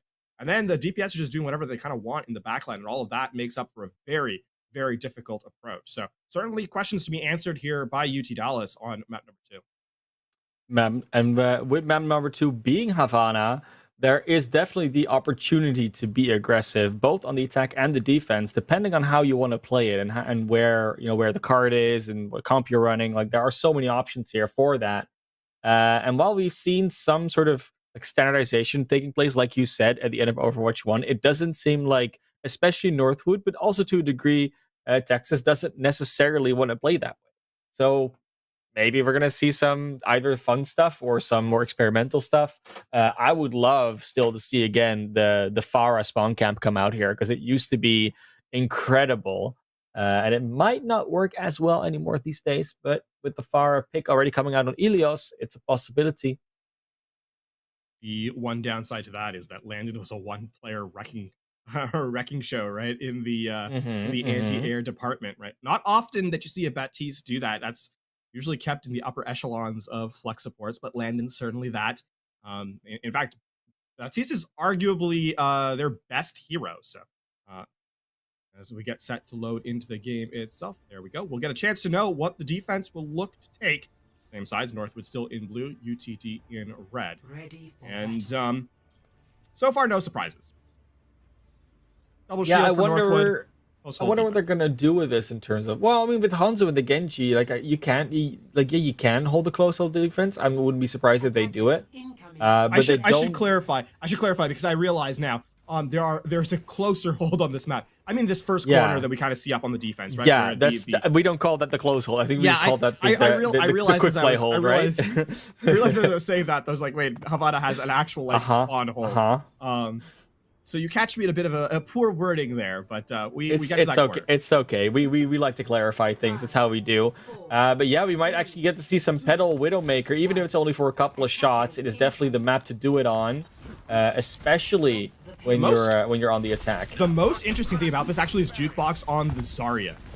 Not really. Usually, you play the Zarya with an aggressive tank, whether that be the Winston or the Reinhardt, where you can actually gain energy on the entry. Louis Orisa is not going to really play that far forward in front of the shield, so certainly going to be a tough order to get a lot of energy up. That being said, already 100% and try to deal a ton of damage in close. Especially when you get that comms up, it's not that hard to find the charge on the bubble. She just doesn't put a shield down, doesn't either fortify. Your Orisa is going to give you plenty. You see Jukebox already being on that full charge. Zarya charging their ult in a fairly decent rate. We're going to get a Cashier soldier on the high ground. Petal just shooting in the shots with the Widowmaker. They're definitely putting them back to the sidelines. But then there's Kalman from the high ground just saying, no, no, no, no, no. I counter Widow now. I am the real sniper in this game. Gets the Baptiste for good measure, and all of a sudden that entire attack just collapses under the boots of Northwood Esports. We really talked of Dynasty and landed at the start of the show, and well, we should. They're fantastic players, but Cowman, in their own right, a fantastic off tank, and has really showcased why. Diva, now the Sigma as well, and a big off angle now from the Sigma, solo off angle at that. Going to be able to put a lot of pressure on the flank and, you know, keep a lot of support or rather stabilize themselves. And that really forces UTD to take a different approach. You can see them rotating through that left side. That's an aggressive supercharger. Yeah, they really want to hold this, but that's a good headshot on Yumitra already. The Dragon also not finding a whole lot. Health bar's getting awfully low, but if they're able to heal this back up, they could have a strong fight going on. Unfortunately, Non-Type didn't get the healing off in time, and the Gravitic Flux finds that Baptiste. Soba with the Transcendence also now completely decharged. We're going to have to find a different way to push forward without a lot of sustain in the way. Decent grab, only found Cowman, and they don't really have the follow-up for it right now because Petal doesn't have the sightlines on it. And without the Widowmaker finding anything, and with Seasons now going all the way to the back line to get them, this is a very big problem here for UTD, where their front and their back line looks to be a little detached. Petal, though, does find those two in the late of the fight, so if they manage to quickly re-engage, could be a good one. What a roller coaster of emotions there. Petal pops off for 2, and then Boat just replies with a headshot. And unfortunately, regroup quickly they will not, because there's a Dragon Blade in tow for Dynasty. And a Dragon Strike at the ready, as well as the Shimada brothers set up ultimate-wise. Inversight out here, so Boat gets to play a little bit more passively, gets booped into the line of sight. Petal not able to be picking up on the trigger. Dragon Strike going all the way through UTD. Doesn't find a whole lot of kill value, but of course does force certain positioning out of them. There is already a lot going on here for this fight in particular. But with all these ultimates out, it's just UTD running forward, especially that rally, just enabling the aggression. And they're touching spawn. They're doing it. Achievement unlocked indeed, and Cowman actually going to be a little more awkward setup. Oh no, the minefield with the Gravitic Flux. They're just done. They want to speedrun these finals. They want to go home. They want to be done already. That's a really nice combo there by Cowman. Waves hello, waves goodbye. As they'll walk away. Petal 1 HP, tries to, grapple back into spawn. The Dynasty will not let them. With 27 seconds remaining, this has gone from bad to worse. UTD can't even leave their spawn room. Pujols on Havana are not at all impossible. We've seen it happen plenty of times, including every single time the San Francisco Shock played it in playoffs. But it doesn't mean that it's necessarily this dominant. You see the slam come in, trying to get something going here. Petal already out of this fight, courtesy of Dynasty's dash. Non-Type does have another answer back closer to Transcendence too, with the minefield finding some value here. Getting a bunch of eliminations, actually. Finally, the overextension, or at least the aggression from Northwood being punished. Both DPS are gone, though, as Dynasty takes out Bashir as well. Petal should about be back at the respawn. Widow has a long range. This could potentially be a point A cap still. Good assault there by Louis. Don't allow Seasons in for free. Already down to half HP and continually besieged. They'll get the health pack over and get back to the point. And minefield in tow. Minefield already out. Boat wins the 1v1 versus Non-Type on the side with the Hanzo headshot. Storm Arrow still very powerful. Landon does get traded though, so no Zenyatas for either team. There's a Gravitic Flux from Cowman. Doesn't find anything just yet and goes awfully low themselves. It looks like with all this damage and all this zoning that they've been able to do on the side of UTD, they might still be able to do this. Gotta find this last one, but Seasons on the wrecking ball, just wrecking exactly on the ball. Gotta be able to find a little bit more value. Goes incredibly low, but still gets remotely healed up by Ymitro. Now it's the rally out. And there is Soba just on the cart, trying to keep this going, trying to keep the overtime alive. But with the blade finally coming out from Dynasty, this looks to be all done and dusted. The hot knife is slicing through the butter. It is UTD Esports, and that will almost certainly be this first point and this first attack done for UTD. Couple of mistakes made. Snowball into a fight that cannot be won, and UTD. It looked good at the start there, but they weren't able to claw it back from the brink, so they will be held at first. They will not gain a point yet in the series. We're now 2 maps in, and no objectives have really been earned. I mean, University of Texas Dallas, it starts with an aggressive fight by Nuntype, choosing not to use the Transcendence. Gets taken out by Boat, and then it's a snowball affair from there. Seasons a ton of damage, despite being, bullied by Louis in the corner. Still able to get the minefield out, zone out the objective. And those final moments, not being able to stand on the cart to try and force the overtime to continue, puts you in such a precarious position as University of Texas Dallas will not cap. And now, Northwood Esports looking at what could be a 2-0 series lead if they just get to that first capture point that is Havana A. Havana A is not inconceivable to touch, but like I said before, we've seen plenty of double full holds almost in the past. I wouldn't put it past them, but UTD does have a mountain to climb in terms of evening themselves up with Northwood, who have just been on fire so far. Maybe Petal on the Cassidy will be able to do something a little bit more than their Tracer and their Widowmaker have been able to, especially if you're able to stun up Seasons and Dynasty a little bit more. Yeah, this is very much an iteration of the zombie comp that we've seen, right, with the Moira Lucio. But the only issue is that Northwood has more clear win conditions. Although, I say that, and I see that Cowman is on the Sigma, so there's going to be some wholesale swaps coming over. A near mirror, in fact. Ella going awfully low, and the support just isn't there. This doesn't get healed up. They do find the Lucio as a trade, but there goes Kashir. There goes their own jukebox. Louis falls, and Non-Type gets eliminated. It's just the snowball straight up. And Petal going back to the Widowmaker. I don't know if they just don't want to win this map anymore, but Petal's got to hit these shots, and with this aggression from Dynasty, okay, does get punished for that. It would have been a ridiculous one if he manages to get that off too. Yeah, it would have been. Dynasty making a little, hey, pay attention to who's the better Doomfist there in that first fight. But, Landon's, look at this aggressive setup. Oh, they don't even know he's there. Oh, they know now. They know. He's been spotted. Dude, oh, the duel's coming out. One of you has the immortality field. No, you knew he had it too, and there goes another Graphitic Flux comes out. The Mercy's gone, and they've barely even fought. It's just been like all these tiny skirmishes across the map in different places. The 1v1s keep getting won out by Northwood, or like the tiny, the semi-team duels as we call them.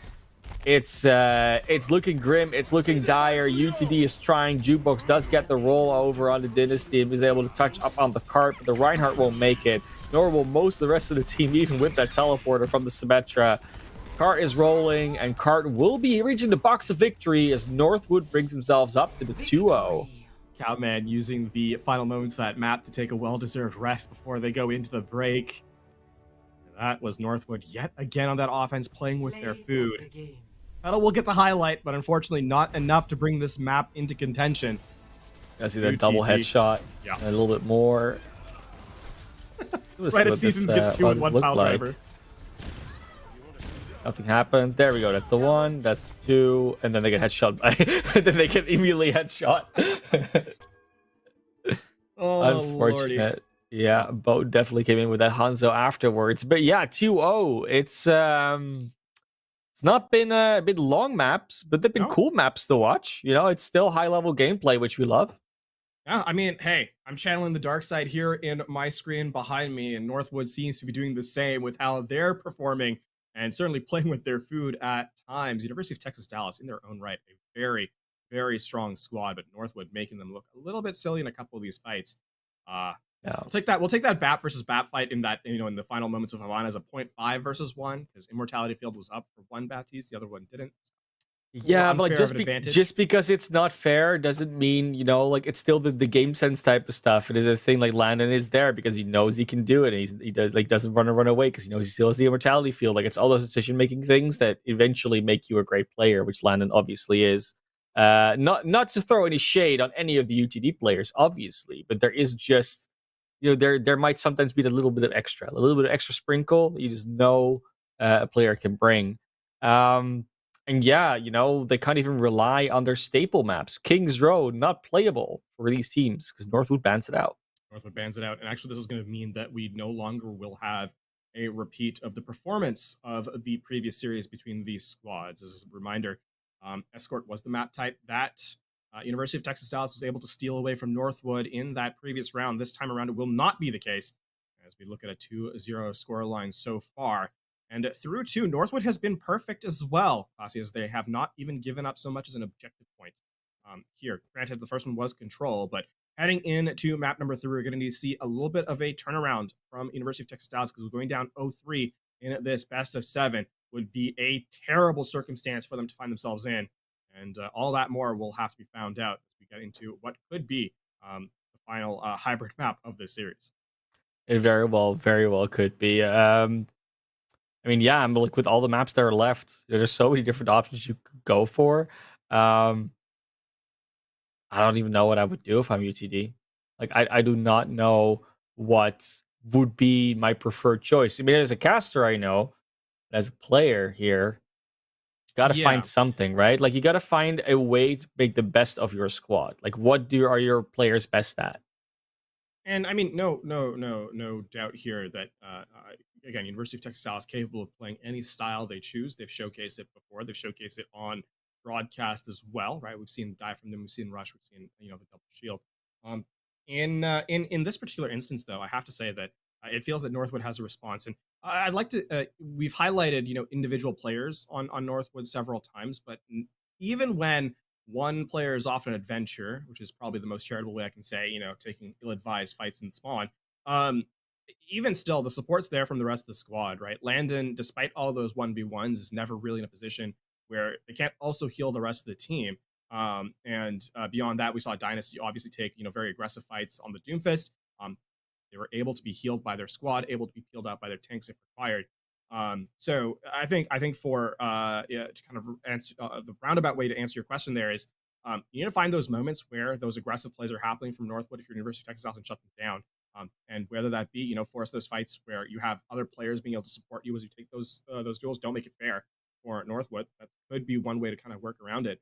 Certainly easier said than done. And up here in the caster booth that we have the bird's eye view over, something we can talk about all day. It's another thing entirely to do it inside the map. Yeah, definitely is. And the map pick has been decided. It's gonna be Eichenwalde. And I mean, when you think about it, there's a lot of good stuff on Eichenwalde that UTD can potentially work with. But then again, there's also plenty for Northwood to work with. So I don't know if it really changes much. Because it's only one way to find out. That's to get them into the game, get them into the map, and see what they're going to be doing on their offense and their defense, respectively. I will say that the sort of in Overwatch 1 parlance, the kind of expected setup is the double shield on the defense, with the wrecking ball based dive on the offense. That's kind of what we've seen at the highest level of play when Overwatch 1's Eichenwalde was kind of in the playbook. Now that is a story long gone, a story already finished. And so I wonder what the sort of epilogue of Overwatch 1's playbook is going to be. We're kind of seeing moments of it in this series specifically. As we highlighted, these are high-level players playing against some of the best in the world. And so a lot of their strategies and so forth is practicing on that new game itself. That is a truth that just cannot be avoided. So I'm curious as to how that adaptation comes in as we get into Eichenwalde, the map we've seen at the Overwatch at the pro level, at the Overwatch League level, that has maybe some trickle-down effect as we get a chance to load into the server here. Yeah, heroes like Echo always come to mind when you look at a map like Eichenwalde, and I would definitely love to see me some Echo. There's definitely a couple of players on these teams that know how to play that hero to a very high standard.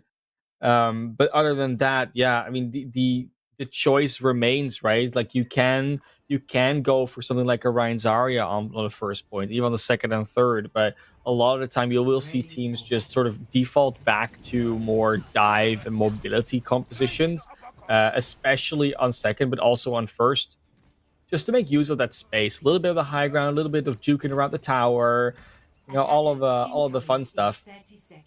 You can already see that Dynasty has found their spot on the Doomfist, just roof surfing. One of these things that the famous Florida Mayhem cheating rule also describes as not being allowed in Overwatch League. But over here, you're free to do it. Yeah, roof surfing is certainly an interesting conversation to be had. Northwood Esports continuing to run the wrecking ball. A little bit of Roadhog coming in. Cowman has now played 3 distinct off tanks in this match. We also have a substitute to talk about. Minipone coming in for UT Dallas. Nuntype going to be stepping out on the support role as they make their debut here in the grand finals. Early look with Baptiste in tow. Immediately, we already see the hook. We see the uppercut. That is 2 players gone, and UTD probably gonna have to go back to spawn, maybe get some ult charge, but that's literally about it. Cowman's not gonna... Oh, he's gonna lose that 1v1 against Louis, actually. Who's the better hog now, is what they're saying. And they do actually find Dynasty as well. So with especially the hog being a relatively slow hero, they can find that one. Hog diff brought forward. Unfortunately, the fight's already over. So you'll get the moral victory, I suppose, but the fight certainly will not be in favor of you. And, I mean, Caesar's gonna get out with their life despite being caught in a trap. The Junkrat wasn't alive anymore, so, not a lot of extra damage when it's only a Widowmaker. Despite those disparate pickoffs, despite those disparate pickoffs, Northwood's gonna be able to reset at 6. Dynasty ate no less than 3 different CCs in that fight. Yep, but it was enough to get them, and that's all that really matters in the end, as long as you don't miss those cooldowns for something else later.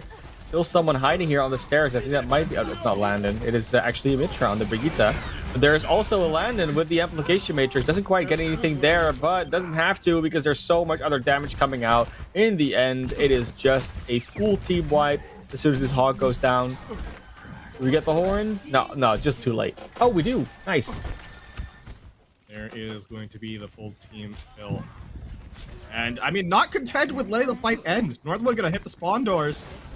Cowman going to take a nap, and I think it's going to be sent back to the respawn queue. No, Landon there as well with the Immortality Field. So, Cowman not going to be punished for the indiscretion. Instead, catches a stray headshot. That was a good headshot, though, to get. Petal just noticing that the Reaper was there. Did hear the footsteps. Oh my goodness. Yeah, nope. You're not going to be able to get that one. Unfortunately, Seasons goes down to the tire, but you still find these picks in other places. No mini pong going down to... Mitra on the side who plays that Lucio excellently. The Jukebox made it to the objective. They're past the gate. As long as they can defend their Junkrat, they might actually have some damage left, but there is a... Ooh, doesn't actually get the lot out of the Death Blossom, does both. But they do lose Kashir. Jukebox also falls, so that's just another moment where just being on the objective is not enough. You need to actually delete the other team without losing your own members.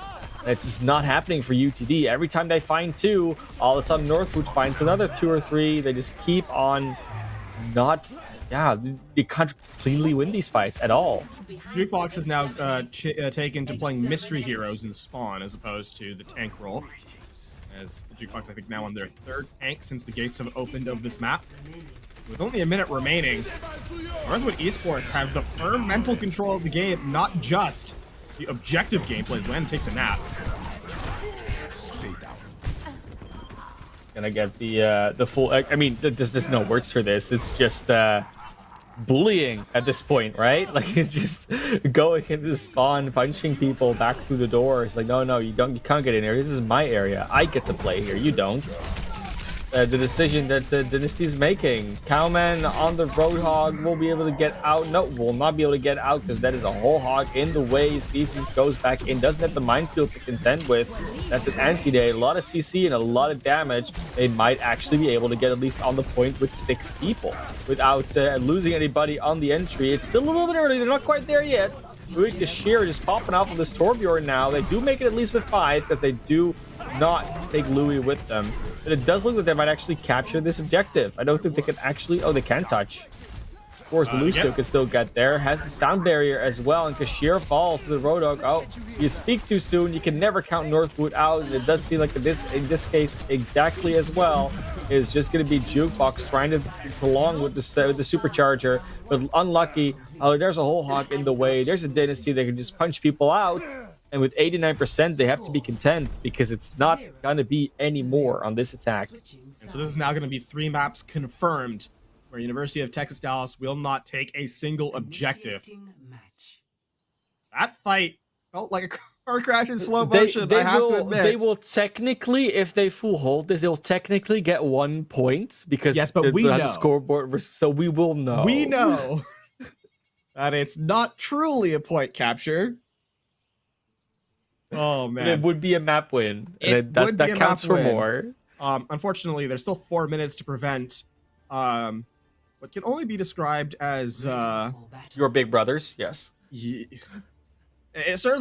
Certainly there were 2 controllers attached. One just might have been that old beat up one you give to your younger sibling. Yes. Yeah, that's exactly what's happening here. It feels like. And I mean, put this in perspective. Northwood Esports were 7-1 in the regular season. Yeah. University of Texas Dallas 6-2. So far, UTD has not been able to take a victory off of Northwood. Those defeats happening in the regular season were also Northwood inflicted. So I mean, it's an awfully good time to start your comeback. Let's put it that way. University of Texas Dallas have their work cut out for them. No mistake about it. You gotta start somewhere. Might as well be on Icon Wall with a full hold. See, Pedal just hiding behind them in spawn. They're just gonna try and do their own spawn camp shenanigans, going straight after Soba on the Ana. Don't quite get that off though, and with only losing Dynasty, it looks like that's just gonna be game. Not over just yet. I mean, maybe UTD has some comeback shenanigans or clutch shenanigans as well, as we do see the Reinhardt swinging around in Jukebox, actually finding quite a bit of value. But it's going to be most of Northwood still making it to the objective. The tanks are just going to be chilling out there. And with just a Genji and a Wrecking Ball coming back, that's not going to be a whole lot of damage, a whole lot of value to try and stall this out a little bit longer. Yeah, they can stall. But you got to find some picks as well if you want to do something. Dynasty doesn't even want to be on the objective. They just want to shoot people. They just want to punch people. Due to the attempt for the hammer kill on the Doomfist.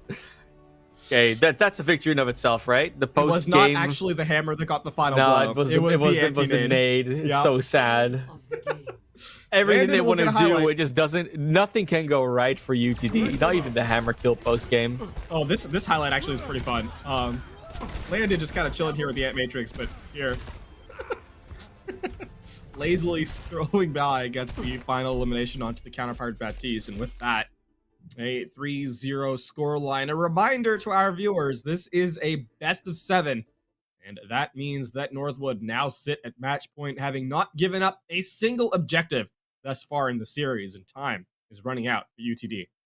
It really is, and we're going to give them some time to work with, an extra couple of minutes just between maps to talk it over, maybe grab some extra water, maybe, juice themselves up with some game fuel, whatever you might consider that to be. They could switch out their chairs, probably will help as well, get the proper gamer chairs out.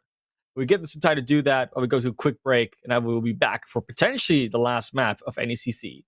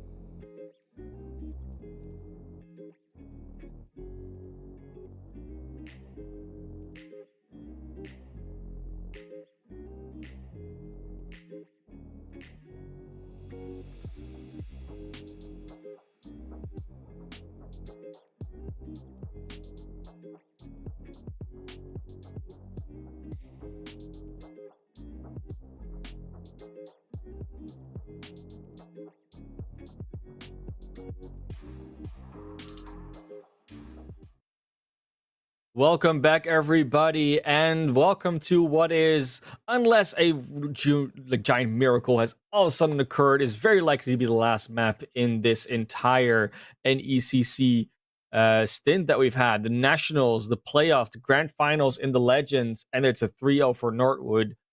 Potentially turning it into a 4-0 really quickly, Elefant.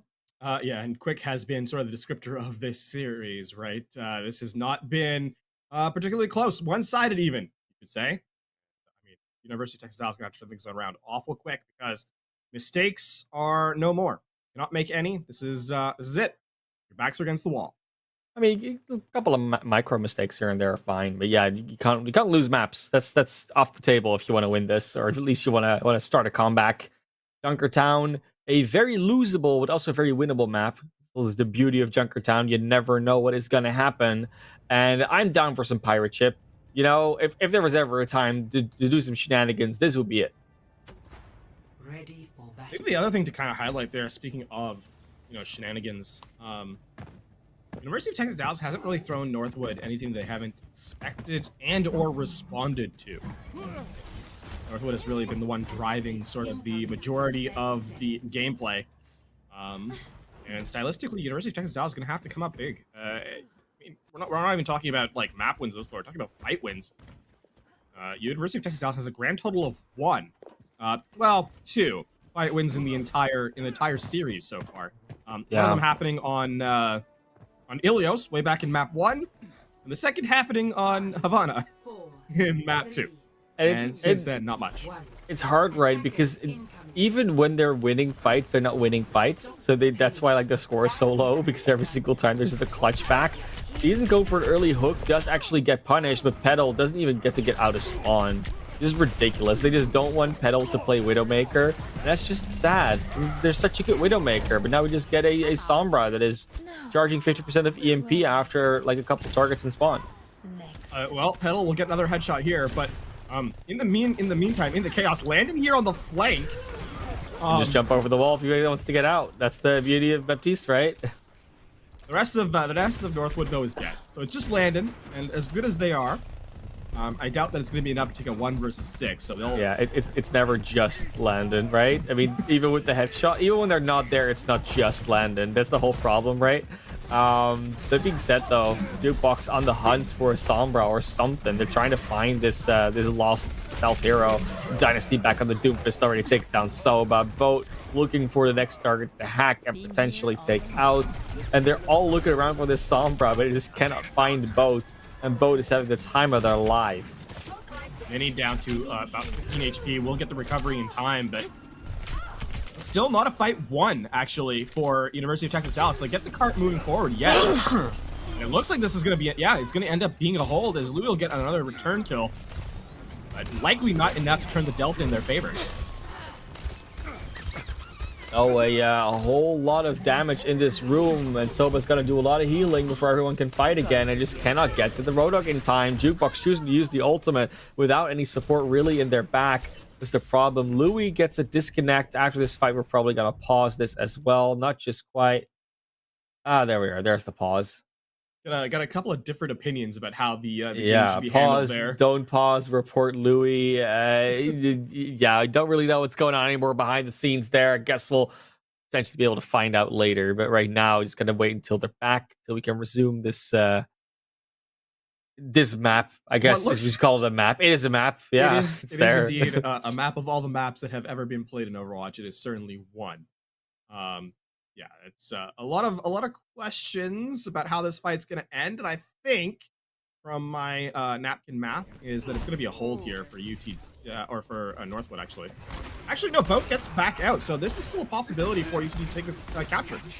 Actually, if you get Dynasty that quickly with the headshot, nicely done. Very low on the ball as well. Yeah, they're finding the value here. Double hit scan seems to be an option for them. They're exploring it, and they're executing well with it so far. Petal and Kashir just combining for a lot of damage, and without having to really get close to anybody. This is exactly what you want with all the Brawly DPS burst coming out from Northwood. Mr. Heroes continues to be sort of the name of the game here. Is 3 players make different selections by Northwood. Oh man, caught in a corner. No healers available. Will get the elimination.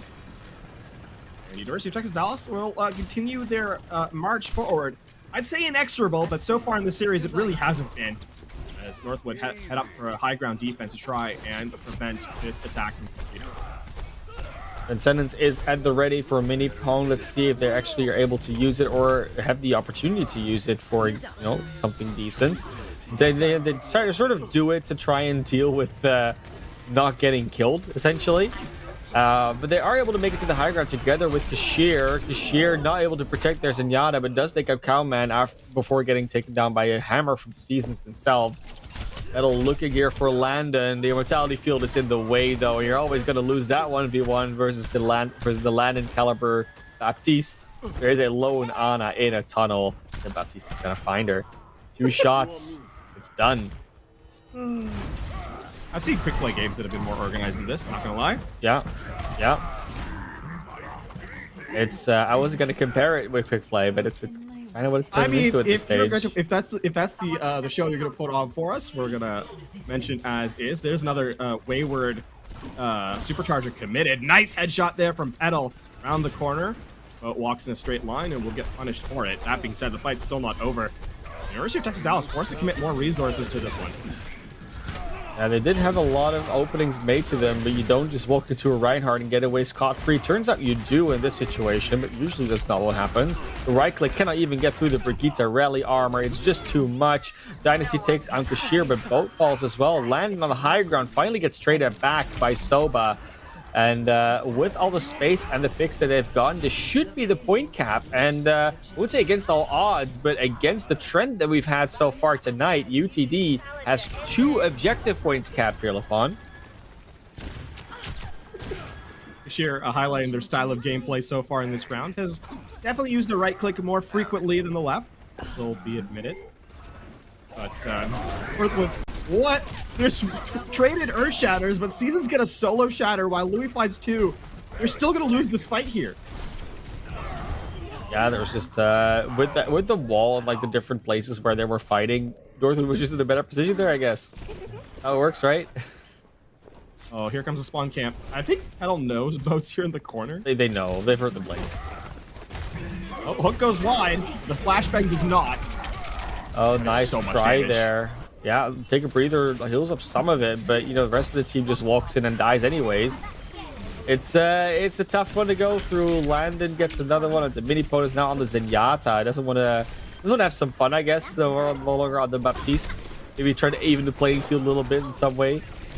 Nice try from Boat here to get the one clip onto Petal. It's not happening. The headshot will happen, but there's Landon, the true DPS of Northwood, coming in with the headshots. I'm gonna give 1v1. Nope, it's not 1v1 when the Reinhardt charges in. It's like you say, right? There's so much going on at the same time. They're just walking around the map aimlessly trying to find targets, and not even doing it as a squad. This is not working. Oh my god. I don't remember the meme from a while ago where JoJo's music played as the camera cut. And something bad is about to happen. But so far, this entire defense has just been that meme over and over. Yeah. Every single time. Or just the record scratch. It was at that moment that yeah. Oh, Landon slept. The terror is over. There's no Nate, Nate, though. elimination. Oh no, Yeah. Landon survives. Landon lives. Landon with the Transcendence. It's such a BM. Wait, the cart's moving. The cart's moving. Yeah, I mean they are able to move it a little bit, but someone's touching, I guess. And back to spawn as well. Cowman will eventually get taken out by the whole Hawks over the supercharger, and they do make it to the objective eventually. There's still a Landon around. You can just feel the orbs of constantly hitting everybody. They just don't even want to fight at the objective, and they don't have to, because everyone keeps chasing them away from the objective. Oh, Landon has been unleashed. And the Zen is making life hectic and hellish for UT Dallas. Landon gets another elimination. Is getting bodyguarded by Boat all the way to the health pack. This is a spawn camp of epic proportions. It's been a while since I've seen one this rough. And yeah, someone will not survive. This is Pedal finally finding some value. Doesn't find the value onto Landon though, because Landon just doesn't stop. Landon cannot die. It is immortal Landon. Lucy Zenyatta on the cart will be dispatched as well. I mean, 18 seconds stands between UTD and just not completing this map. But like I said, at least they got 2 objective points, right? They did something this series. Yeah, and the pulse bomb will go wide there, so Sopa will survive for another day. And with Landon finally down. I say Landon finally down, and then Landon from the grave assists that elimination onto Soba. So it has just overtime going to be committed here, and a couple players already lost. Looking like the end of this fight, this push. UT Dallas will have to be content with 2 points and not much else. 25.44 meters after me, and that's pretty much the cart. It's where it is right now. Like, it's through the gate and a couple extra meters. That is indeed the round as we go into potentially the last round of Overwatch in the NECC Nationals. I think it might actually be the last round. I think there's still another series going on the other stream. But it's that's definitely not really a punchy final line though. So we'll say it is. Yeah. We'll say it's the last round. And, the last round for NECC Legends, because that's definitely the case. There you go. Northwood Esports 1 offense away from a total victory. Here against University of Texas Dallas, and what a game it's been so far. Hectic, I think, is probably the one-word reply if you were to ask for a descriptor, an adjective of it. But certainly, some time remains in University of Texas Dallas. Ready for battle. They could come up with the goods here. Final rounds at the ready. Northwood Esports 1 attack away from total victory. As I said, University of I mean, this has really been just a chaotic mess of a map, certainly. Now we're gonna get the double aerial defense. Edel and Kashir on the Echo and the Fire. I mean, if you hold basically in their spawn door, this can potentially work. I've seen this done, and it was disgusting what results it got. But I don't know if they're actually like doing it for that reason, or if they just want to have some fun. That being said, yeah, 2 objectives and 9 was it 13.9 classes is what they have to push. We entered a new unit of measurement this week. Based on your height? Based on my height, yeah. Oh, well, I mean, I was going to say, it started off well, and then Kashir went to go for a play in the elimination time, so. That is going to be the first point, nearly completely gotten. Yeah, that Genji's going to dash I think they're asking for both to switch to the Echo as well. They want the double arrow matchup. It'd be fun to watch. Listen, if you get enough dash resets, Genji technically flies. Genji can fly, yeah. Well, he can at least avoid the ground. I think that's more accurate. Isn't that the same thing? Not really. Flight requires you to like propel yourself more infinitely or indefinitely. Yeah, it's okay, that's gonna be though. The hook coming in. Yeah, the team. Alright. Gonna be taken out. This fight is actually gonna be won by UT Dallas. Yeah, they're doing it. Get off just a little bit more than they can chew. The hook will go wide. Wait, oh, I spoke too soon. They got 3 eliminations. We keep being baited by this, Lafon. They're never truly out. They're just delaying the fight. Is kind of what it feels like. Dude, try and go in on this Farah, but even then, oh, we get the duplicate. Oh, we've seen this done before. It's not gonna happen. You just get 2 rockets in your face, and the Mercy and the Diva are just too much support. And unfortunately for Kashir, they just could not get the elimination onto Dynasty. I mean, it's gotta happen at some point, right? Not this time around, though. We'll actually get eliminated, but there's probably a res right around the corner if they want it. They can probably find a way to do that.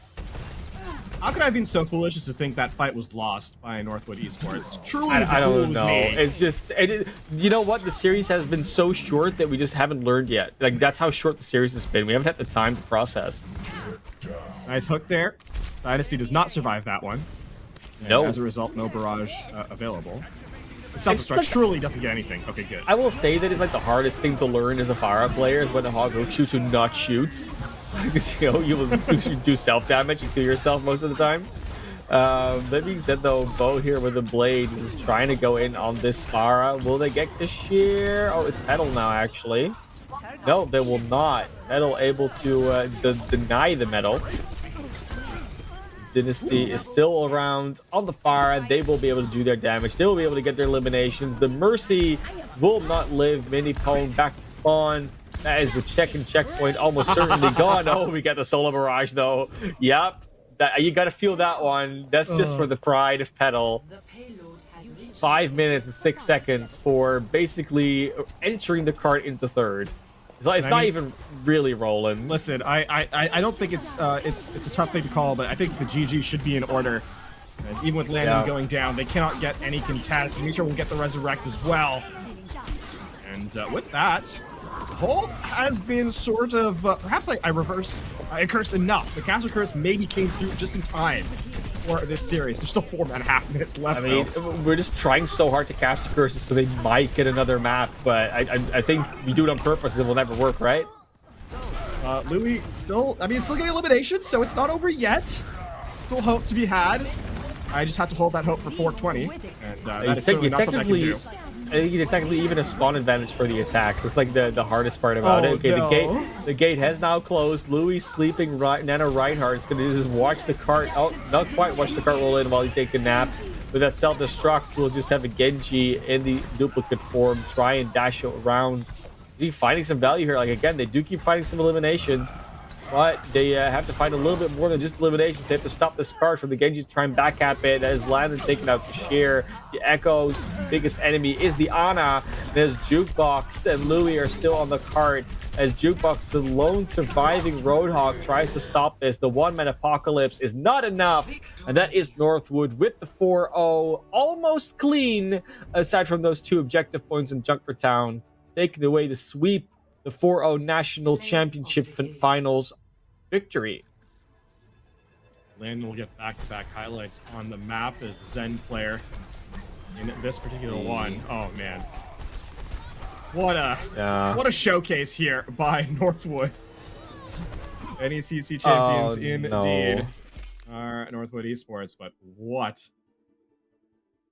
Oh man, what a sequence of events led us that to was this moment. They had to play against each other. I think that's the sequence of events we got right there. That was just it. They had to play.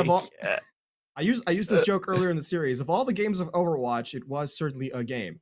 And with that, Northwood will take the 4-0. Chaotic at times, entertaining nonetheless.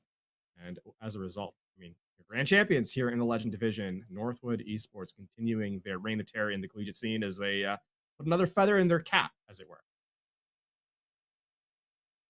Feather in the cap. What we can do though is we can give them a feather in the cap by just having a little bit of chat, just making sure that we talk to a couple of these players, figure out what their thought process was going into this, going out of this. So what we're going to do, we're going to go through to a quick break, and then we come back. We can actually live congratulate at least one and maybe even more players of the Northwood roster. So don't go anywhere. Close out the day with a wonderful chat.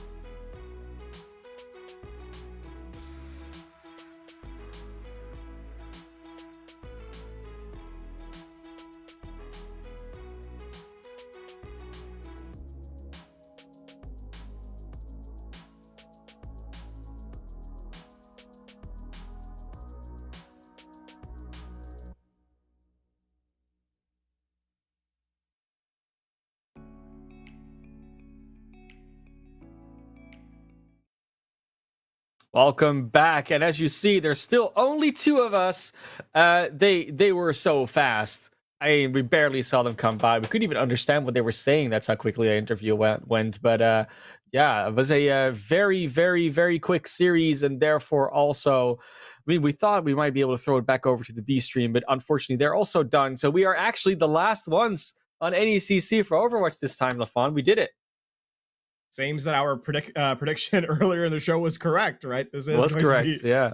there you go. That's a prediction that perhaps we would have liked to see come incorrect or come false, but that is not the way of the world. That is going to be the show here today. I mean, Classy, there's been some fantastic Overwatch over the season, from the fall or to the spring here. Some just spectacular games. We've seen some really highlight moments.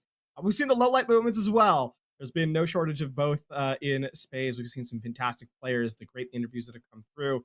I had a chance yesterday to see how much it meant to some of the players that showcased the games on stream all over all through the season. And so at the tail end of it, all I can say is thank you for watching. Yeah, thanks so much for watching. Of course, we also want to thank everybody to help behind the scenes, both right now that we're working with Gigi and Caroline, just being in here, talking us through everything, making sure that we have a shoulder to cry on, even if it is digitally. But no, just thanks to them, but also thanks to everybody at NECC that just continuously put this on, all the schools, everyone, the coaches, the staff, the players, anyone that's involved in this, because not just in Overwatch, but in all the other titles as well. There are some great talent coming up, whether they are already attached to some sort of professional play, like players like Landon and Dynasty and Petal are, or whether they are trying to actually breed that talent that isn't known yet. It's all really awesome to see, and collegiate is definitely an awesome program to be involved in. If you are a school that was somehow watching this and you're like, hey, we are not in NECC. Why are we not in NECC? Well, go find NECC, talk to them, and sign your school up. There will be more seasons, I have been told. So would not be surprised to see even more signups next time around. And maybe it won't be in Overwatch anymore. It'll be in Overwatch 2. Who knows? It is a timeline away. And a final shout out to you, the one watching this. Thank you for being here. Hope you're having a great night. We'll see you next time.